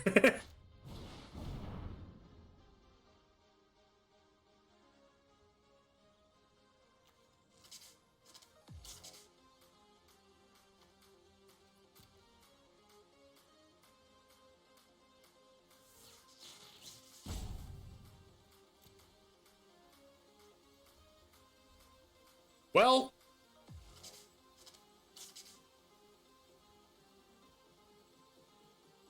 do I gain a life? I guess I use my mana this turn.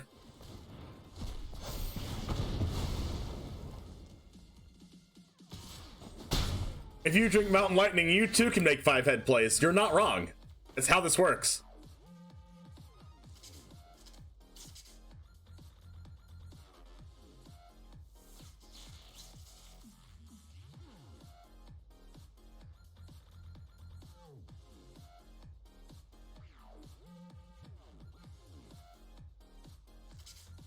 I think I'm just gonna hold up on Holy Heat and Heartless Act this turn.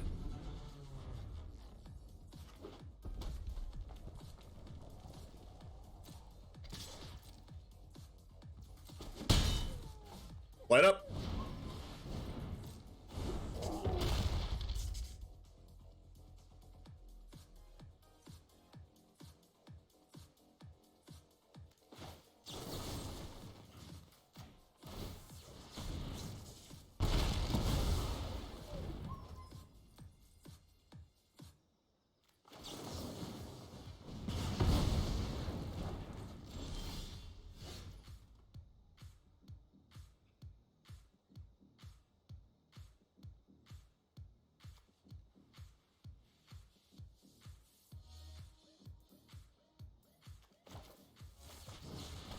I don't think they have spray. Alright, good.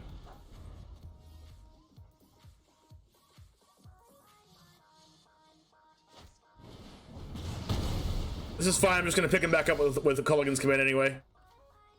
Oh, sick.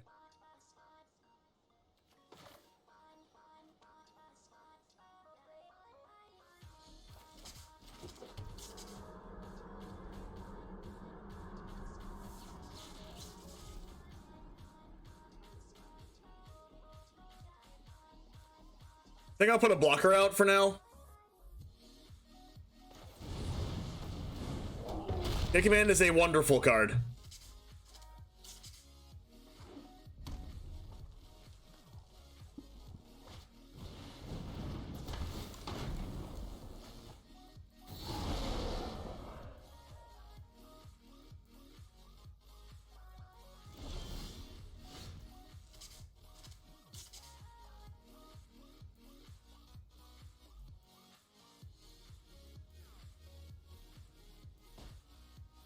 All right, so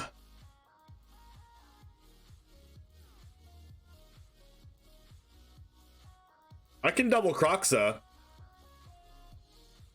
Do I just want a Kroxa plus K command better? I think I like Kroxa plus K command better.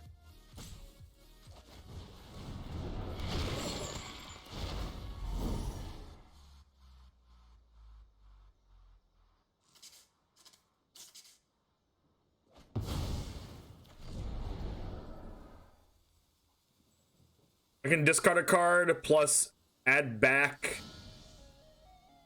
Well,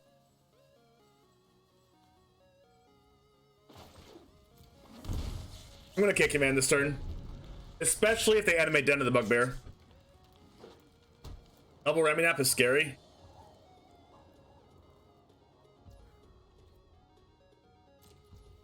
Okay, this is good. I can go.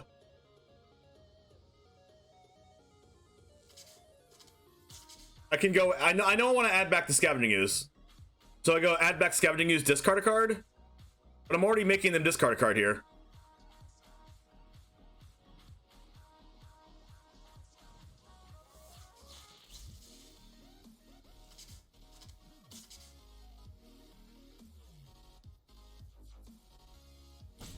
And I can already go Kroxa, Scavenging Ooze plus eat one. But I want to eat two though.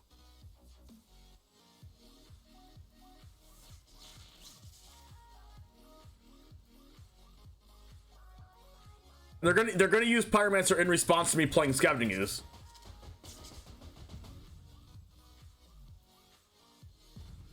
But they can't use both Pyromancers. So deal 2 damage, add back? No. I think it's just add back, discard.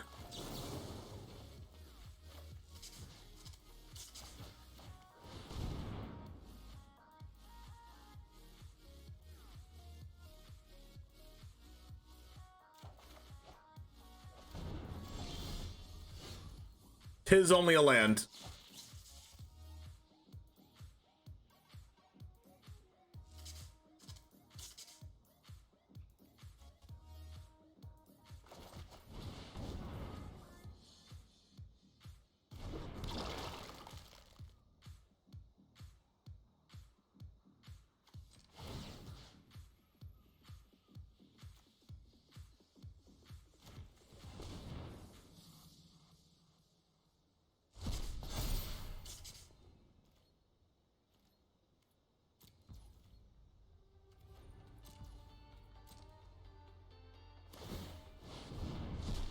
Yeah, there was no way for me to stop that Seasoned Pyromancer, huh?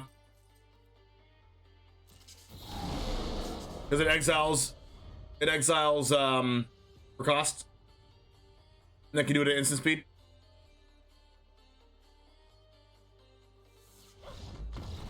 Can't beat Scavenging Ooze.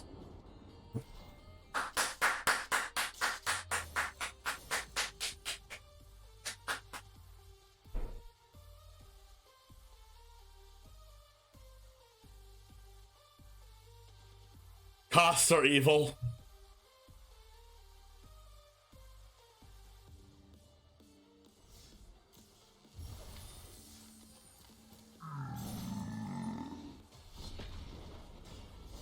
deck seems mess still. We're figuring it out.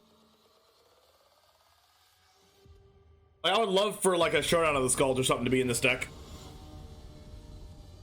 All right, so I'm gonna play one of Captain John's decks tomorrow, and I'm also gonna play the Niv Visit Reborn deck tomorrow, and then the other Captain John deck I'm gonna play the next day.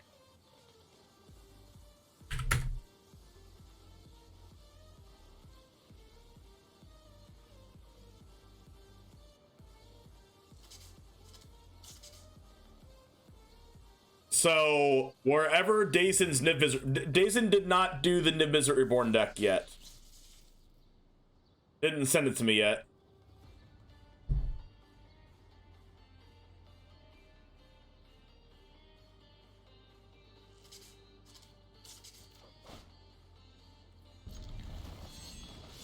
Clap, clap, clap it up.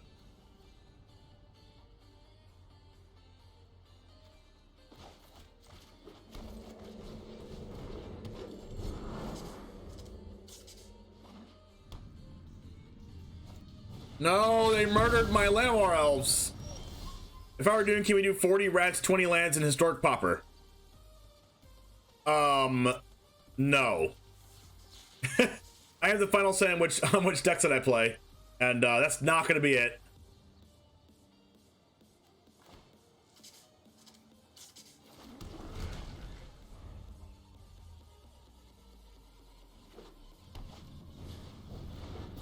Omat Cookier.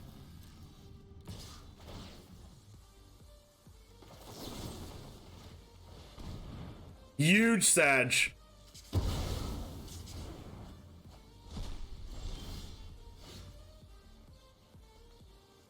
An unbearable amount of Sag. He got you 2 wins.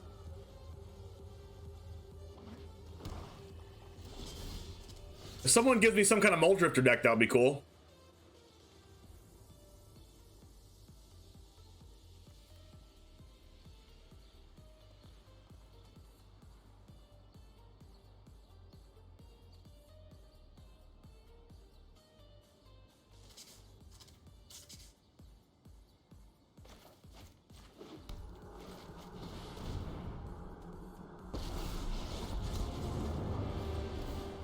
You want to play with fire? Today's my. Whatever happened to DZ? DZ wanted to do crypto stuff.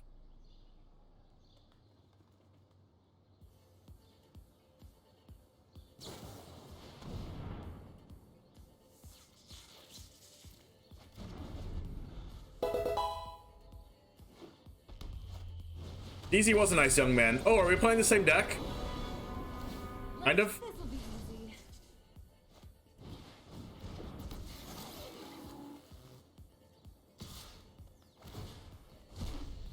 Feel my pain. Ooh, Davriel.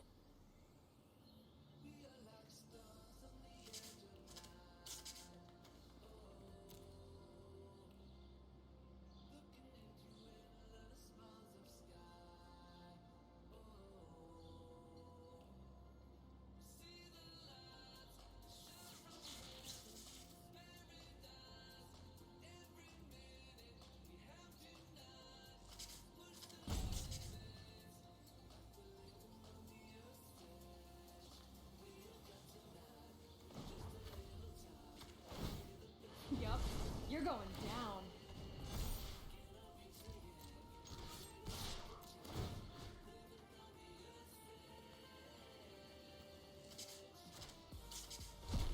Alright, that's it.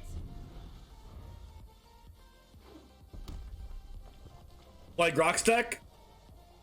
What's Grok's deck? Oh, Blue White Blink? Yeah, I'll play that. I'll play Blue White Blink in Popper.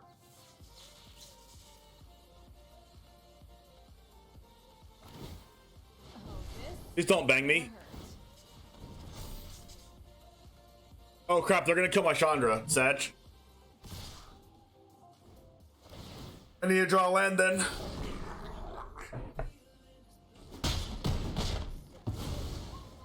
Exclamation point list in chat for the deck, Furion. Oh, what if they have a removal spell? Oh well, if they have it, they have it. Let's try. Please don't have it. Don't have it. Don't have it. Don't have it. Don't have it. Yes. I don't need this. Ooh, Chandra down.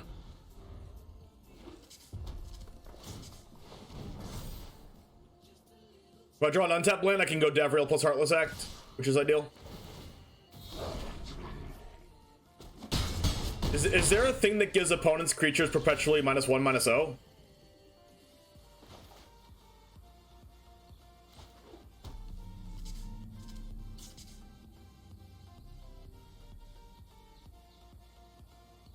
We've played Rat Tribal on stream twice. Reluctantly.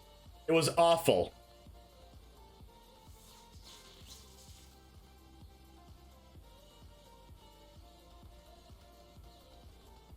Well, Hive is important to turn off Delirium.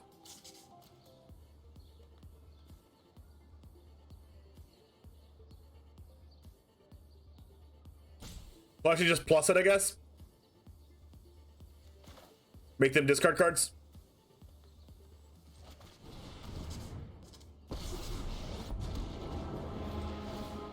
Well, if you're not here for tea, state your don't bother me, or else.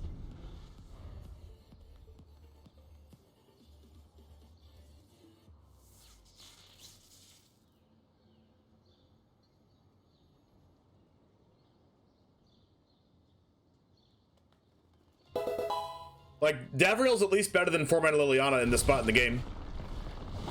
Move up, move up. Thanks for the follow.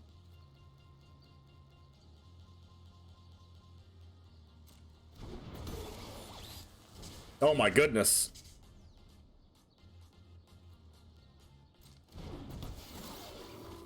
Wow.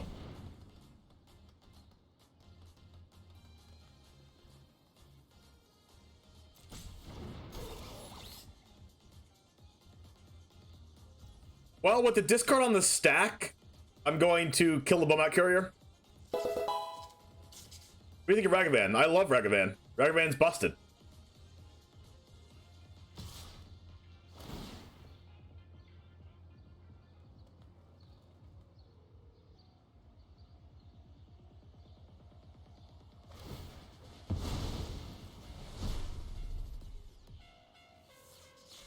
Wait, this says whenever an opponent attacks you and your planeswalker, they discard a card. If they can't, they sacrifice an attacking creature.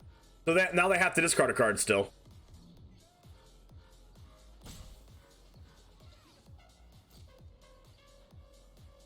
So discard a card?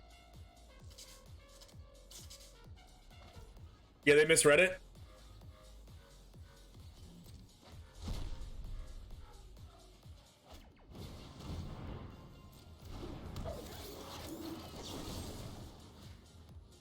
These scrap heaps are very annoying.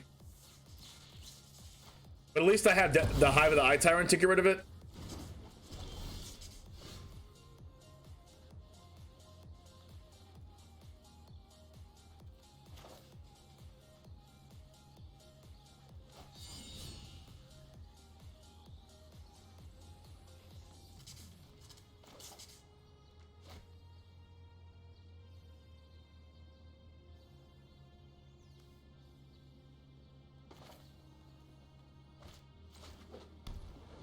All right, sounds good. Sounds good, James. Okay, am I minusing Davriel? Actually, giving Scrap Heap Scrounger perpetually minus is pretty poggers.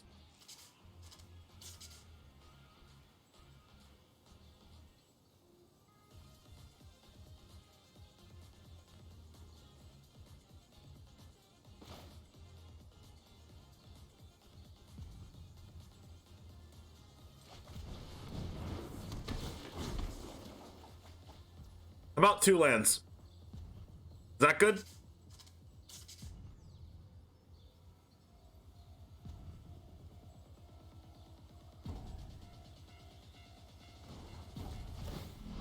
are my terms and my price.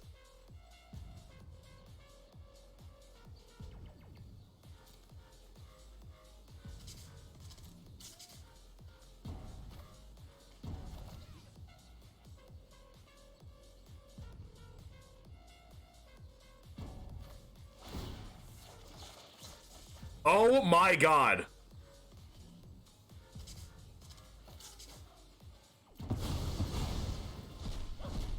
I literally just drew 3 cards and drew 2 lands and a Llanowar Elves.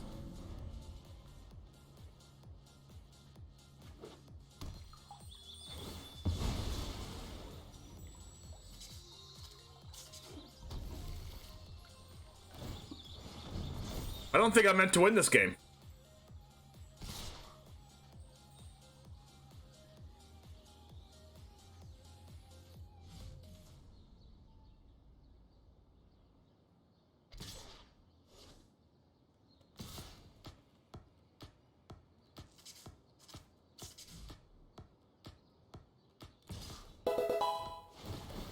Thanks for the follow, Comic Scum and JUND OW.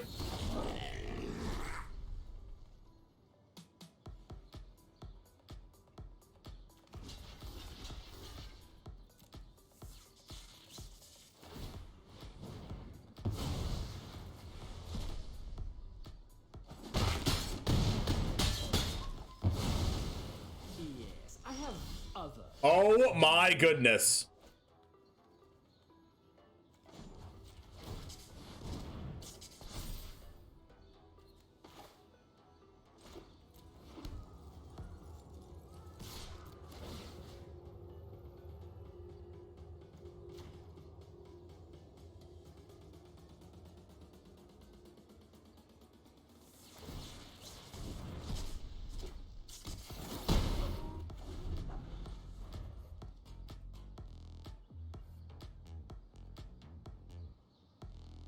What's up, Mace? Streamer shout out.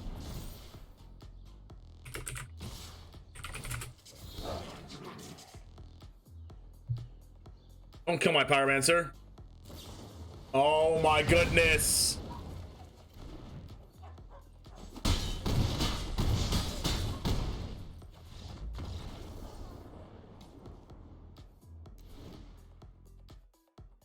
I've never drawn more lands in my life than in this deck. Like, literally.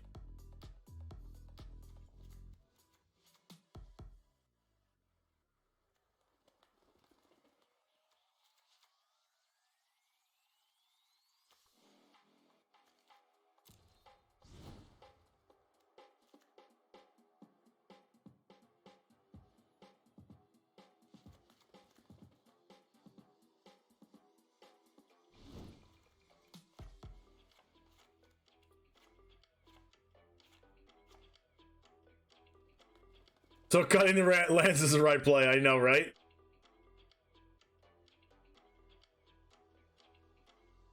I have 25 lands. Because I'm playing 4-drops in my deck.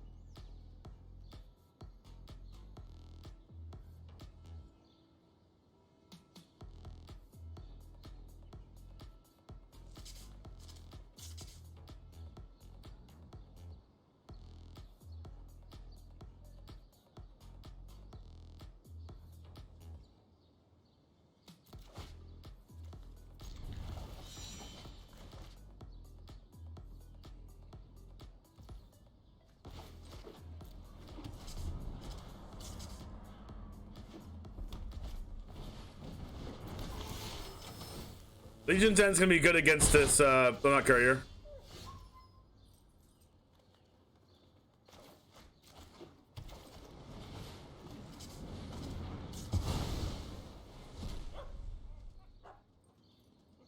Hey, we got a second Bomat!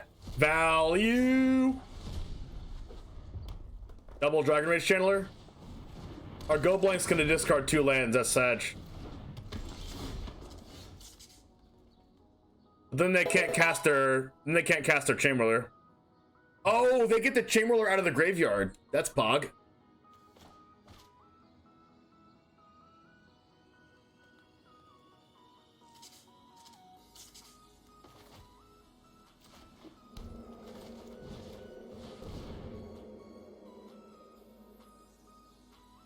Hey, Pimple Chop, thanks for the follow. Welcome to the Goose Gang. Am I forgetting what today is? What's today's date? Today's a Wednesday. Thanks everyone for joining the stream, guys. This is great for a Wednesday. We drew Maelstrom Pulse. We're absolute savages, chat.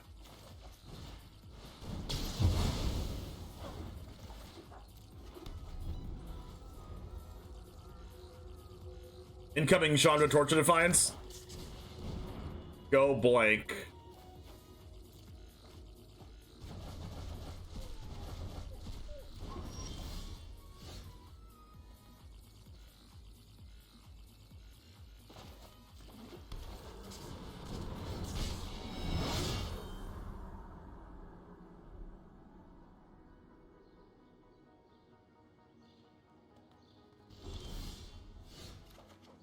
Oh my gosh, no, they're gonna K-command me! No, don't K-command my Chandra! Don't K-command my Chandra, no, no!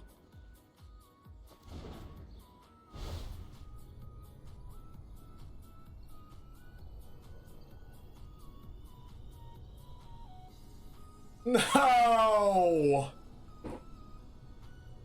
Why they do this?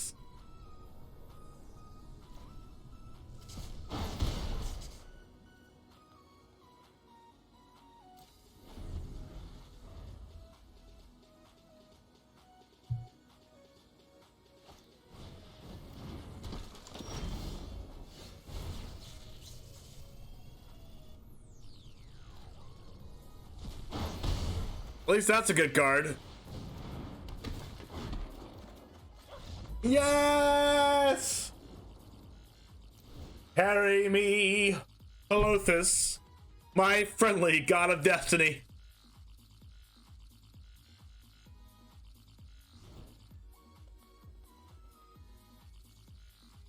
We got there.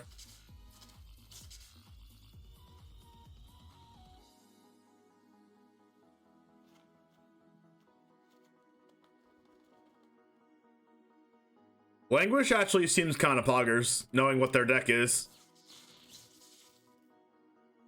Clothis was destined to get us there. Alright, Thirsty Kane, you get the chat of the day. Chat of the day goes to the dad joke. If you too would like to get chat of the day, you too can make really bad dad jokes.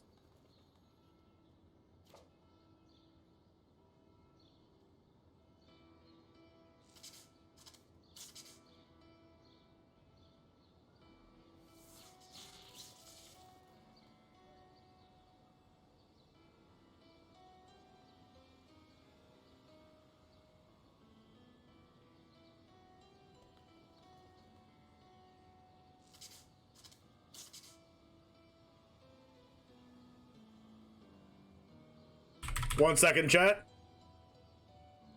That seems like a good hand.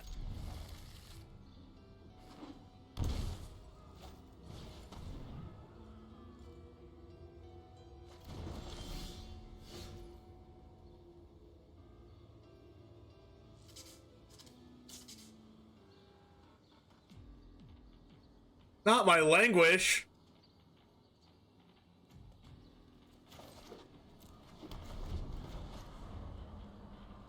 Like Goose and Dog? Yes, exactly. Oh, can I not draw lands, please? I would love that.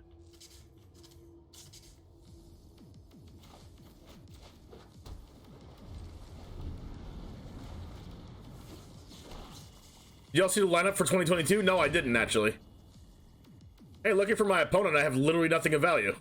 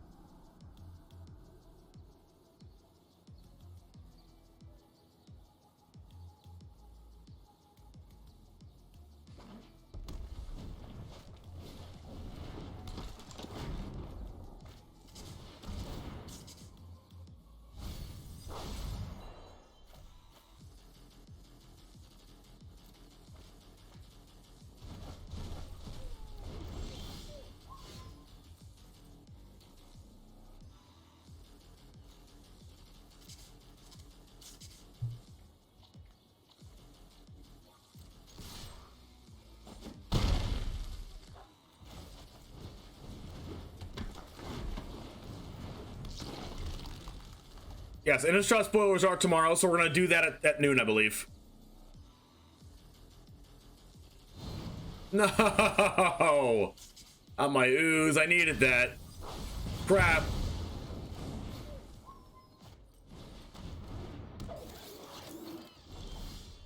Crap! That would have been so good.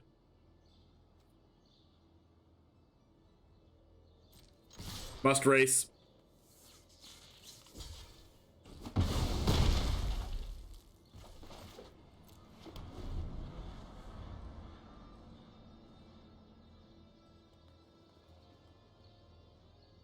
Shameless hype for Kamigawa. Kamigawa will be important to me because I was not around playing Magic when Kamigawa was a thing.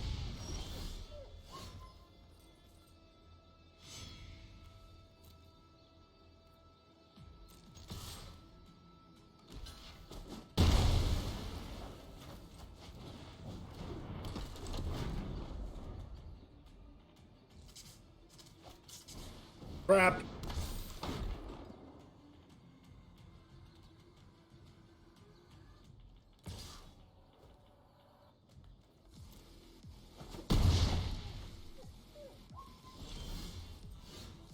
Oh, come on. Okay, good, good, good. I can destroy something now.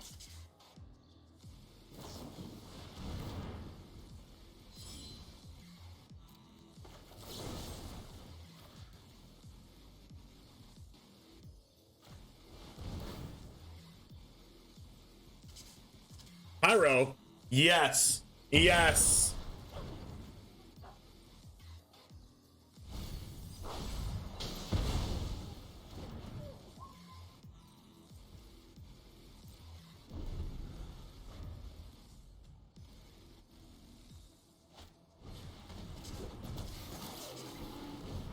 Oh my goodness. Please, opponent. Calm down.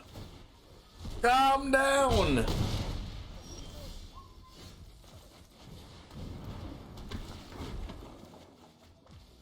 Every time. I really feel like every time I have Seasoned Pyromancer, I draw 2 lands. It's actually unreal.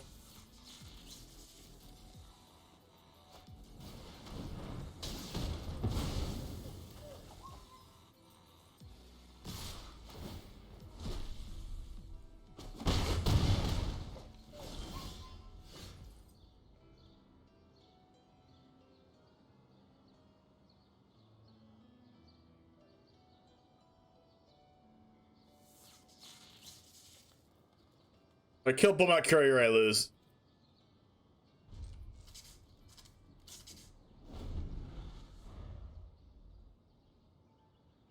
Yeah, the card's pretty bomb, but I've literally in my experience playing it, I've only drawn lands so far.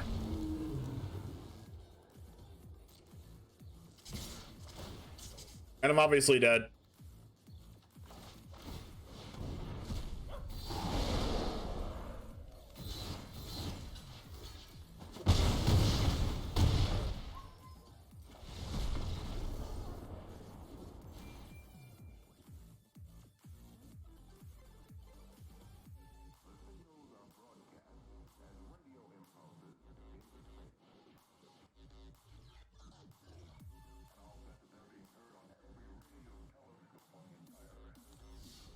Kamigawa Neon Dynasty, Streets of New Capenna, Dominaria United. Whoa, okay, yikes.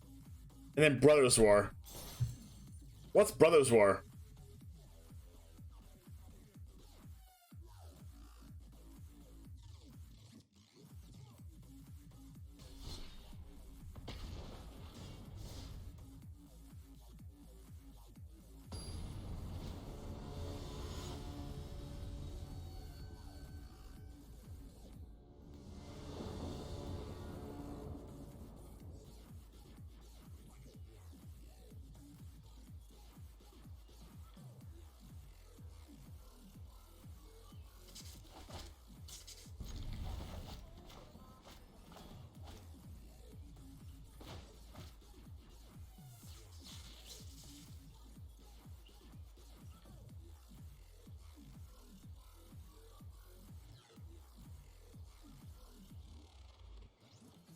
We're gonna get Mishra plus versus Urza.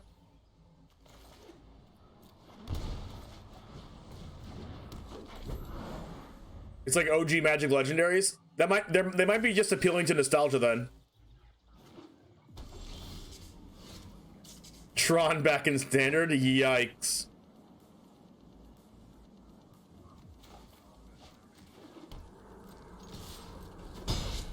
Hey, if they printed Tron lands back in standard, like, it'll be a good thing and a bad thing. It would make actual Tron in modern really not modern. Actual Tron in historic really good. But we don't have Sylvan Scrying or like Expedition Map. Like, I don't really know how good it's gonna be.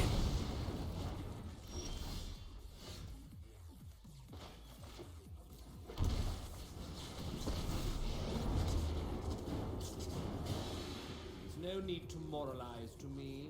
I just want a good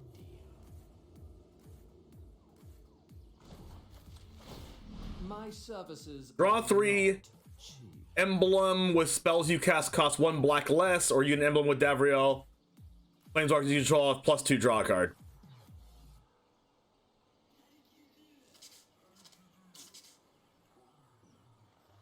Do I draw 3 or like hope this lives and then draw a card from it?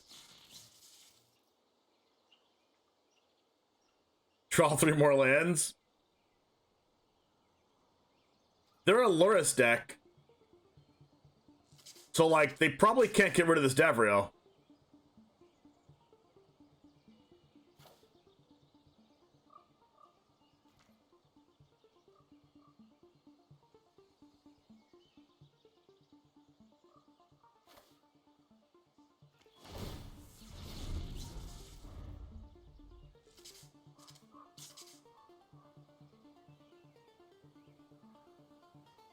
Hopefully they can't kill this.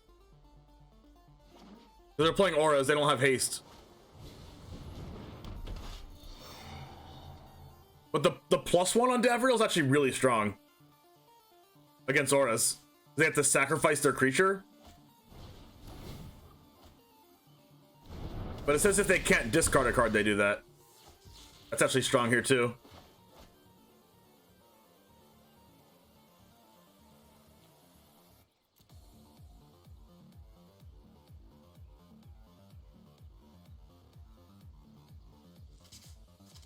Yeah, Forsaken Monument's a thing. Yep, Ugin's rotating. Alright, so I +2 draw a card. Crap.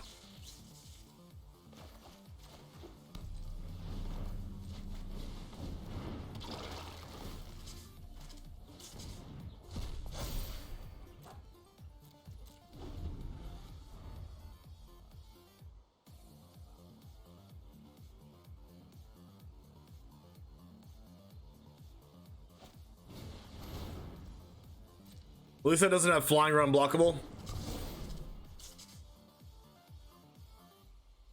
Don't do it.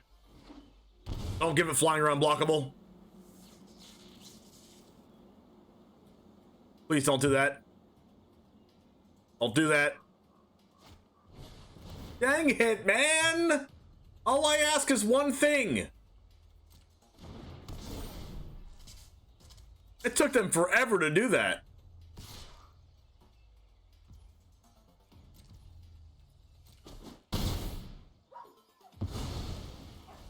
This is the last time I deal with you.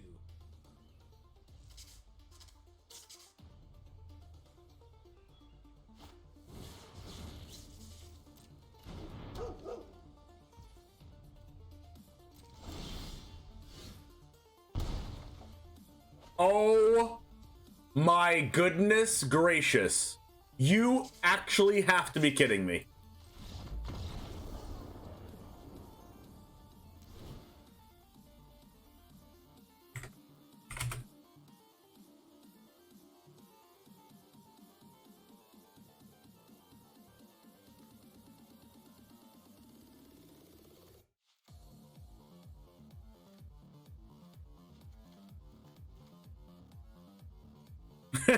Leave some real estate for us plebs too.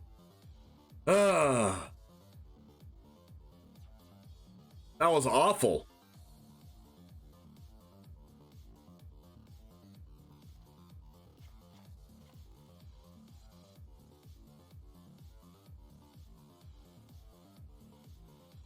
No, I'm playing 25 lands.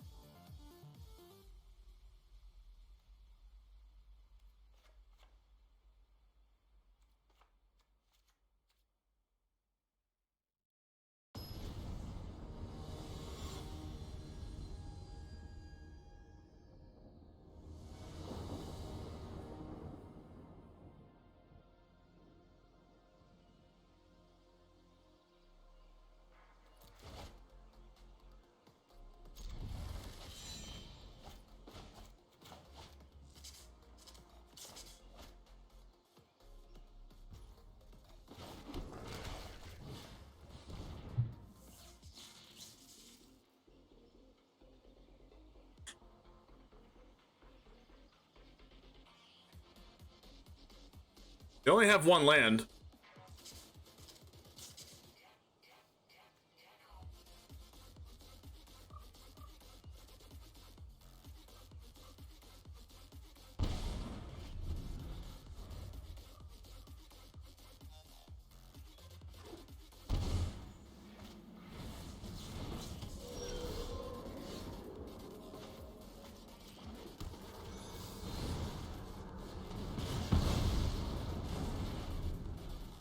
Now I don't have an answer to Apostle if they have a land here. Well, shoot.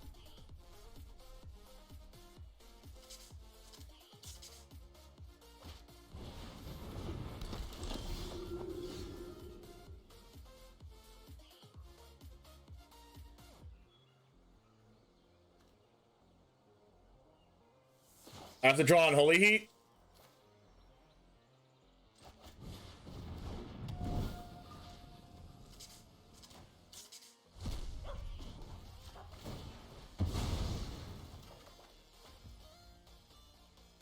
Sag.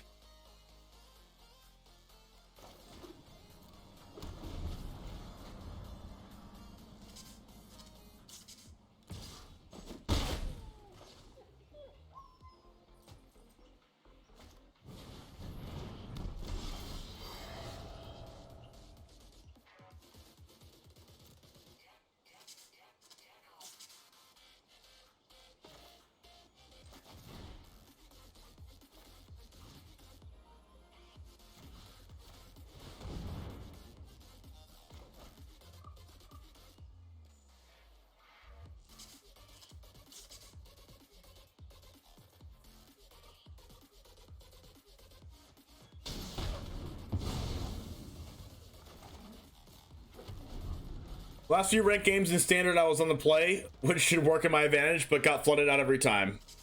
Yikes. What deck were you playing?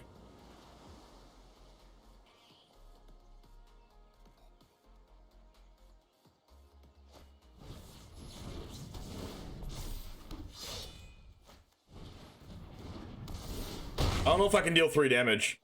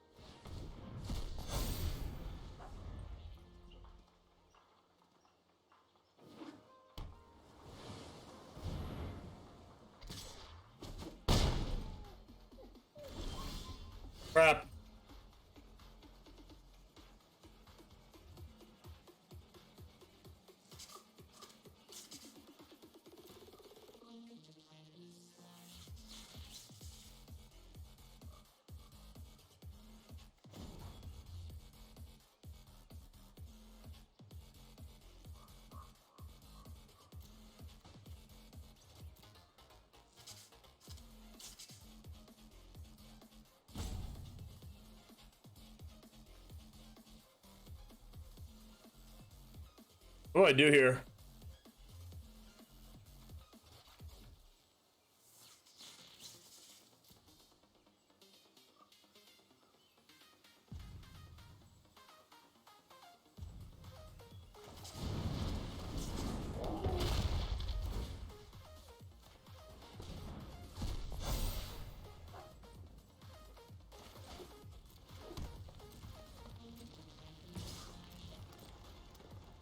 What's up, Stormbreath? You're playing Rakdos Berserkers. You actually have been winning a lot of games with it. Just more recent games have been unlucky. Yeah, you just gotta take it with the punches. So sometimes variance isn't in your favor, but I would just basically take it with a grain of salt. 2 flyers. Feels bad, man.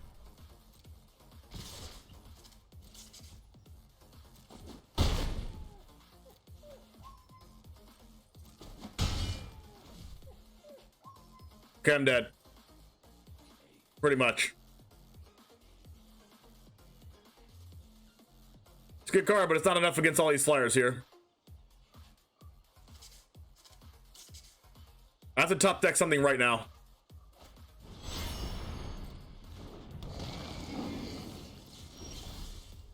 Wow.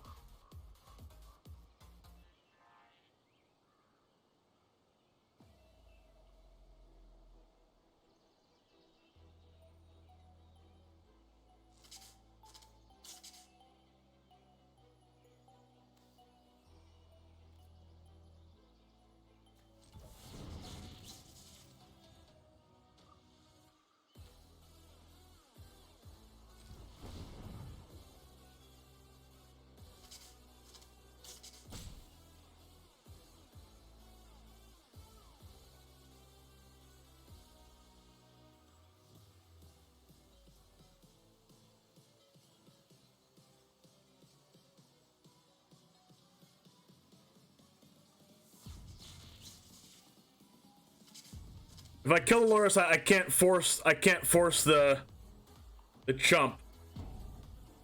Right? If I kill Loris 5, 6, 7, 8, 9, 10, 11, 12, 13. Oh wait, I think I can. I think I can force the chump. Perfect.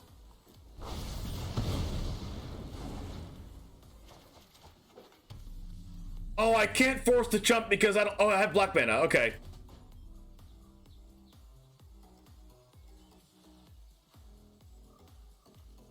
So I can force the chump.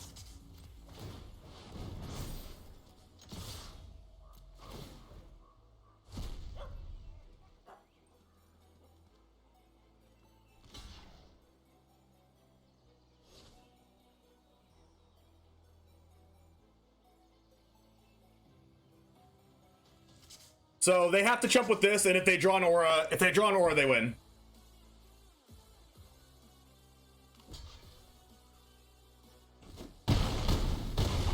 All right, do I lose?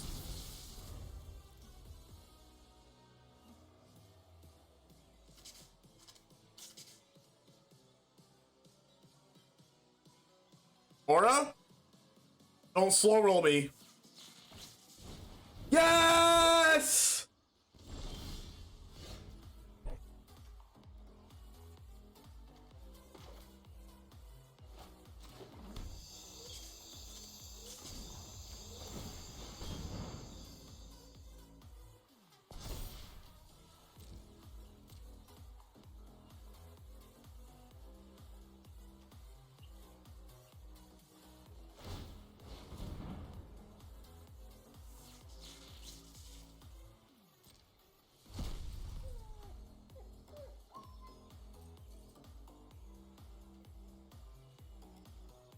I win because this has menace, right?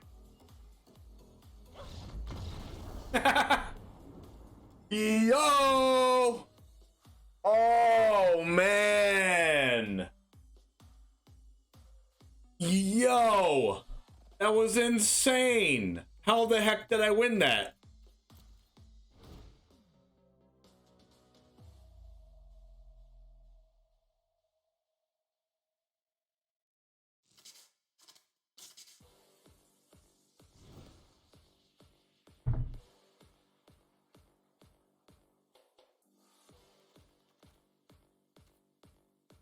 Trivially, right? Trivially easy. I was like at the next level of easy, right? Opponent bowing down to Charizards all the time. That's a hand.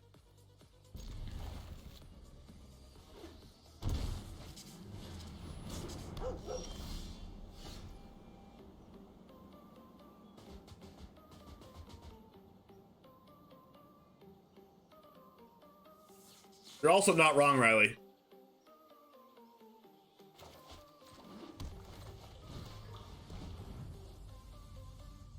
Double Spirit Dancer with a Selfless Savior.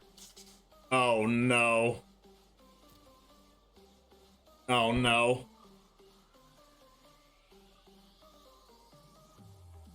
You know what I can do, actually? I can take the Arcane Flight. I can Bone Crusher the Selfless Savior this turn, and then next turn I can Maelstrom Pulse both Spirit Dancers.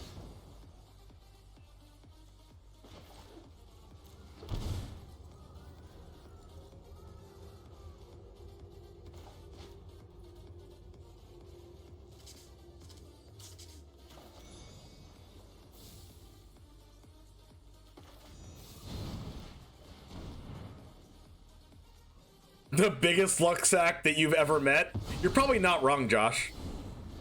All the big events I've won literally by luck sacking my opponents. Alright, as long as they don't have Spell Pierce. No, they didn't cast their other one. Do they know my hand? That's a sack.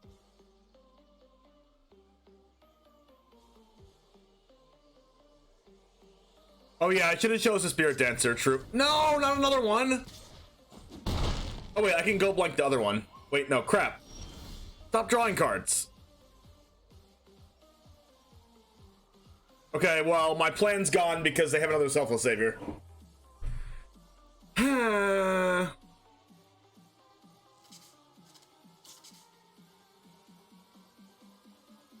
plan has materialized, chat.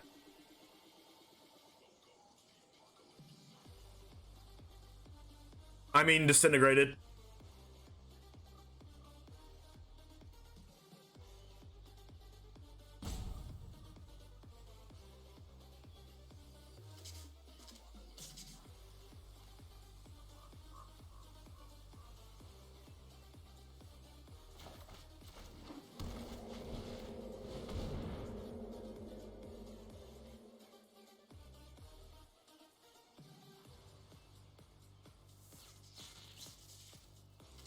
Like, if they didn't draw the second Selfless Savior, they would have played the other Spirit Dancer, right?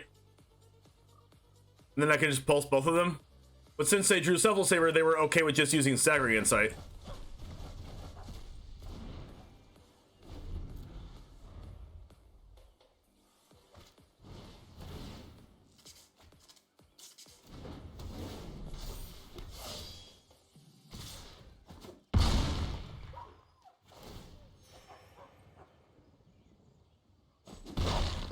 I need Legion's End. Oh my gosh, never mind. Wow.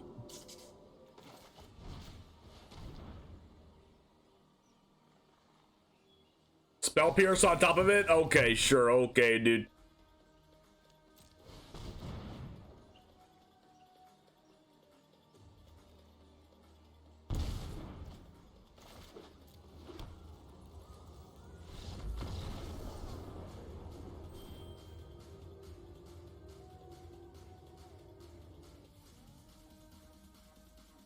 Yikes.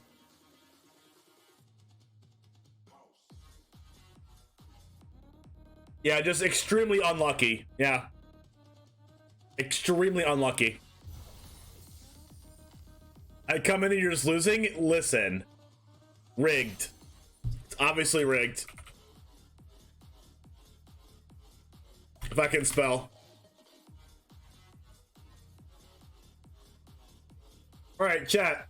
I'm gonna start off with Niv Mizzet Reborn tomorrow. Well, actually, no. I'm gonna start off with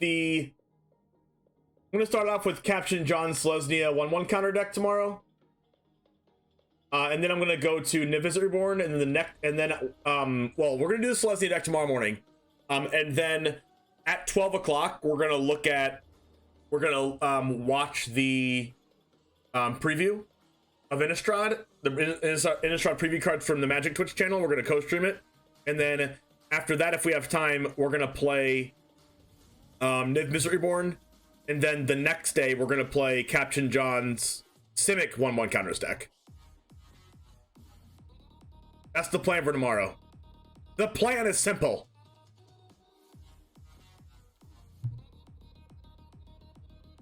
So today, I have to go to work in a little bit, so we're gonna go ahead and drop you off somewhere. Let's go to Arne. Arne Huschenbeth is playing in the Stream League. Forsaken Boros. I was gonna play that today, but I wanted to play JUND for the rest of the day. If you're interested in watching Stream League, it's gonna be happening on Saturday, September 18th. 32 streamers will be playing in it. The ones I'm gonna tell you the ones that are guaranteed playing in it, so you can know who's playing. We don't have the full 32 yet, but we are gonna be getting the full 32 soon.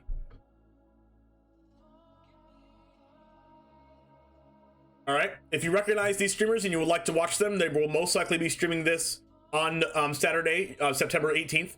It will be hosted by Jim Davis MTG, so it'll be Jim Davis and myself as commentators in this tournament, and it's something that we do for fun, to collaborate with a bunch of other streamers and to see who's the best of all the streamers. People that have won Stream League 1 through 5. Stream League number 1 was won by Mythic Matt. Stream League number 2 was won by Crokeyz, playing Dimir Control. Stream League 3 was won by Exit. Stream League 4 was won by Elliot Dragon, and then Stream League 5 was won by SvimXN MTG. The people that will be in this tournament. Yeah, JUND is pretty sweet. Oh, no. JUND first, Boros later. Players that are playing in the Stream League are Ekil. He is a Russian streamer. Arne Huschenbeth.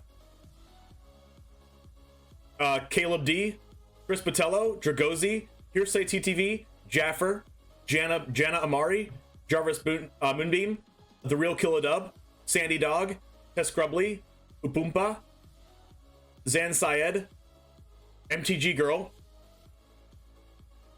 Adine, Ali Eldrazi, Berserksy, Christmas, The Ninja, which is Tomasz Pokorny. Harding is playing. Harding 33. Chris Kavartek is playing. Mara Plays MTG is playing. Medicus Dota. SvimXN MTG is returning to defend his throne as Stream League 5 champion. Talia Vess will be playing as well. And Ubelstar. I believe that's like 27 or 28 people. We're working on the last few people here. And it's going to be a very, very amazing time. Is there a link to the event? The event's not posted on MTG Melee yet, but it will be. What an absolute mad lad. I know, right? You could have easily have thrown like 3 fake names, right? No. There's not a link to the event, yes. It is not on MTG Melee yet, but when it is, it will be a link, a command in the stream to remind everyone that it's going to be on the 18th, and it will also be posted on my Twitter page and also in my Discord. So if you'd like to keep in touch with Stream League number 6, or whenever I go live, or whenever I tweet something, or whenever one of my YouTube videos go live, you can type in !YouTube and sub to my YouTube, or you can type in !Discord and get in my Discord so you can receive those notifications if you like the content. So without further ado, let's go ahead and go over to Arne Huschenbeth. And have a wonderful rest of your day. And I will see you tomorrow for Selesnya counters, spoilers for Innistrad, and Simic counters. No. Simic counters, spoilers for Innistrad, and Niv Misery Reborn with Kavu. And then the next day, Simic counters. Have a wonderful rest of your day, folks, and I'll see you next time. And as always, Goose Gang, out. Let's go!